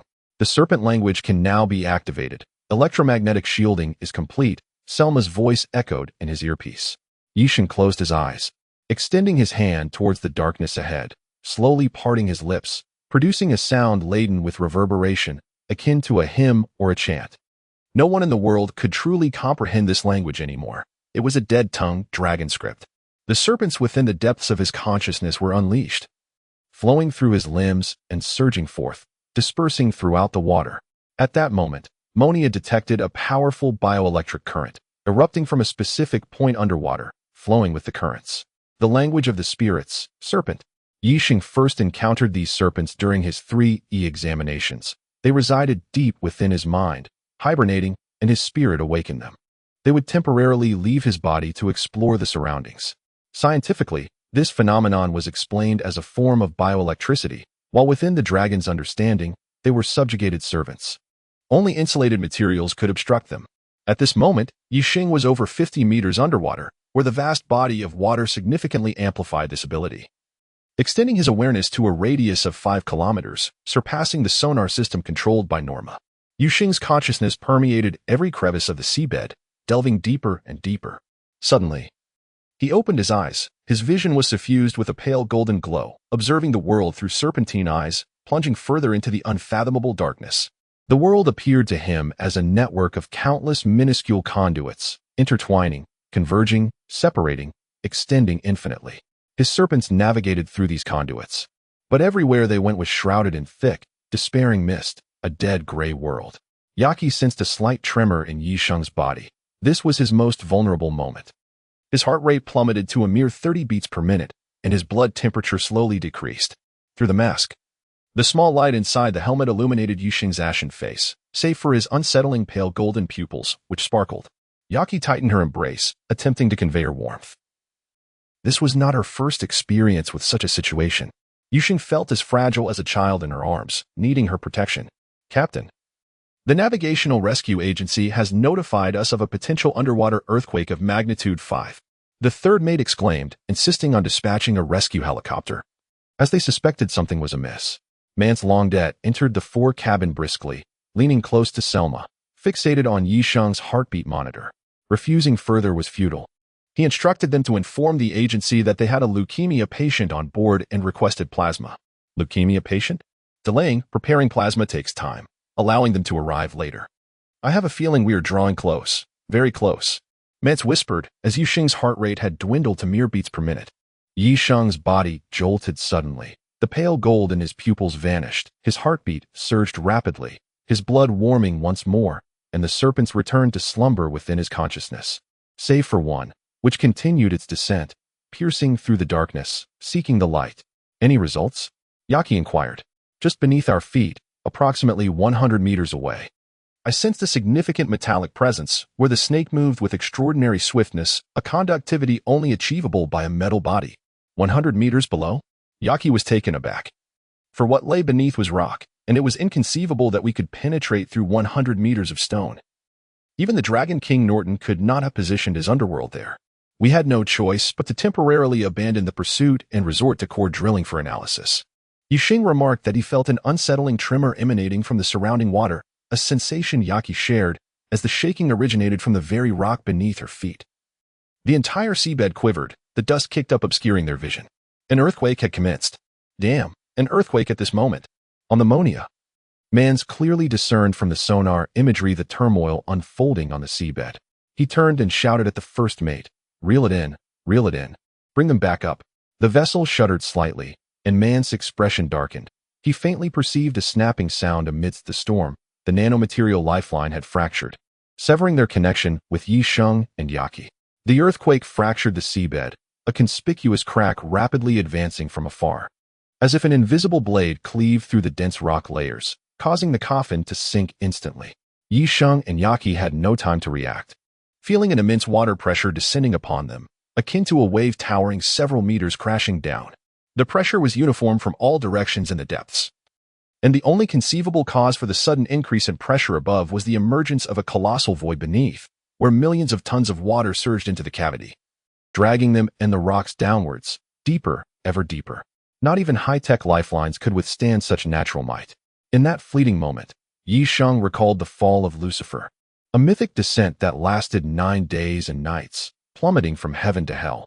He was oblivious to what lay in the darkness beneath. Perhaps it was indeed hell. Silence enveloped the forward cabin. Mans Launderstight raked his hands through his hair, pulling it back with painful force. He had lost 2 of his most exceptional students. A possibility he had acknowledged before arriving here.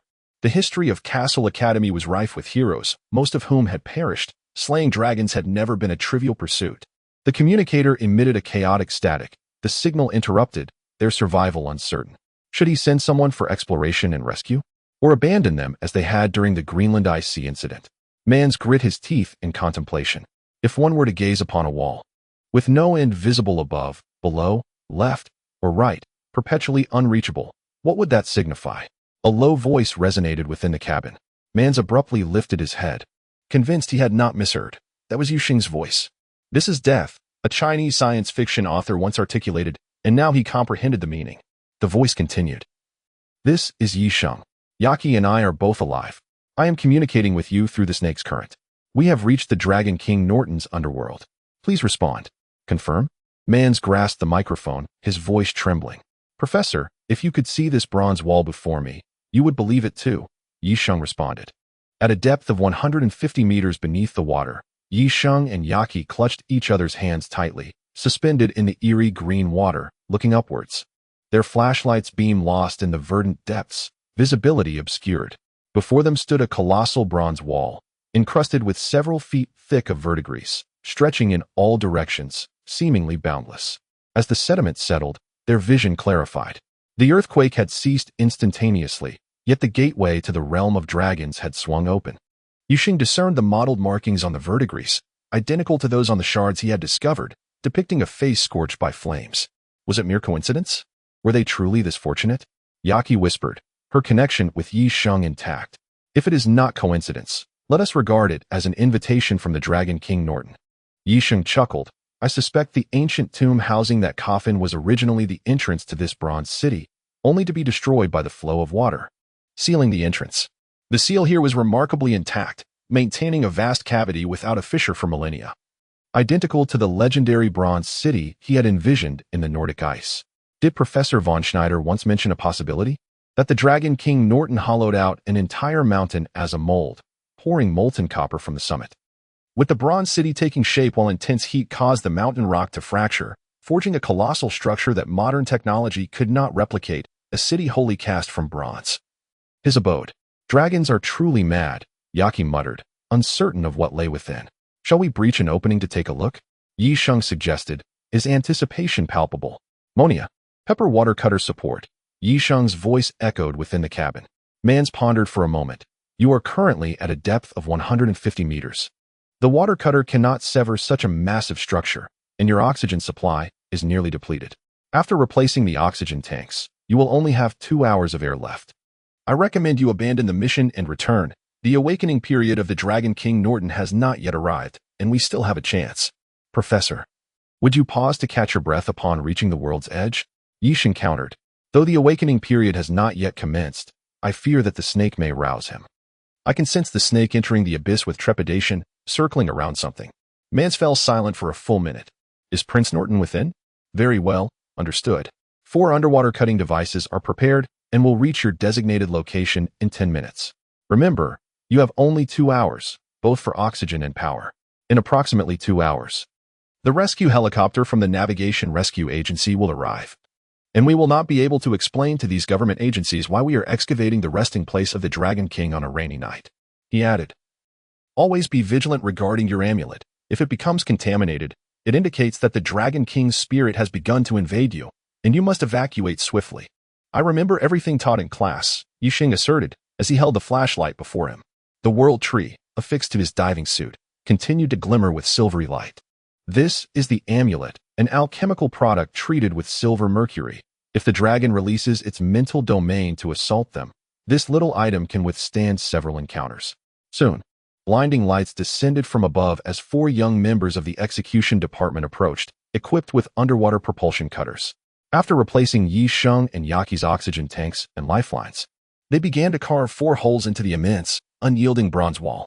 Sonar was operational again, and the echolocation indicated that this bronze artifact, partially embedded within the underwater mountain, was roughly cuboidal in shape, not without boundaries, merely of a size surpassing that of a skyscraper. If it were to rise above the water's surface, it would stand as a bronze mountain. Goodness, I truly wonder why he could not create a stone lair for himself. Do dragons prefer residing in metallic abodes? One of the operators of the water cutter lamented. The high-pressure water stream capable of slicing through high-strength steel failed to penetrate the bronze wall. Perhaps it is merely the preference of the Bronze King, who taught him to wield the power of fire to smelt metals. Yi Sheng and Yaki exchanged amused glances through their masks. Mans entered the aft cabin and activated the satellite phone. Principal, we believe we have located the Dragon King Norton. There was a moment of silence on the other end, an exhilarating revelation, yet the principal questioned, shouldn't you be in Lopner? You have repeatedly told me that Lopner is the resting place of the Dragon King Norton. Why has it suddenly transformed into the Three Gorges Reservoir? Lopner was merely a ruse, Mans explained. Someone is tracking us. Wherever we go, they follow. Hence, we left a few personnel in Lopner to create a bustling excavation site, while concentrating our main forces here in secrecy. Who would dare compete with us in archaeological endeavors? The principal inquired. There are some archaeological teams funded by private foundations from Hong Kong, but they seem utterly ignorant of the Dragon King's matters. Mans continued. However, we have made groundbreaking progress here. We are currently cutting into the City of Bronze, awaiting directives from headquarters. Our primary objective is to capture alive, with killing as a secondary option. Just remember, we cannot allow a genuine dragon to escape our surveillance. Should such a being be unleashed, it could upend the entire world. Understood. Time is of the essence. May I utilize the key to access the City of Bronze? Yes. I entrusted it to you for this very moment. The principal ended the call. Mans pocketed the phone and gently caressed the infant in the cradle. The child, who had been wailing moments before, now lay tranquil, wide-eyed and innocent. Beside the cradle sat a middle-aged woman, her alluring visage adorned with a sparkling wedding ring on her left hand, a clear indication of her affluent spouse. My dear, do you sense it? Mans teased, pinching the infant's nose. We must be cautious with him. He is our only key at present. The woman gazed into Man's eyes. I am aware. I do cherish him, she replied. Man shrugged. Do not bear such an incredulous expression. He is not merely your child. He belongs to all of us. You have your own daughter to care for. She even enrolled in one of my classes this year. Chinmato? The woman said softly. I cannot discern that she views me as a mother. Family matters are invariably complex, Mans remarked. Let us refrain from such discussions during work hours. He carefully lifted the child from the cradle. But must a daughter perceive her mother as such for the mother to regard her daughter as her own? Is that expectation too lofty? A girl who can witness her own mother perish before her eyes, yet remains silent for 2 days and nights, merely awaiting the arrival of the mortuary attendants. Such a child evokes little desire for affection. The woman's voice bore no trace of wavering.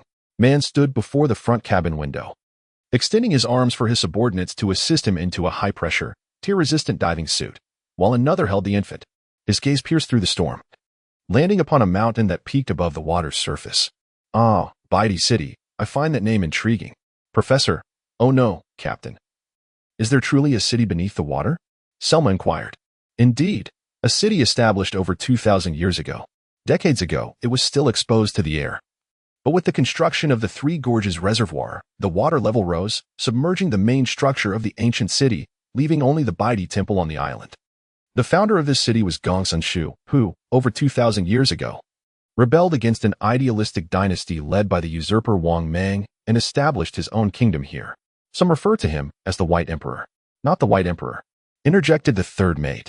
According to our records, what lies below should be the Bronze King, also known as the Fire King or the Grey King. His name is Norton, a noble dragon of the first generation, directly descended from the great dragon Prince Nidhogg. Can you elaborate further? It seems you have not devoted much effort to the study of dragon genealogy. However, this introductory theoretical course is quite vital. You must not only master the techniques of dragon slaying, but also comprehend the intricacies behind those techniques. Mans recalled the brilliance he exuded in his classes at Castle Academy. To put it simply, the hierarchy of dragon princes is aligned with the 4 classical elements, yet the Eastern interpretation differs from ours. They regard them as metal, wood, water, fire, and earth. In ancient China's geographical context, this area corresponds to the West, and Gongsun Shu believed his fortune derived from metals, specifically the color white, thus earning him the title of White Emperor. So, the so-called White Emperor in Chinese actually means Metal King? Precisely. The Bronze King Norton earned his name for his unparalleled flames, forged from the depths of the earth, wielding bronze as his weapon. Was that Gongsun Shu? Was that Chinese man actually a dragon king? No. It was someone concealed behind Gongsun Shu, a figure who made him witness a dragon rising from a well, resting before his residence. This was recorded in Chinese history as the dragon emerging before the palace, which Gongsun Shu interpreted as an omen of his potential to rule. Mans remarked, observe. This illustrates the difference between teacher and student. Before our arrival, I conducted ample research. This individual, well, he is actually a dragon. What motivates him to undertake such monumental endeavors, to construct such an enormous city of bronze? It is an inconceivable undertaking. Selma gazed in awe at the immense object depicted on the sonar image. OS shrugged. We have never known. To decipher the true intentions of these dragons, we must first understand what a dragon is and their relationship with humanity. However, this presents an academic challenge. Merely analyzing dragon fossils yields no conclusions. We may need to capture a living dragon king to interrogate. He paused. Tonight presents an opportunity. Yushin glanced at the pressure gauge, noting that only about an hour of usable oxygen remained. The water cutter left a grid-like pattern on the bronze wall, approximately 20 centimeters deep. Yet they had failed to penetrate the wall, which felt like pure solid metal. Yushin sensed the unease of the snake he had left within the metal intensifying, its movements quickening as if it had sensed something. The beam of a powerful flashlight descended, while Mans, submerged in his diving suit, remained silent, tapping his helmet visor in salute and releasing a stream of bubbles.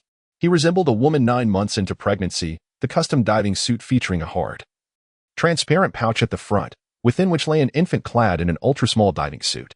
At a depth of 150 meters underwater, the infant exhibited no cries or signs of terror. Instead, he slowly turned his head, surveying his surroundings, his pupils shimmering with a faint golden glow. As the water cutters withdrew, Yisheng and Yaji prepared for the next step. We are about to open the door, Mans commanded.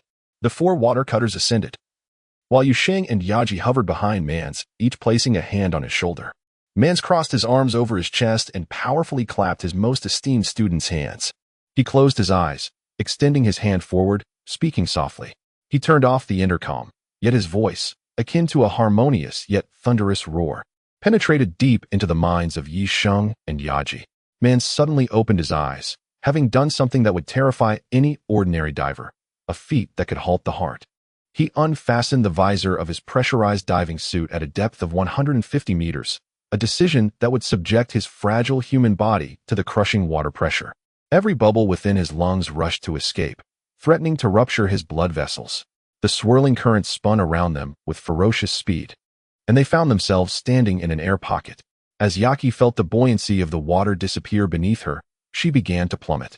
In that instant, Yixing grasped her wrist, his other hand drawing forth the alloy knife from his chest, plunging it into the mark left by the water cutter. Damn. I have never used this incantation underwater. I was careless. Mans reacted similarly to Yisheng.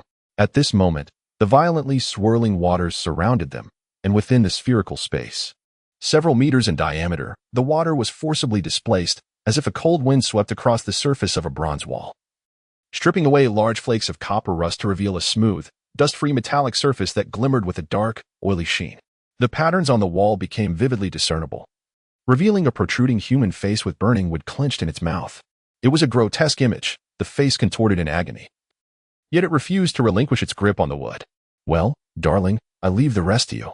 Mans carefully hung on with his steel claws, cradling the infant from the abdominal cavity of his diving suit. He extended one massive hand, resembling a platter, cradling the baby within his palm. The golden-eyed infant remained silent for an extended period, surrounded by the rushing sound of the swirling water. With great effort, the baby bent and stood upright upon Man's palm. He appeared to be merely a few months old, sucking on a pacifier, clad in a onesie adorned with cows of various sizes. With only a sparse tuft of hair atop his head, this child, standing resolutely in Man's hand, bore a solemn expression akin to that of a priest. He gazed at the human face, slowly extending his chubby little hand, and with a single finger, he touched the center of the forehead. The bronze protrusion pierced the delicate fingertip of the infant, blood cascading over the agonized visage, and for a fleeting moment, Yaki felt an illusion that the face expressed a look of relief. Yixing reached out, catching the pacifier that fell from the baby's. This is merely one of the enclosed cavities. The others harbor distinct mechanical systems, all having succumbed to rust for many years. Yixing pondered. Was this contraption set by the King of Bronze to safeguard himself? Do not be so naive, Mans whispered. This dragon prince possesses unparalleled knowledge of fire and metal. If he had personally designed this mechanism, it would not be rusted and inoperative. Captain, the rescue helicopter from China is loaded with medicine and serum and is about to take off. If they arrive, our operation will be compromised, the third mate declared loudly. Yisheng, hurry, locate Dragon King Norton's position and detonate the underwater explosives. Time is running short, Mans commanded. Understood. I sense that the location of the serpent is quite near, Yisheng replied, feeling the deep water bomb in the side pocket of his diving suit. He turned to Yaji. You stay here to photograph and sample the surroundings. I will search for the serpent. If I am correct, it lies within the adjacent cavity. Monitor my life data closely. If there are any issues, do not worry about me. Prioritize your evacuation. Yaji nodded, and Yixing gave a thumbs up before diving into the depths. This magnificent city of bronze was a labyrinth of cavities interconnected by bronze corridors, most submerged beneath the water's surface, resembling an ant nest partially immersed in water. She lifted her head, shining her flashlight upward, gazing at the vast cavity above, which loomed like a giant's palace, its dome etched with ancient patterns resembling the sprawling branches and leaves of a colossal tree, the foliage twisting into indecipherable characters. Dragon script? Yaji speculated.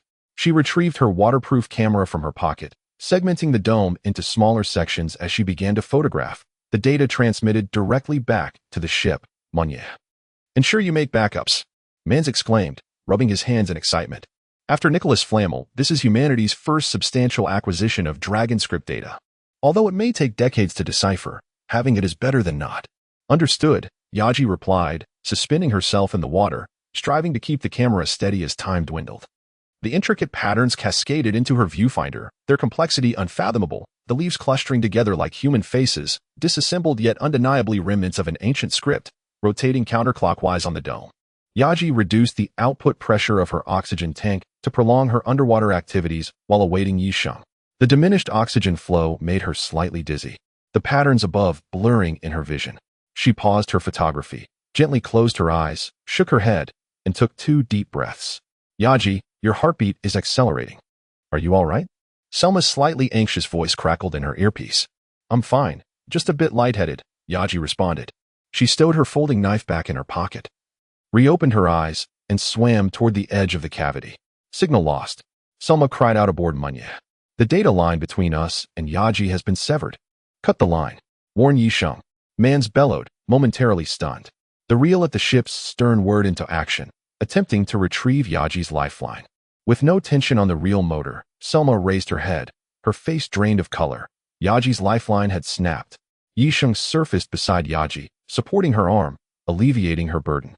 The statue of the serpent-faced figure was barely a few dozen centimeters tall, a stark contrast to the life-sized serpent-faced statues they had encountered upon entering this bronze city.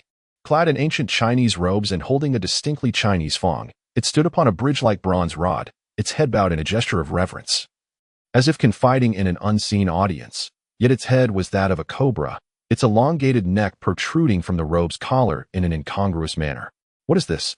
Yaji turned to Yisheng. I am uncertain. Perhaps it is a totem of the dragon species. Regardless, it will prove useful once we retrieve it. Please take it down, Yisheng suggested. Yaji nodded and swam closer. Upon facing the statue, she was momentarily taken aback. Its eyes were pure silver, glimmering like isolated beams against the dark bronze surface, creating an illusion as though it were blinking or staring directly at her. Yaji reminded herself to dismiss any strange thoughts. It was merely a reflection causing the illusion, nothing to be alarmed about. Yisheng awaited her return with the sample to the money. She reached out to grasp the serpent-faced figure's neck, surprisingly. The bronze sculpture was not as heavy as she had anticipated, and she lifted it with relative ease. In that instant, a shadow surged from the water beside her, reaching for her neck with a speed that defied description. The physical training from Castle Academy and years of collaboration with the Chicago University diving team instilled in Yaji a reflexive response. She swiftly drew her folding knife from her diving suit's pocket and lunged at the shadow. Simultaneously, she shouted into her helmet's microphone, Yisheng, be careful. Careful of whom? The shadow replied. Yaji froze, recognizing Yisheng's voice. Once, during a training exercise at the Great Barrier Reef, her oxygen tank had malfunctioned underwater. And in the moment before suffocation, she had heard Yisheng's voice, which had partially restored her consciousness and saved her life. Her eyes widened in horror as she stared at the shadow, the dim light from its helmet illuminating a familiar, gaunt face. How can there be two Yishengs? She thought, a wave of terror crashing over her. She turned to look behind her. The Yisheng who had swum alongside her was nowhere to be found. Floating in the water was a statue of the serpent-faced figure, and no one could fathom why a bronze sculpture would float. Its silver inlaid eyes glimmered, and its gaping, fong-bearing mouth seemed to wear a mocking grin. Yisheng drew his SSP-1, firing a shot that shattered the statue's face. He then opened his helmet visor, exclaiming, I returned to find you here, and that thing floating behind you. I cannot comprehend why it has followed you until you reached to activate that system. Yaji then realized that both her lifeline and data line had been severed, cutting off communication with Yisheng. She felt along her waist for her lifeline and found the smooth, clean break where it had been severed. Her lifeline had been cut with a single stroke. Suddenly, she remembered that she had drawn her knife earlier. Oh my God, Yaji whispered, the low oxygen levels in the air constricting her breathing. The dragon script. Yisheng pointed to the area above them. If you photograph continuously in a specific sequence, it forms a sort of linguistic spell that can trap you in an illusion. This is the mechanism at play here. Did the sound during the 3E test directly affect the depths of consciousness? It was far more potent than anything else. A chilling sound emanated from the bronze walls, akin to someone grinding two rusty iron plates against your ears. But this sound was amplified hundreds, even thousands of times. Yisheng and Yaji looked toward the bronze walls in terror. Myriad wolf-tooth-shaped bronze gears on the walls began to rotate slowly. A colossal toll reverberated within the cavern. Rust flaked from the bronze gears as their teeth meshed with a grating sound. Yisheng craned his neck, peering into the obscured darkness. An unprecedentedly gigantic bell tolled, its bronze form oscillating back and forth around its bearings. The snake-faced figures standing on bronze poles throughout the bronze walls stirred, raising the ceremonial staffs in their hands as if in praise. Their slender serpentine necks arched as they gazed toward the vault, enacting an archaic rite of pilgrimage. You've activated the system, Yisheng said, eyeing the bronze pole that Yaji had just pushed. But the problem is, I don't know what system that is. A jolt shot through him as he sensed the snake he had left as a perimeter guard fleeing. This was unprecedented. Those snakes were his thralls, his minions for gathering intelligence. They permanently dwelled in the depths of his linguistic consciousness. But now, a vast dread was compelling the snake to abandon its master. Yuxing's head throbbed violently. Other snakes in the depths of his consciousness writhed in terror, attempting to burst his skull. There was no time. No choice. Yuxing drew the folding knife from Yaji's waist and thrust it into the gap between two gears. The force was astonishing. And the nano blade of the folding knife was exceptionally sharp. The knife sank 2 inches into the bronze wall, and the two gears locked onto the knife, unable to rotate. The swaying of the colossal bronze bell immediately slowed. It had lost its momentum.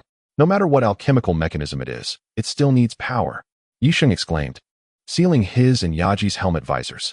Quick, get out of here. We don't have time. Lu Mingfei heard the deafening chimes. He awoke to the sound, craning his neck to behold the night and the starlight outside. Damn it, summoning souls in the middle of the night? He grumbled. What kind of godforsaken school is this? Don't they know to protect students' healthy sleep? His first reaction was to curse, and his second was to pull the covers over his head and burrow into his bed. He huddled under the covers for a while, realizing something was amiss. Finger, who had been snoring thunderously on the upper bunk before he fell asleep, was now as silent as the dead. Furthermore, the chimes showed no sign of abating, penetrating his covers and piercing his mind directly. Shouldn't Finger, that schizoid, have jumped up and started ranting when something like this happened? Lu Mingfei slowly sat up and peered at the upper bunk. Finger was sleeping peacefully, as if dead. Hey, over here, someone said by the window. Lu Mingfei whirled around, seeing the boy in the black suit, white silk shirt, and square-toed shoes sitting on his windowsill. Gazing into the distance, lost in thought, Lu Mingfei hesitated, tiptoed behind the boy, gritted his teeth, and abruptly reached out to tousle the boy's hair. To his surprise, the sensation was remarkably real. The freshly washed hair was smooth and pleasant to the touch, and the boy's temperature was tangible. The boy didn't resist, but turned his head with the disheveled hair. He casually smoothed his hair, restoring his noble schoolboy hairstyle. Say, can you tell me if I'm dreaming? Lu Mingfei asked, leaning against the window. It depends on how you interpret dreaming, the boy shrugged. More or less, according to your understanding. What you're seeing now isn't the real world. But what is the real world? But it feels super, super, super real. Lu Mingfei said, pointing to the bell tower outside. Look, the clock is still ticking. I remember falling asleep around 2 a.m., and now it's 4:30 a.m. It doesn't feel like a dream at all. Don't trust your eyes too much. What you see isn't necessarily real. Perhaps you're dead now. And you only think you're still standing here talking, the boy said, looking into Lu Mingfei's eyes. Maggots are crawling through your corpse, happily burrowing through it like worms in a cheese cave. Lu Mingfei paused, a chill running through him. He gagged, clutching his throat. I just ate cheese for dinner. Can you not use such macabre analogies? And don't push me down again this time. Dreaming is pretty scary too. I won't this time. I only did it last time because you were too annoying. I'm here to remind you that something is about to happen. Be prepared, the boy said. What is it? A dragon invasion or the end of the world? Didn't you hear the chimes? The boy said meaningfully. Lu Mingfei was taken aback. Chimes are nothing. I can buy a cheap alarm clock for 10 yuan at the entrance of my home. But alarm clocks don't kill people, the boy smiled. Besides, I congratulate you on passing the 3 exam and becoming a member of Castle College. But the scores haven't come out yet. Trust my judgment. But I estimate that there will be many people who want to challenge you or get something from you. I'm willing to do you a favor. If you want to continue your studies here as a grade student, you need to have some ability. Do you remember the cheat codes in StarCraft? Of course. Power overwhelming is invincibility.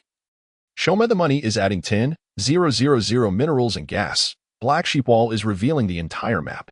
Lu Mingfei was very familiar with these. Right, that's good. Revealing the entire map is very useful, right? Of course. Don't you know how important scouting is in StarCraft? The first cheat code I'll teach you is Black Sheep Wall. You can use it now. Just shout this phrase into the air, and you'll get a detailed map of the surrounding environment. But remember, you can only use this cheat code once, so don't waste my kindness by trying to play around with it. When you need this help, shout it out loud. And you'll thank me for saving you, the boy said. Lu Mingfei was stunned, speaking gibberish, shouting into the air. Black. He couldn't finish because the boy suddenly reached out and covered his mouth. The boy raised a finger and shook it at Lu Mingfei. Don't say it now. Don't waste my kindness, or I'll get angry. Lu Mingfei didn't think he was pretending. Why are you helping me? Because I am luminous, and we are brothers. The boy stood up on the windowsill and patted Lu Mingfei's shoulder forcefully. Remember, Black Sheep Wall, when you need it most. Your trouble is coming soon. You're the biggest trouble I have now, you weird kid," Lu Mingfei wanted to say.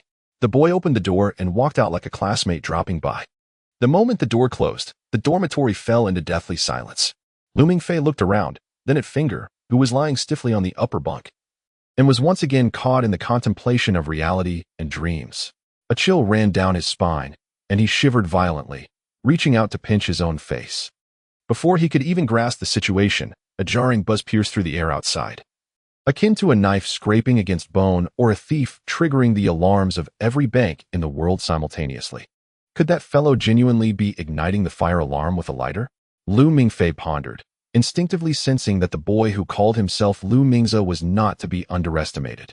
However, the cacophony alleviated the weight in his heart. The suffocating silence had been unbearably terrifying. He dashed out of the dormitory, raising his voice in a fervent shout. "What on earth is going on? What on earth is going on?" Someone queried in response. Lu Mingfei suddenly froze, recognizing the figure standing before him. Clad in her school uniform.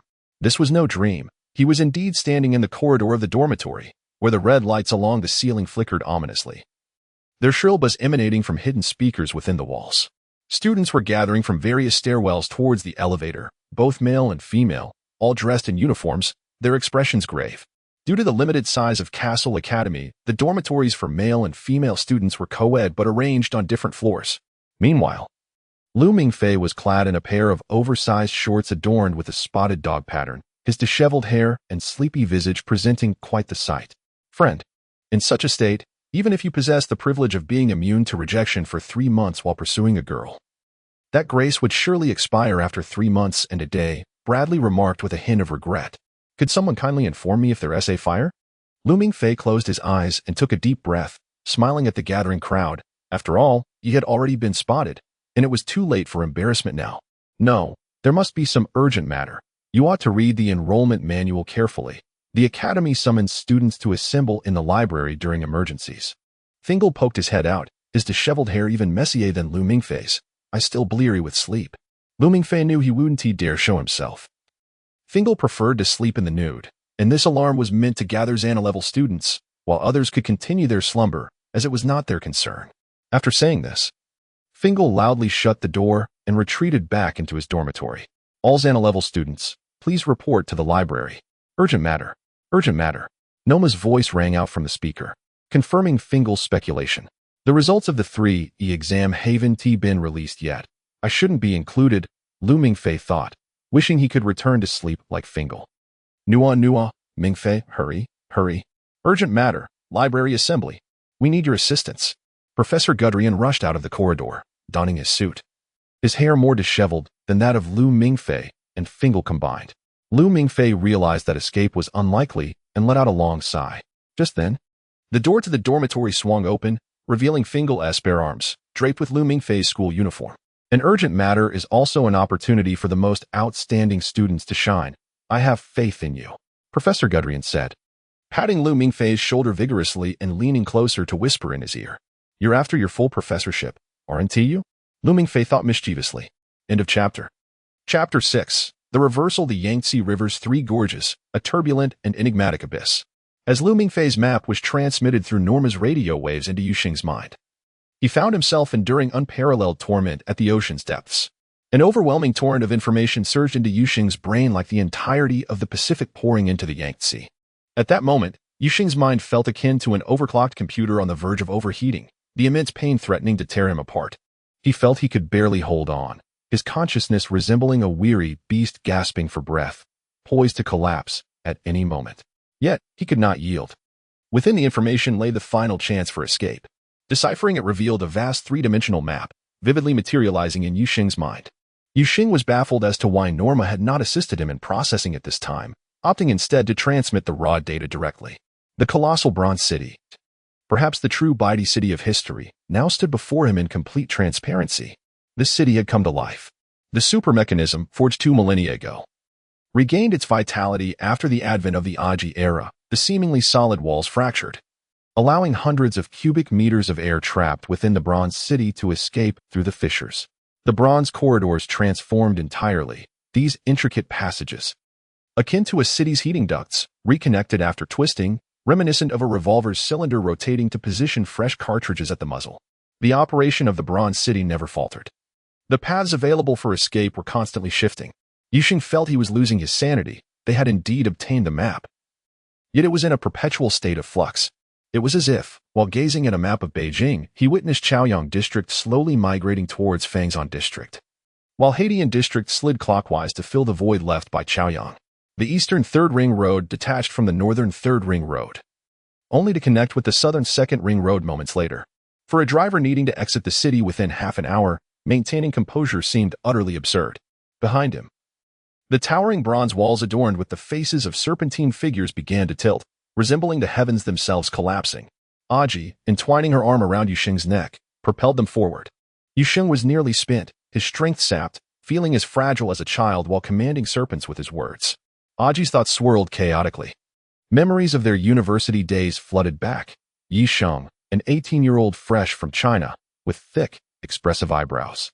He was the best swimmer in class, quickly becoming the captain of the sailing team, leading them to reclaim the Golden Fleece Cup from Castle College after a decade-long absence, garnering the attention of many female classmates. His greatest pastime seemed to be mocking Aji. During swimming practice, while she struggled through a 1,000-meter warm-up, Yixing had already completed his laps and basked in the sun.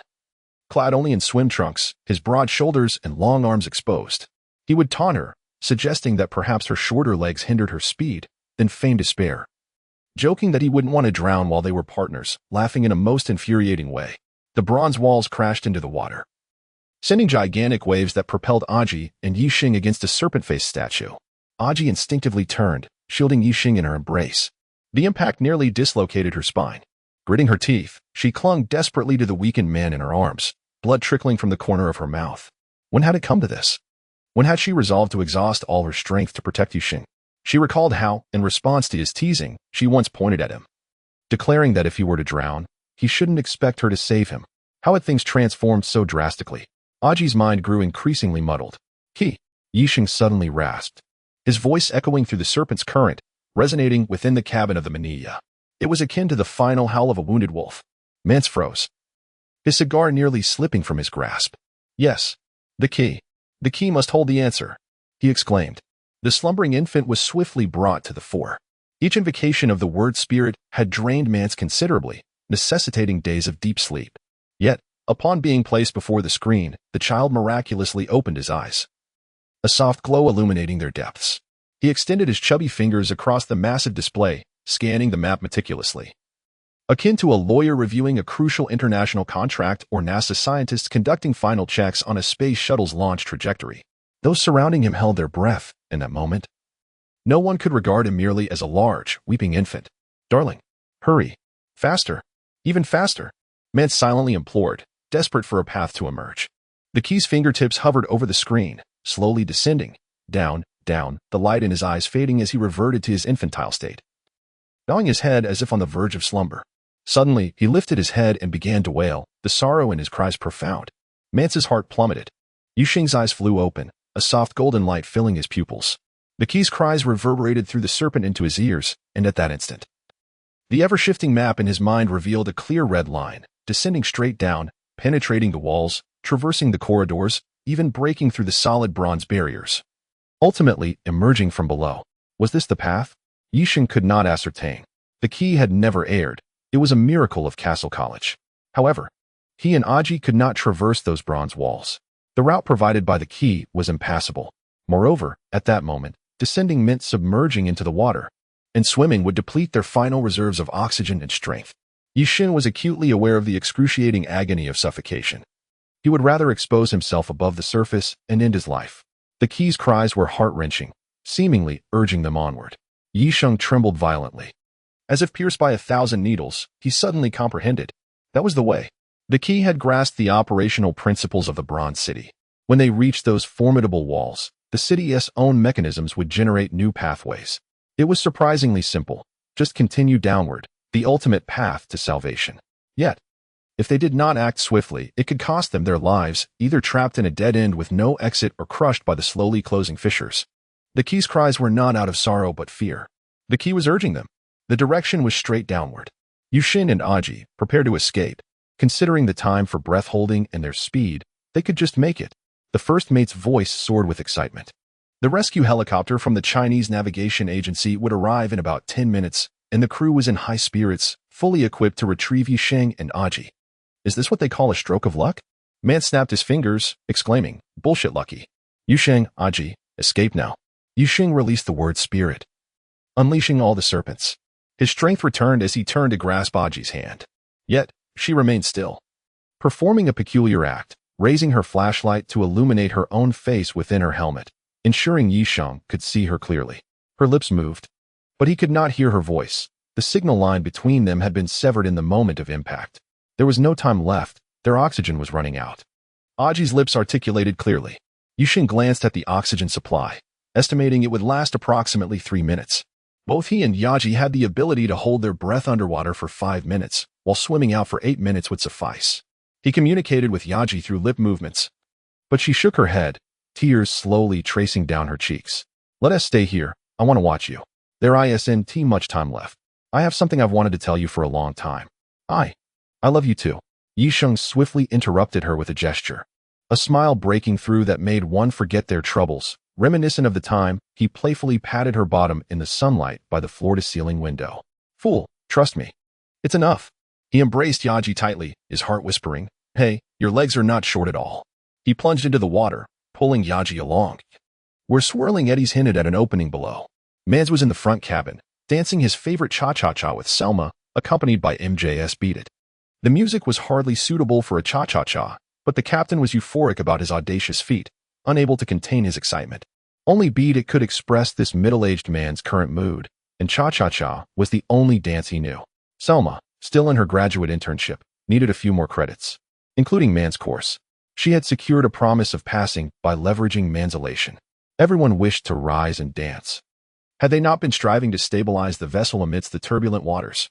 While Selma continued to dance, she glanced at Mans and felt a sudden chill.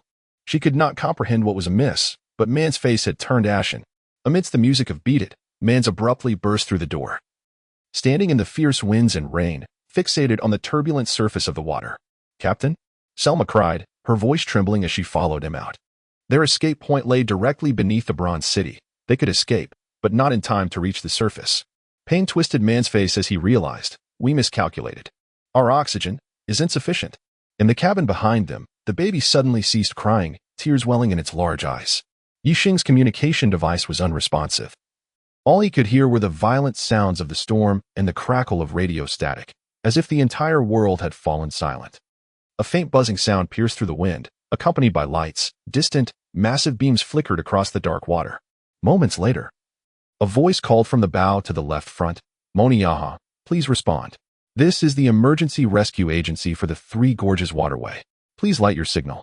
The third officer climbed onto the deck, asking Mans if they should wait. Mans took a deep drag from his cigar, staring at the water in silence for several seconds. He looked down at his watch. 14 minutes had elapsed. Suddenly, the elite leader's expression softened, exhaustion washing over him. "Signal back, accept rescue, all personnel evacuate." He waved dismissively behind him. Bright xenon lights atop the vessel flashed 3 short signals, a call for help. A low-flying helicopter detected the signal, its lights drawing closer, amplifying the buzzing sound. The immense pressure from above made breathing difficult as a dark helicopter appeared within the light's halo. Its 7 massive rotors stretching nearly 30 meters in length, the CH-53E Super Stallion, a remarkably luxurious heavy-duty helicopter deployed by the Chinese Rescue Agency. The third officer recognized the American military aircraft. Mans had lost all interest in the helicopter. He turned to return to the cabin when a muffled sound came from the stern. He shone his flashlight in that direction and saw a dark head emerging beside the lifeboat, followed by a pale face. Yaji. Mans could hardly believe his eyes. His most cherished student, the ever-glowing Japanese girl, had somehow surpassed human diving limits and survived. She struggled to push a brass canister nearly her height onto the lifeboat. The canister was not heavy in the water due to buoyancy, but it was a different story once out of it. "Selma! Selma! Save her!" Mans shouted in astonishment. Then cursed, "Get up. Forget the canister." Yaji did not respond, but let out a roar, expending her last strength to push the brass canister onto the lifeboat before looking up at Mans. She did not attempt to climb aboard. Her slender arms clung to the lifeboat's ropes, weak enough to be swept away by the current at any moment. Yet her eyes sparkled with fierce determination. And Mans was momentarily taken aback. "Professor, take the canister and go." Yaji urged. It was what Yushin retrieved. Suddenly, she released the ropes. Not by her own volition, but due to a tremendous force from beneath that yanked her down. Her flowing hair twirled in the water, vanishing completely. As Mans rushed to the ship's edge, crimson blood surged from below, resembling a rising plume of red smoke. Yaji! Mans roared hoarsely, enraged. He tore at the buttons of his captain's uniform, ready to dive in. Drop anchor. Start the engines. Increase power. The third officer shouted, gripping Mans. Compared to Mans, he was the most seasoned crew member here, having spent over a decade at sea. He had witnessed similar events before, where sharks attacked a diving companion. However, he did not believe sharks would inhabit the Three Gorges Reservoir, and seeing the massive whirlpool as Yaji sank suggested that the creature was extraordinarily large. Could it really be a torpedo chasing us? The third officer quivered, calling out, "Veer off! Veer off!" He found his own speculation absurd. Yet the sighting and the terrifying sensation urged anyone to evade it. The waterline did not relent, pursuing relentlessly. While the rescue agency's helicopter likely puzzled over the Moniyaha's sudden and inexplicable retreat. Even more bewildering was the sight of a passenger ship suddenly speeding like a speedboat in pursuit. Activate sonar, see what that is. Mans gasped, dragging the brass canister into the cabin. He was slowly recovering from the agony of losing his student, his face twitching, rage bubbling like a volcano on the verge of eruption. We're moving too fast to get an accurate image. It's approximately 15 meters long and resembles a fish. The second officer shouted. This chapter concludes.